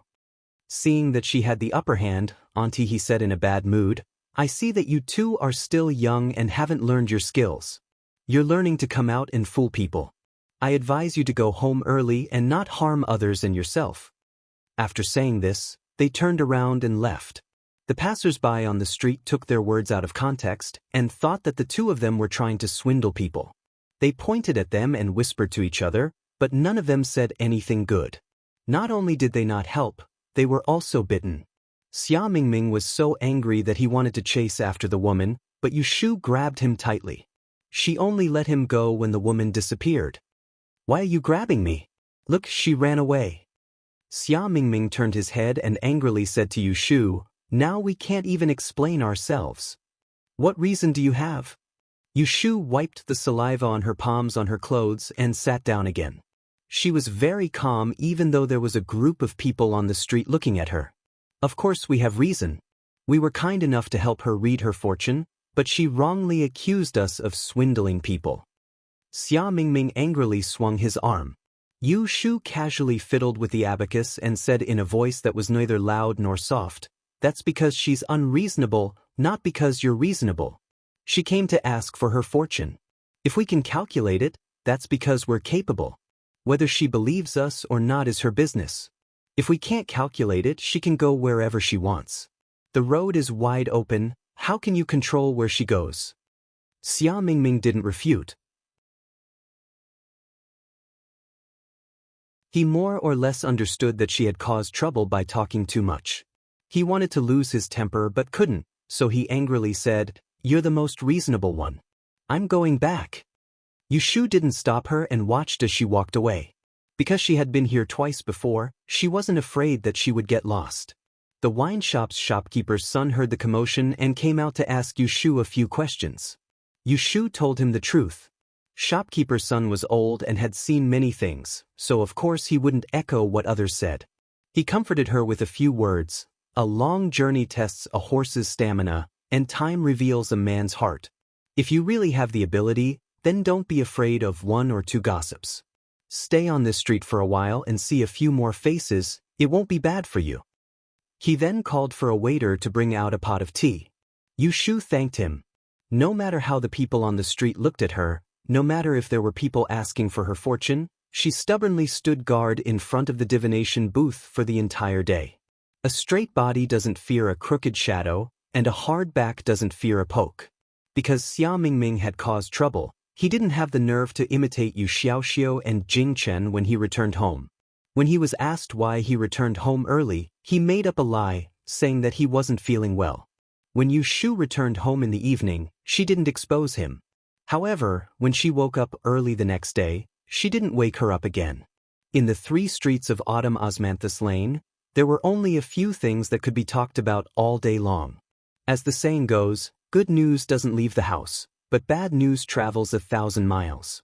In just one night, almost half the street had heard of a young man setting up a divination booth to swindle money from people. Today, when Yu Shu opened her booth, she didn't see a single person asking for fortune-telling. Instead, there were people who specially came to this street to see who was this swindler. Today, she had learned to be smarter. When she came, she brought a book to read. Even if no one came, she didn't just sit there and do nothing. Instead, she studied the 5 elements of feng shui and arranged a row of divinations. She treated this messy street as her own study, not paying attention to the outside world as she sat there for the entire day. Before sunset, she closed her booth an hour earlier. It wasn't that she couldn't sit still, but that there was a rain in the evening and she had forgotten to bring an umbrella. Just as Yu Shu was about to reach home, rain began to fall from the sky. This rain came so suddenly that many people who didn't have umbrellas in Autumn Osmanthus Lane ran into the nearby shops to hide from the rain. As the rain grew heavier, the wind became cold. Just as shopkeeper's son was about to ask the waiter to close the windows, he saw 2 rare guests walk in, patting the rainwater off their shoulders. Shopkeeper's son dismissed the waiter and walked around the counter with a smile. "Young Master Shi, are you here to hide from the rain or to drink?" "I made it." The youth walking in front smiled and turned his head to the youth behind him. "Brother Rui, let's first go upstairs and wait for the shopkeeper to go down to the cellar to get some wine. Today we'll drink achu." Before he could finish his words, the youth suddenly sneezed, shivering from the cold wind blowing at him. The youth wrinkled his eyebrows and ordered shopkeeper's son, "First boil a pot of hot tea and bring it over." The youth rubbed his nose and said in embarrassment, "It's nothing, just a bit of wind. It's not a big deal. We're here to taste wine, what's the point of drinking tea?"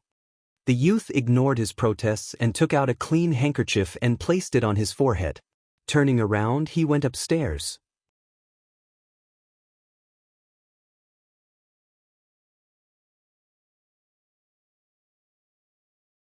Chapter 151. In the blink of an eye, it was mid-October, and the autumn air was crisp. Yu Shu and her group had been in Anling City for a month. Yu Shu was making a living by setting up a fortune-telling stall in Autumn Osmanthus Lane. Due to various reasons, business was poor. Sometimes she didn't even have a customer in a day. On the other hand, the other traders on the street would earn 1 or 2 taels of silver a day. Yu Shu was persistent. Every customer that came would be a customer. She would earnestly calculate their money. Unfortunately, most of the questions were trivial and didn't show her ability. In this way, the gimmick of not collecting money became the reason why the customers didn't return. In the past 7 to 8 days, there wasn't a single customer who came back to say that she was right and gave them a red packet. Gradually, Yu Shu couldn't sit still anymore. It wasn't because she ran out of patience, but because she didn't have much money on hand. Buying a house and furniture cost about 100 taels of silver. She also paid for Jing Chen's medicine, which cost about 40 to 50 taels of silver. She only had about 20 to 30 taels of silver left to feed 4 people. Everything in the capital was expensive. A day's food cost 1 to 200 copper coins, and that was cooking at home instead of eating outside. Since she didn't have enough money, she had to think of ways to earn it. Otherwise, she would be starving after a month. There were places to gamble in Autumn Osmanthus Lane. It was easy to earn money, but Yu Shu didn't dare to try it. She was afraid that she would get used to it. It was better for her to make a proper living. Xia Mingming didn't go to Autumn Osmanthus Lane with Yu Shu after that day. Seeing that Yu Shu couldn't earn much money, he tried to persuade her, "You can't do it. You should prepare for the Great Yen examination with me." As long as you can earn 100 taels of silver and get the Celestial Commissioner's invitation card, you can find any trading house and everyone will be polite to you. You don't have to suffer on the streets. Yushu was not moved at all. It's only September. How can we wait until then? If I don't go and make money, you'll all be starving. The next day, she woke up early as usual and went out to set up her stall. Yu Xiaoxiu wanted to follow her, but Yushu ordered him to read at home. The night before, she gave him math problems to solve. Another reason was that she wanted him to stay at home to cook for Jing Qin. For this reason, she even taught him how to cook noodles. Sometimes she would cook 2 dishes first and let them heat them up for lunch. Xia Mingming was a freeloader who didn't have the slightest sense of shame and would occasionally cause trouble for Yushu. But Jing Qin was too self-aware. Although he couldn't be too tired, he would never bother Yushu and Yu Xiaoxiu if he could do it himself. After dinner, he would even help to clean up the dishes. Some time ago, Yushu praised his paintings, so she asked him to paste them in the room. He would draw one for her every day, either a naughty Kim Bao, a studying Yu Xiaoxiu, or a bird perched on the eaves. Every day was different, so that Yushu, who had been tired all day, could come home and smile happily. Yushu was used to predicting 1 or 2 hexagrams for herself before going to bed every night to prevent trouble. Last night, there was a sign that she had lost money. The next morning, she only took the money for the meal when she went out. She didn't take her purse with her. In the morning, when a few ruffians came to the front of the fortune-telling stall, she realized that losing money was not referring to losing money or being stolen. "Boy, who told you to set up a stall here to tell fortunes? Do you know where this place is? This is Autumn Osmanthus Lane. The road on the street has to be rented. The Evergreen Gang in the south of the city is in charge of this place. We didn't pay attention to it before and let you occupy this place for a few days. Tell me, what should we do?" These ruffians were very rude. The leader was wearing a short-sleeved shirt. He had thick arms and a collar that reached his chest, revealing a few tufts of chest hair. He spoke with a slight smell of alcohol. Yushu knew that they were here to collect protection fees. She was alone, so she wasn't stupid enough to go against the ruffians. She stood up and politely said, "I'm new here, so I don't know the rules of the street. Please forgive me. May I know how much the rent is here? I'll pay it now." Seeing that she was tactful, the ruffian leader's attitude became slightly better and he introduced his business. "We collect rent on the 2nd day of every month. Depending on the location, the rent is also different. This place is in the middle of the street and there are many people coming and going. It's 10 taels of silver a month. Today is the 15th day, so you should pay 5 taels of silver." Yushu inwardly frowned. This group of people really dared to ask for 10 taels of silver a month. In a year, it would be more than 100 taels of silver. It was enough to buy a house. She turned her gaze and looked at the 2 sides of the street. Seeing that no one was surprised by her actions, everyone seemed to be used to it. It seemed that the local tyrant of Autumn Osmanthus Lane was the Evergreen Gang. Yushu reached for her purse and touched nothing. Only then did she remember that in order to avoid trouble in the morning, she only brought food money with her. She cupped her hands and said, "I'm really sorry. I woke up late this morning and forgot to bring money. How about I pay you tomorrow?" Who would have thought that the ruffian leader's expression would immediately change? "Wait until tomorrow?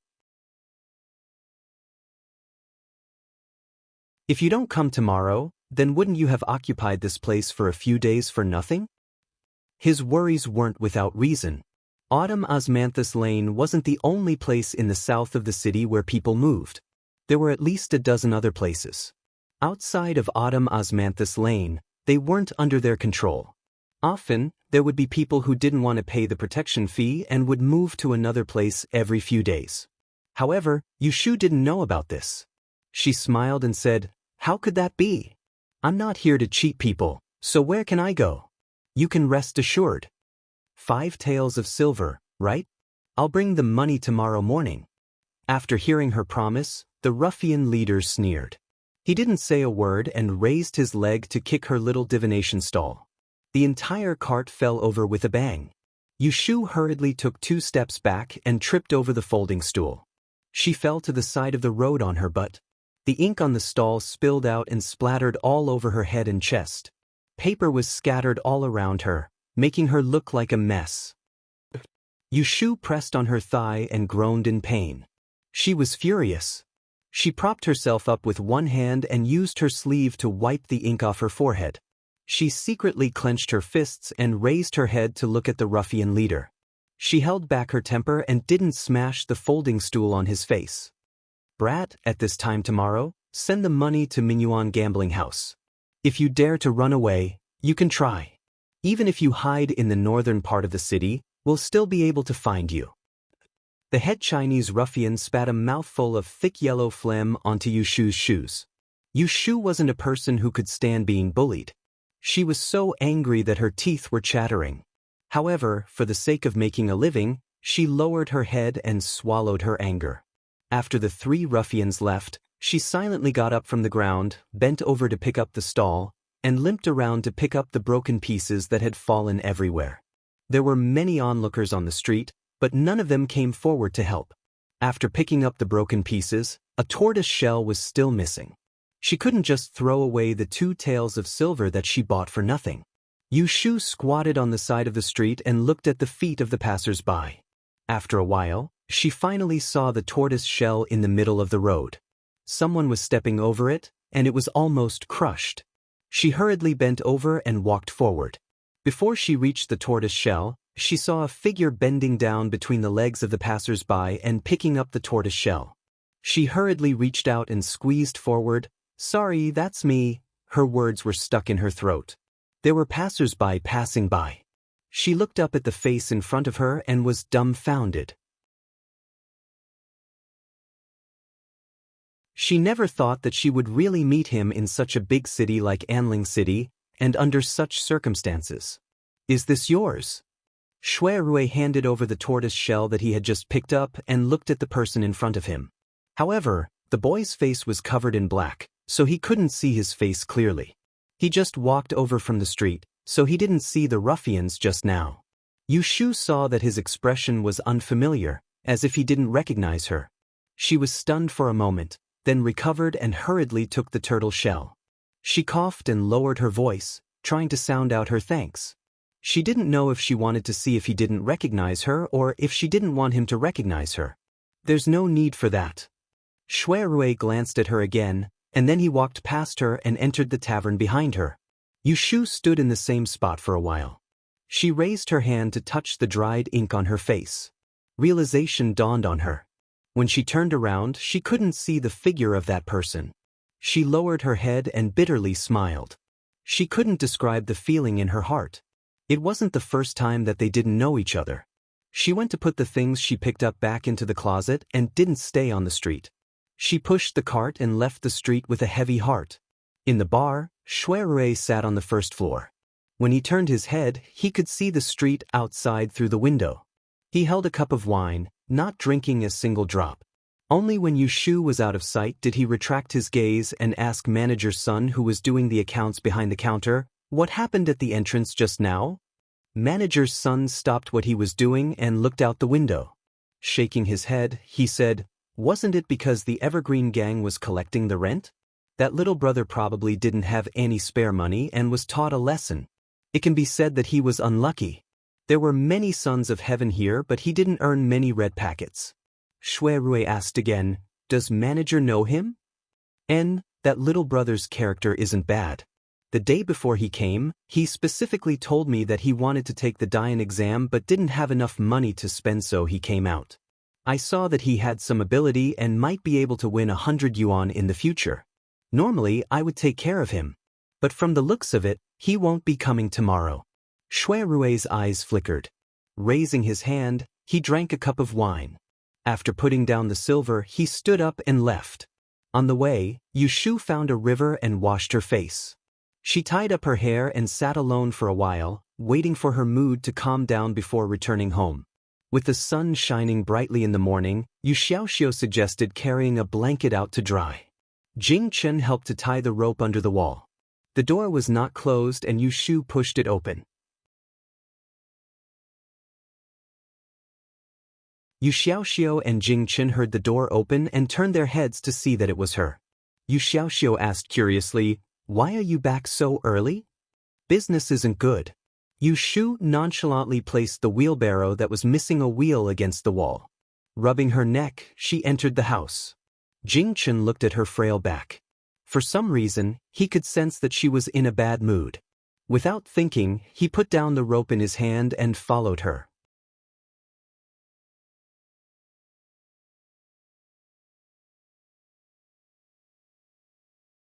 Chapter 152. Yu Shu returned to the room and sat down in front of the simple desk by the window. She kicked off her half-wet shoes that she washed by the river and bent her legs on the chair. She casually picked up the math problems that Yu Xiaoxiu had done. After checking a few of them, she became absent-minded and stared at the paper. She didn't even notice when Jing Chen came in. Jing Chen rarely saw Yu Shu in a daze. She was always busy. From the ship to the capital, she had never been idle. No matter when and where she was always full of energy. It was as if she had endless energy, making people mistakenly think that she was never tired. Only when she was alone would she occasionally reveal a tired look. Just like the days when they were surviving in the cave. At night, when they were asleep, she would stand guard alone.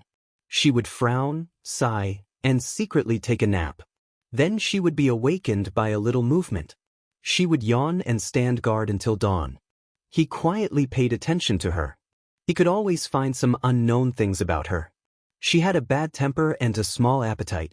When she was happy, she would smile. When she was embarrassed, she would look around. When she was angry, she would speak in a low voice. When she was thinking of bad ideas, she would rub her chin. He didn't know if it was because she was the only person who knew about the past that he had forgotten. That's why he treated her with special importance. He would always pay attention to her happiness and anger. When he saw her working hard, he would want to share her burden.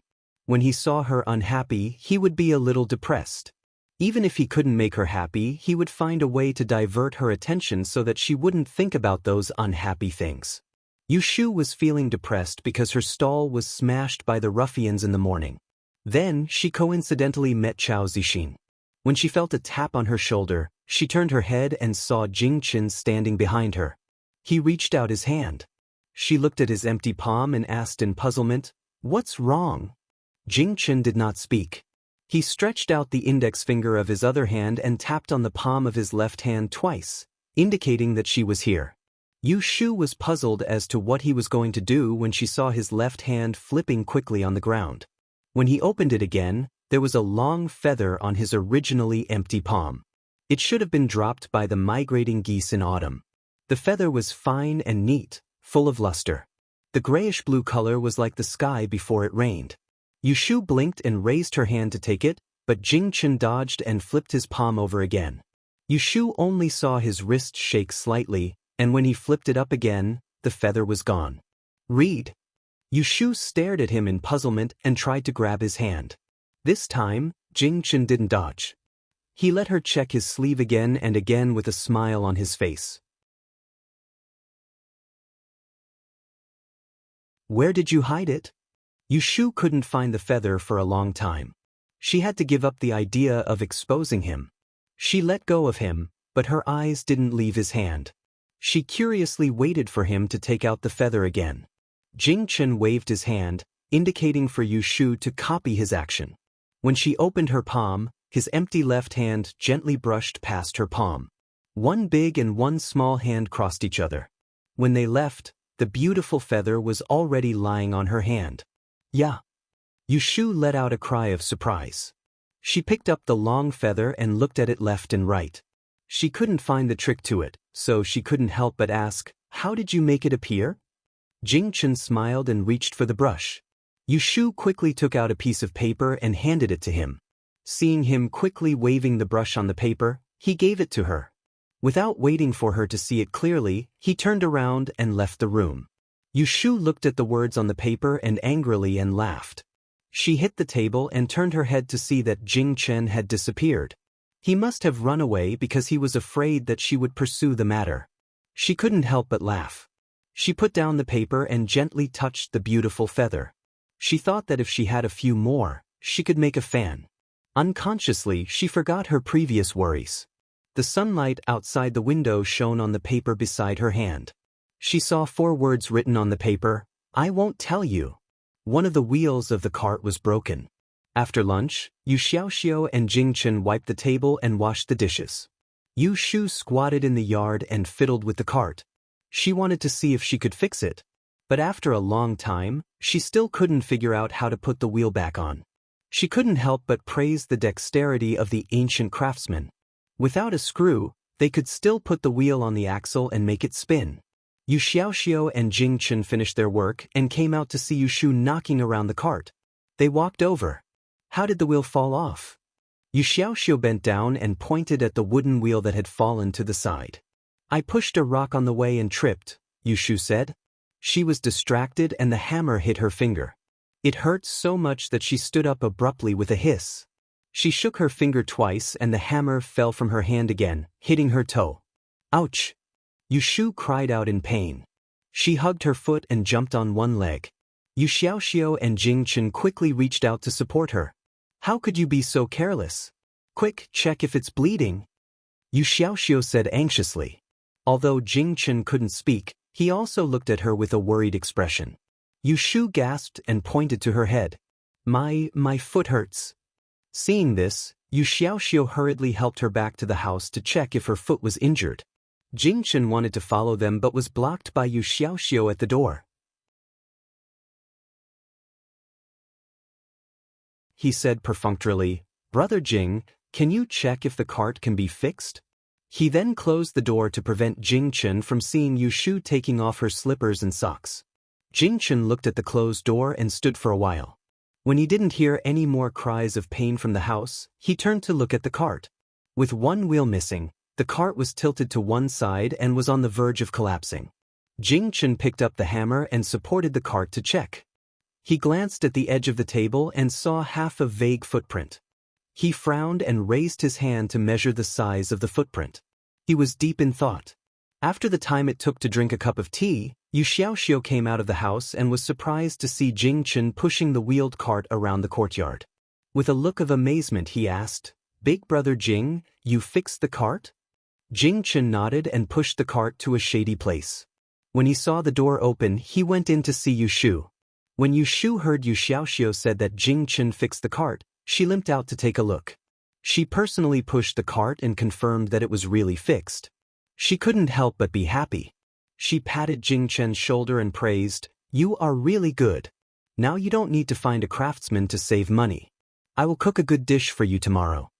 The next morning, Yu Shu was still the first to get up. After washing her face, she went to the kitchen to cook. She planned to cook tofu for Yu Xiaoxiu and Jingchen for lunch. After cooking, she untied her apron and saw Jingchen washing his face in the corner of the yard. She greeted him, "Why are you up so early?" Jingchen wiped the water off his face and gestured to her, "I will go out with you today." Ah! Yu Shu didn't understand what he meant. Jingchen didn't explain much. After washing his face, he sprinkled the water on the small vegetable field in the yard. He went to the kitchen and got 2 bowls of porridge. He took them to the living room of the big house and waved to Yu Shu to eat. Yu Shu went out early. Every day after cooking, she didn't rush to wake Xia Mingming and Yu Xiaoxiu up. She only woke them up before going out. These days, Xia Mingming often stayed out all day. Yesterday, Yu Shu gave her a few taels of silver to make lunch. After breakfast, Yu Shu went into the house to wake Yu Xiaoxiu up. When she came out, she saw Jingchen waiting for her at the door with a cart. Only then did she understand why he woke up so early. "You want to go with me to set up a stall?" When Yu Shu saw Jingchen nod, she didn't know if she should be happy or embarrassed. She looked him up and down and teased him, No. If you sit on the street for a day, your body won't be able to take it. If you faint, I won't have to carry you back." Hearing this, Jingchen couldn't help laughing. He felt a little unhappy. He grabbed her hand and wrote, "I won't be so weak."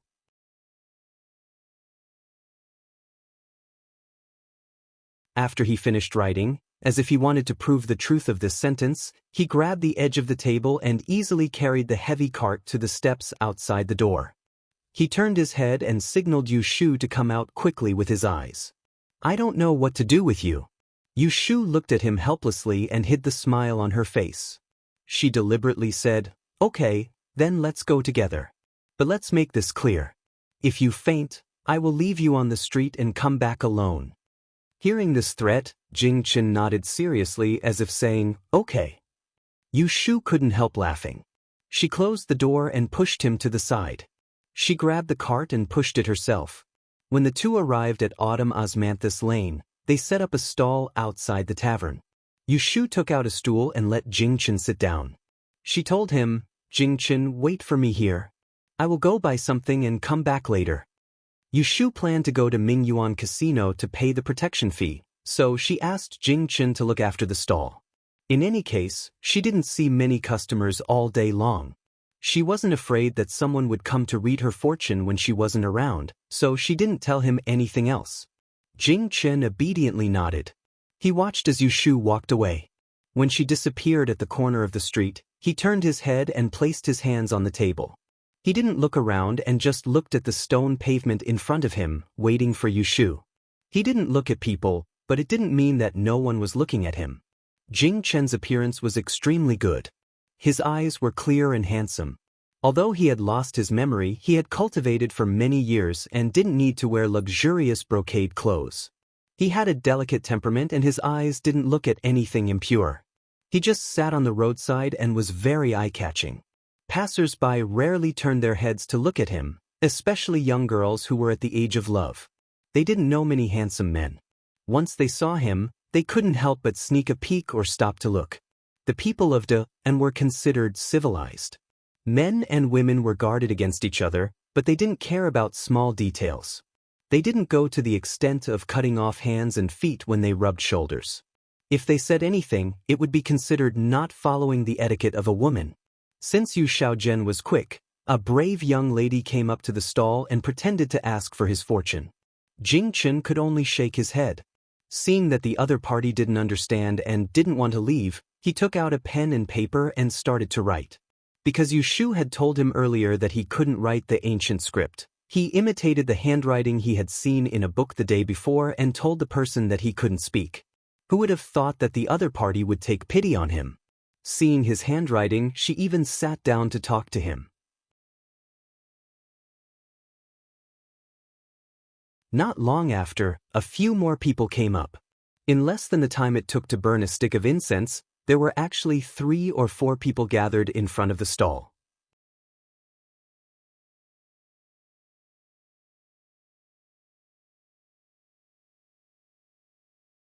Chapter 153. Yu Shu found the Mingyuan Casino on the west street of Autumn Osmanthus Lane. It was a 2-story building, but it wasn't as grand as she had imagined it to be. However, the signboard was bigger than the other casinos on the street. Only one of the 3 doors was open, and there was an oily yellow leather curtain hanging from the outside with the word, gambling, clearly written on it. As soon as Yu Shu entered, she was hit by the sour smell of sweat.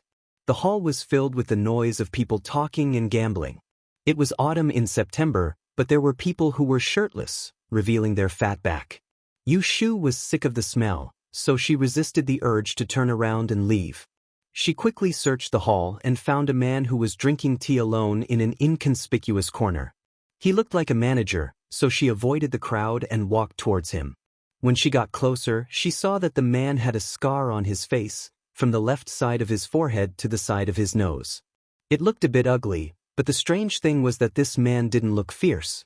He was around 30 years old and looked very calm. Yu Shu stopped and went forward to talk to him. Brother, may I ask who are you looking for to pay the rent for a divination stall in Autumn Osmanthus Lane? The scar-faced man raised his head and glanced at her, but didn't answer. He reached out and waved somewhere else. Soon, a tall and strong man ran over.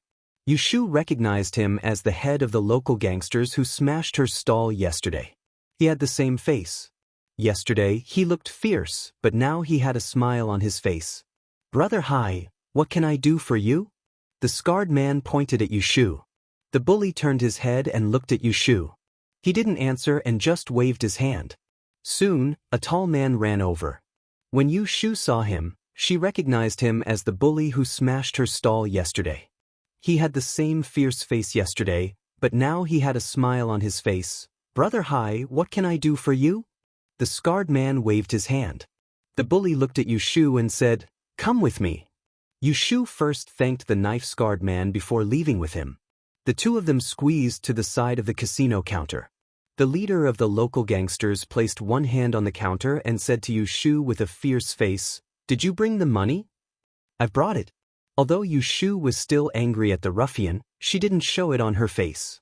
She took out an ingot of silver she had prepared earlier and handed it over. He weighed it in his hand twice, then passed it to the waiter sitting behind the counter and said, "The piece of land in front of Old Sun's Tavern is for this half a month."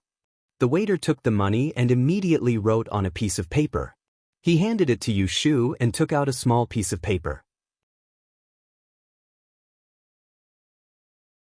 When the plate of cinnabar was placed on the table, Yushu looked at the piece of paper with the words, "In front of Sun's Tavern, September 15th and 5 taels," written on it. She didn't understand what it meant. The head ruffian impatiently urged, "What are you staring at? Sign your name and leave your fingerprint." Yushu didn't understand and asked, "What's this for?" She didn't know what this was for, so how could she just casually sign it? What if she sold her out? "I'm asking you to sign it, so hurry up and sign it. Why are you talking so much nonsense?" The head ruffian shouted at Yushu. Yushu tilted her head to avoid his spit. She sneered inwardly. Sooner or later, she would give him 2 slaps to vent her anger. She then went to ask the waiter who was doing the accounting. The waiter was quite easy to talk to. When he heard her question, he explained, "Write your name at the bottom and leave your fingerprint. That piece of land will be rented to you. If anyone tries to snatch your territory, just bring this note to our Evergreen gang. I guarantee that you won't be at a disadvantage. Remember to pay the rent next month, otherwise this note will be invalid." When Yushu heard his explanation, she was quite surprised. She originally thought that the protection fee was for nothing, but now it seems that it was quite useful. At least, she didn't have to worry about others snatching her territory. After Yushu signed the note, the head ruffian left. She didn't rush to leave. Instead, she asked the waiter about the scar-faced man who was drinking tea in the corner. The waiter was probably bored sitting at the counter early in the morning, so when he heard someone talking, he was happy to chat. From the waiter, Yushu found out that the scar-faced man had a powerful background. He was the vice leader of the Evergreen gang. Today, he came down to patrol and coincidentally ran into Yushu. This person's surname was Su. Previously, Yushu heard the head ruffian call him Brother Hai. His real name was Tseng Hai. Listening to the waiter's respectful tone, Tseng Hai had been practicing martial arts for many years. He was skilled in martial arts and was a martial artist. No wonder when she saw him sitting calmly, he must have the confidence of a martial artist. Yushu wasn't interested in Beaver Hai. She just wanted to understand the strength of the Evergreen gang. She asked enough questions and was afraid that the waiter would notice something, so she changed the topic. "Little brother, where is the E-district? I want to try my hand." It wasn't that her hands were itchy, but the 5 taels of silver that she had to pay for half a month made her heart ache.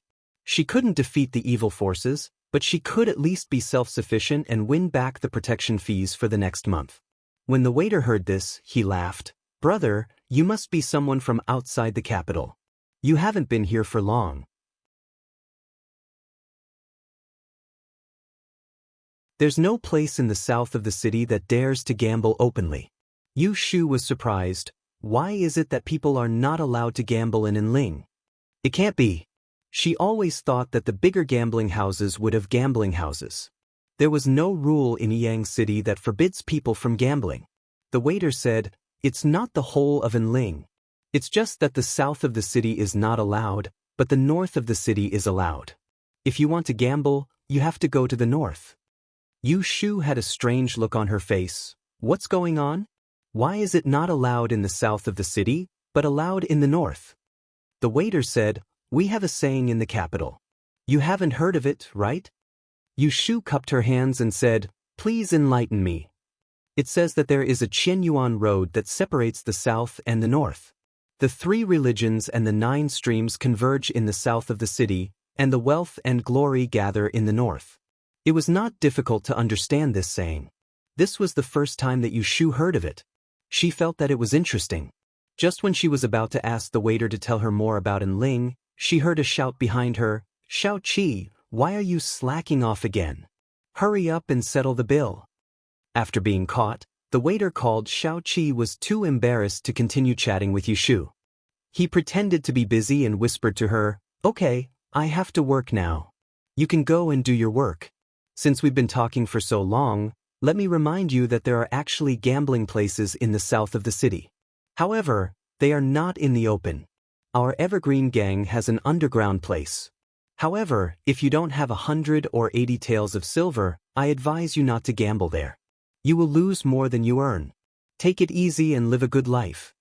When Yushu heard this kind advice, she thanked him and left. Before she left, she looked at the corner where Master Zhai was sitting. However, he was nowhere to be seen. After Yushu left Mingyuan Casino, she quickly walked through the alleys and arrived at the street where Sun Ji's tavern was located. Before she reached it, she saw through the crowd that her little divination stall was surrounded by 4 people, both men and women. They blocked Jing Chen's figure, and she couldn't see him. Thinking that something had happened, she hurriedly ran over. "Jing Chen." As soon as Jing Chen heard Yushu's voice, he stood up. When he saw that she had a worried expression on her face, she squeezed through the crowd and approached him. The uneasiness that he had felt earlier immediately disappeared. He waved his hand at her to indicate that he was fine. When the people in front of the stall saw that Yushu and Jing Chen knew each other, a clever-looking girl asked in a crisp voice, "You must be Mr. Yu." Young Master Jing said that this is your divination stall. We've been waiting for a long time. You're finally here. Please help me with my divination first. Before Yushu could figure out what was going on, she heard the girl say that she wanted to have her fortune read. It was rare to see a customer. Her heart was filled with joy. She quickly smiled and replied, "Kit." She gave Jing Chen a look that said, "We'll talk later." Then she walked around to the back of the stall and sat down. With a pleasant expression, she asked, "Miss, what's your surname?" "My surname is Zhou." "Miss Zhou, what do you want to know? Can you tell me which day of the next month is a good day? My mother and brother are going back to their hometown." There was a saying that people should first look at the yellow calendar before going out. However, this saying was meant for modern people.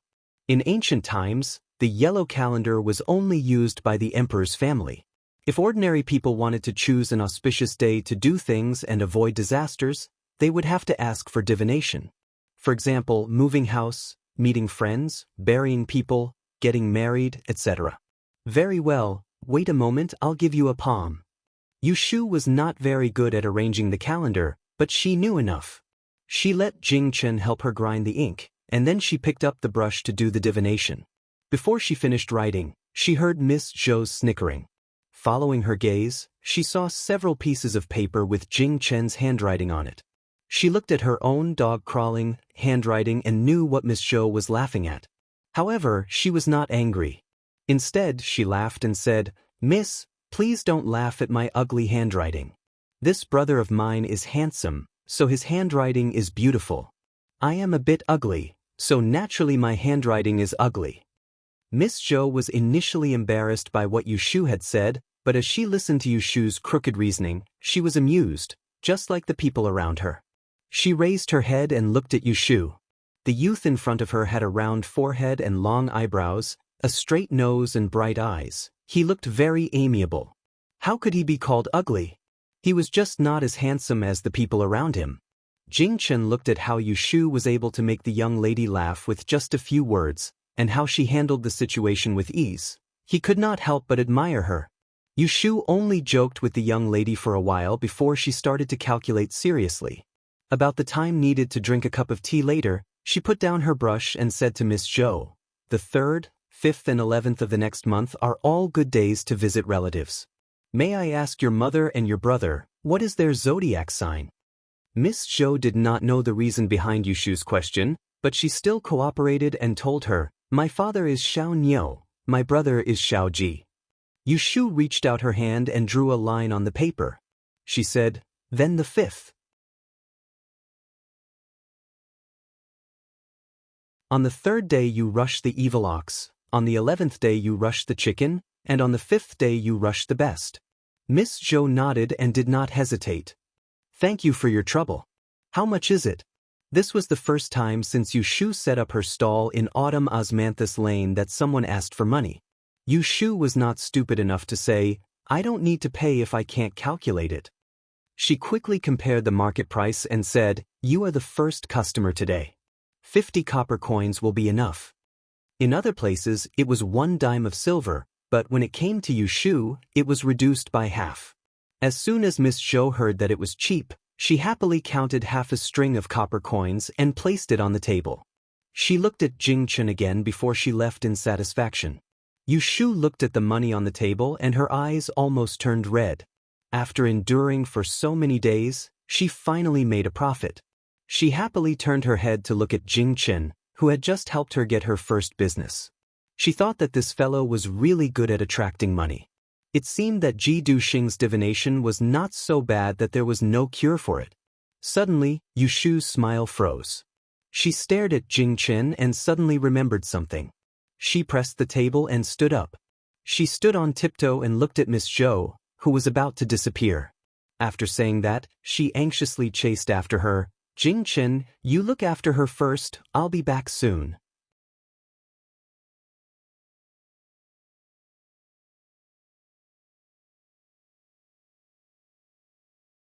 Chapter 154. Jing Shan watched from afar as Yushu caught up with Miss Zhou, who had just asked for her fortune. She gestured with her hands and feet and said something. After a long while, she turned around and came back.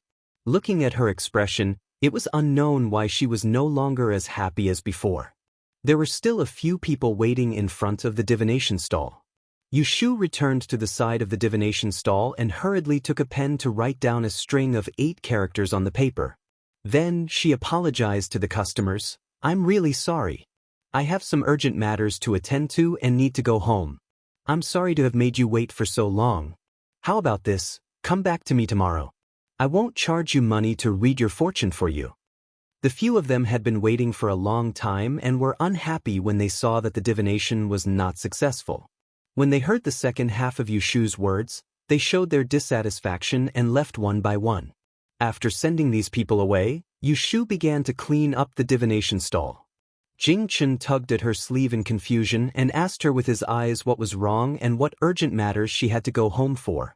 Yushu didn't know how to explain it to Jing Chen for a moment, so she said perfunctorily, "Pack up first. I'll tell you on the way back." As she sorted out, she thought about how to tell Jing Chen. The truth definitely couldn't be told. Should she tell Jing Chen that she was afraid that he would bring trouble to them if he came into contact with strangers and get into trouble for no reason?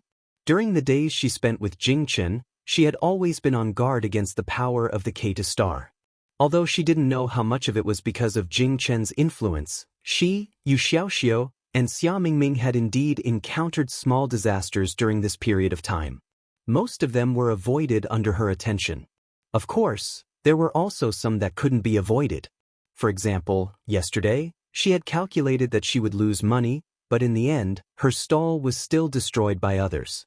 In her spare time, Yushu had also pondered about the evil spirit of the K2 star. There were a few guesses. First, the K2 star's attacks had a periodic cycle. Take their adventure on the ship. After escaping from danger, they had settled down for a while. At least, they had been safe during that period of time in the cave. Therefore, the K2 star's attacks did not kill people every time. The reaction was in the shape of a parabola on the mathematical image. Every time, after a great disaster, it would stop for a few days, and then it would rise bit by bit to the next peak. Second, the K2 star's attacks had conditions. It couldn't implicate others for no reason. At the very least, one had to have contact with Jing Chen. However, she couldn't find a standard for this contact. Take her for example, when she was in Yang City, she and Jing Chen had only seen each other across a river, and he had felt that she was implicated by him. However, just by seeing each other, He could let the other go through danger. This K-star was too overbearing, and it didn't conform to the logic of existence. Therefore, there must be conditions that she didn't know about, such as certain hours and certain days. Third, the K-star's attacks had a time limit. If one was implicated by a disaster, then even if they didn't immediately get unlucky, they wouldn't stay dormant for too long. It would probably be within a month. Yushu had just caught up with Miss Zhou and asked for her birth date and 8 characters. She also asked her to come back tomorrow. She wanted to go back and see if the young lady had been implicated by Jing Chen. She didn't want to be as unlucky as Xia Mingming, who almost lost his life because he opened the window early to get some fresh air. In fact, it would be more convenient to ask Jing Chen directly. Before he lost his memory, he had told her that he had a feeling if the people he had been in contact with were implicated by him. However, she did not dare to rashly ask Jing Chen about it. Jing Chen had lost his memories, but he was not stupid. This matter concerned his own body, and he would definitely sense that something was wrong. At that time, when he asked about it, how was she going to make Yushu explain his evil fate and explain what Jing Chen should do in the future? Yushu was worried. When she brought Jing Chen on the road, she knew that things wouldn't be so simple. Previously, Jing Chen didn't have the opportunity to interact with others. Everything depended on her, but it wasn't difficult. Now that Jing Chen went out, the problem arose. Could she let him stay in that small courtyard for the rest of his life? AI. On the way back, Jing Chen tilted his head to look at Yushu, who was sighing repeatedly. He could sense that she was worried, but he didn't know why. He originally wanted to ask her why she was in a hurry to go home.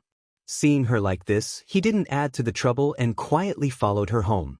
When they were about to arrive at the door of the house, Yushu found an awkward reason to fool Jing Chen. She said that she had arranged Miss Zhou's birth date wrong by half, so she had to go home to review the calendar. Yu Xiaoxiu saw that Yushu came back before noon with the stall, so he couldn't help asking curiously, "Why are you back at this time? Is the car broken again?" Yushu was upset, so she didn't pay attention to him. She went into the house and sat at the desk. She randomly distributed some ink and took out the note of Miss Zhou's birth date and began to calculate. The brush was not very smooth, which seriously delayed her calculation progress. It wasn't until lunchtime that she finally calculated Miss Zhou's misfortune in this month.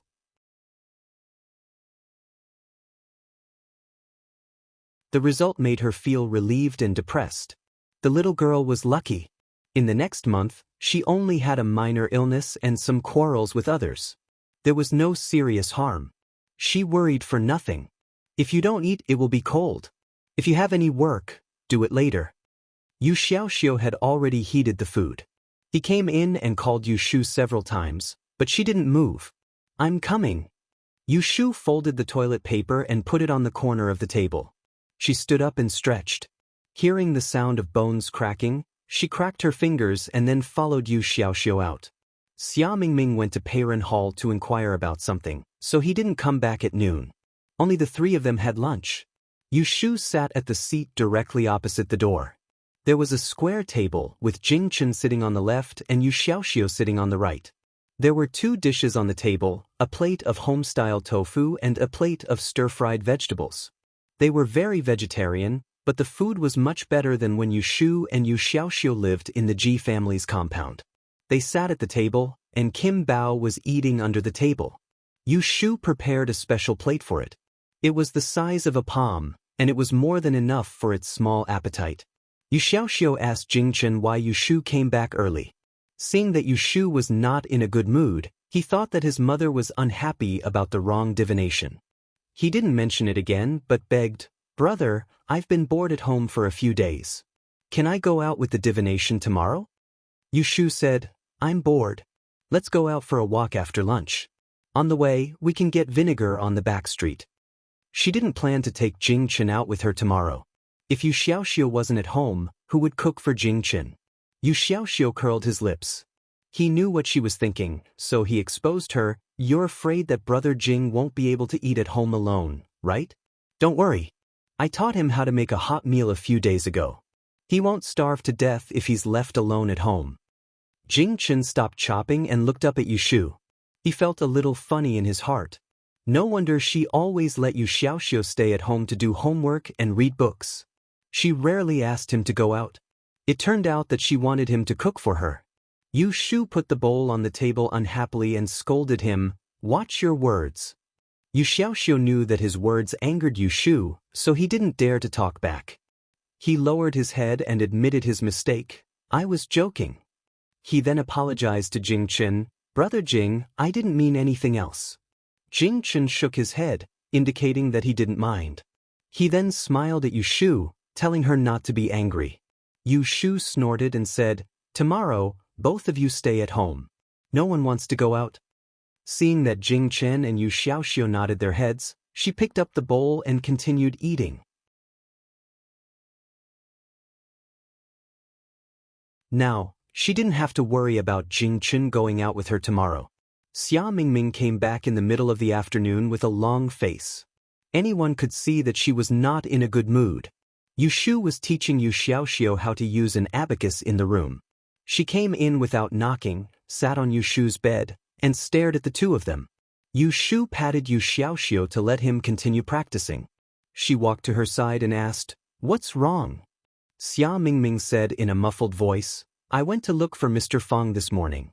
Mr. Fang was the one who wrote the recommendation letter to Xia Mingming.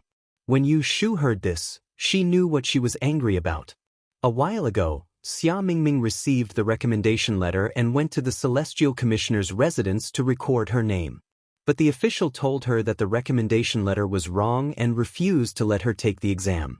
In fact, it wasn't the recommendation letter that was wrong, but the official wanted money. At that time, Yu Shu didn't have any spare money, so she asked Xia Mingming to wait. It seems that she couldn't sit still, so she went to look for Mr. Fang and asked for another recommendation letter. She went to the Celestial Commissioner's residence to ask for it, but she couldn't get it.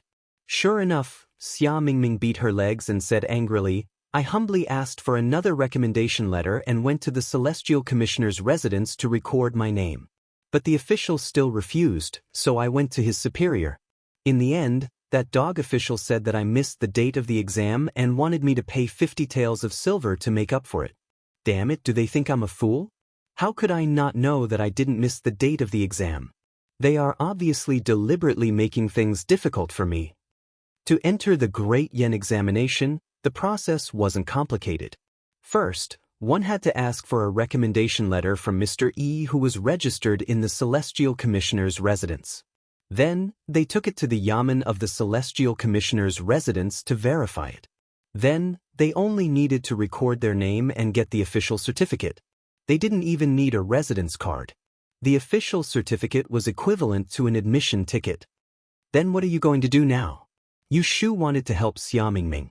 Originally, she planned to take Xia Mingming to bribe the official to get the official certificate after she had earned enough money. But who would have thought that her fortune-telling stall's business was so bad? She didn't earn back her money and had to pay 5 taels of silver as a protection fee. Now, she couldn't take out 50 taels of silver for Xia Mingming to take the exam. Xia Mingming looked at Yu Shu and stammered, "You? How much money do you have?" Yu Shu stood up and took the leather bag from the top of the wardrobe. She took it to the bed and shook it. The silver ingots and banknotes all fell out.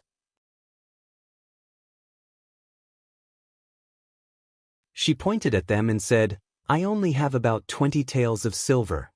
Xia Mingming immediately cried, "What should I do?" In a few days, when it's October, the Celestial Commissioner won't be allowed to take the exam. If she missed this year, she would have to wait for another 3 years. She would have been taken back by her family. By then, it would be too late. Thinking about the future, Xia Mingming was at a loss. Seeing that only Yu Shu could ask for help, he grabbed her hand and said, "Ah Shu, help me think of a way. You have the most ideas. You must have a way, right?" Yu Shu frowned and didn't say anything. She knew that Xia Mingming must have a reason for being able to endure all the way here. However, there was only one way to find so much money in such a short period of time, and it was also the way she was most reluctant to use. "Alan, Ah Shu, do you have a way?" Lu Mingming was so anxious that he cried. He carefully looked at Yu Shu, afraid that she would shake her head. "You're tuning in to the Passion Pages YouTube channel. We're so grateful for your support, and don't forget to subscribe to join us on this incredible journey through captivating stories. Your generosity through donations truly makes a world of difference, as it's the primary source of revenue that allows me to expand and enhance this channel for you. Thank you from the bottom of my heart for being a part of this adventure.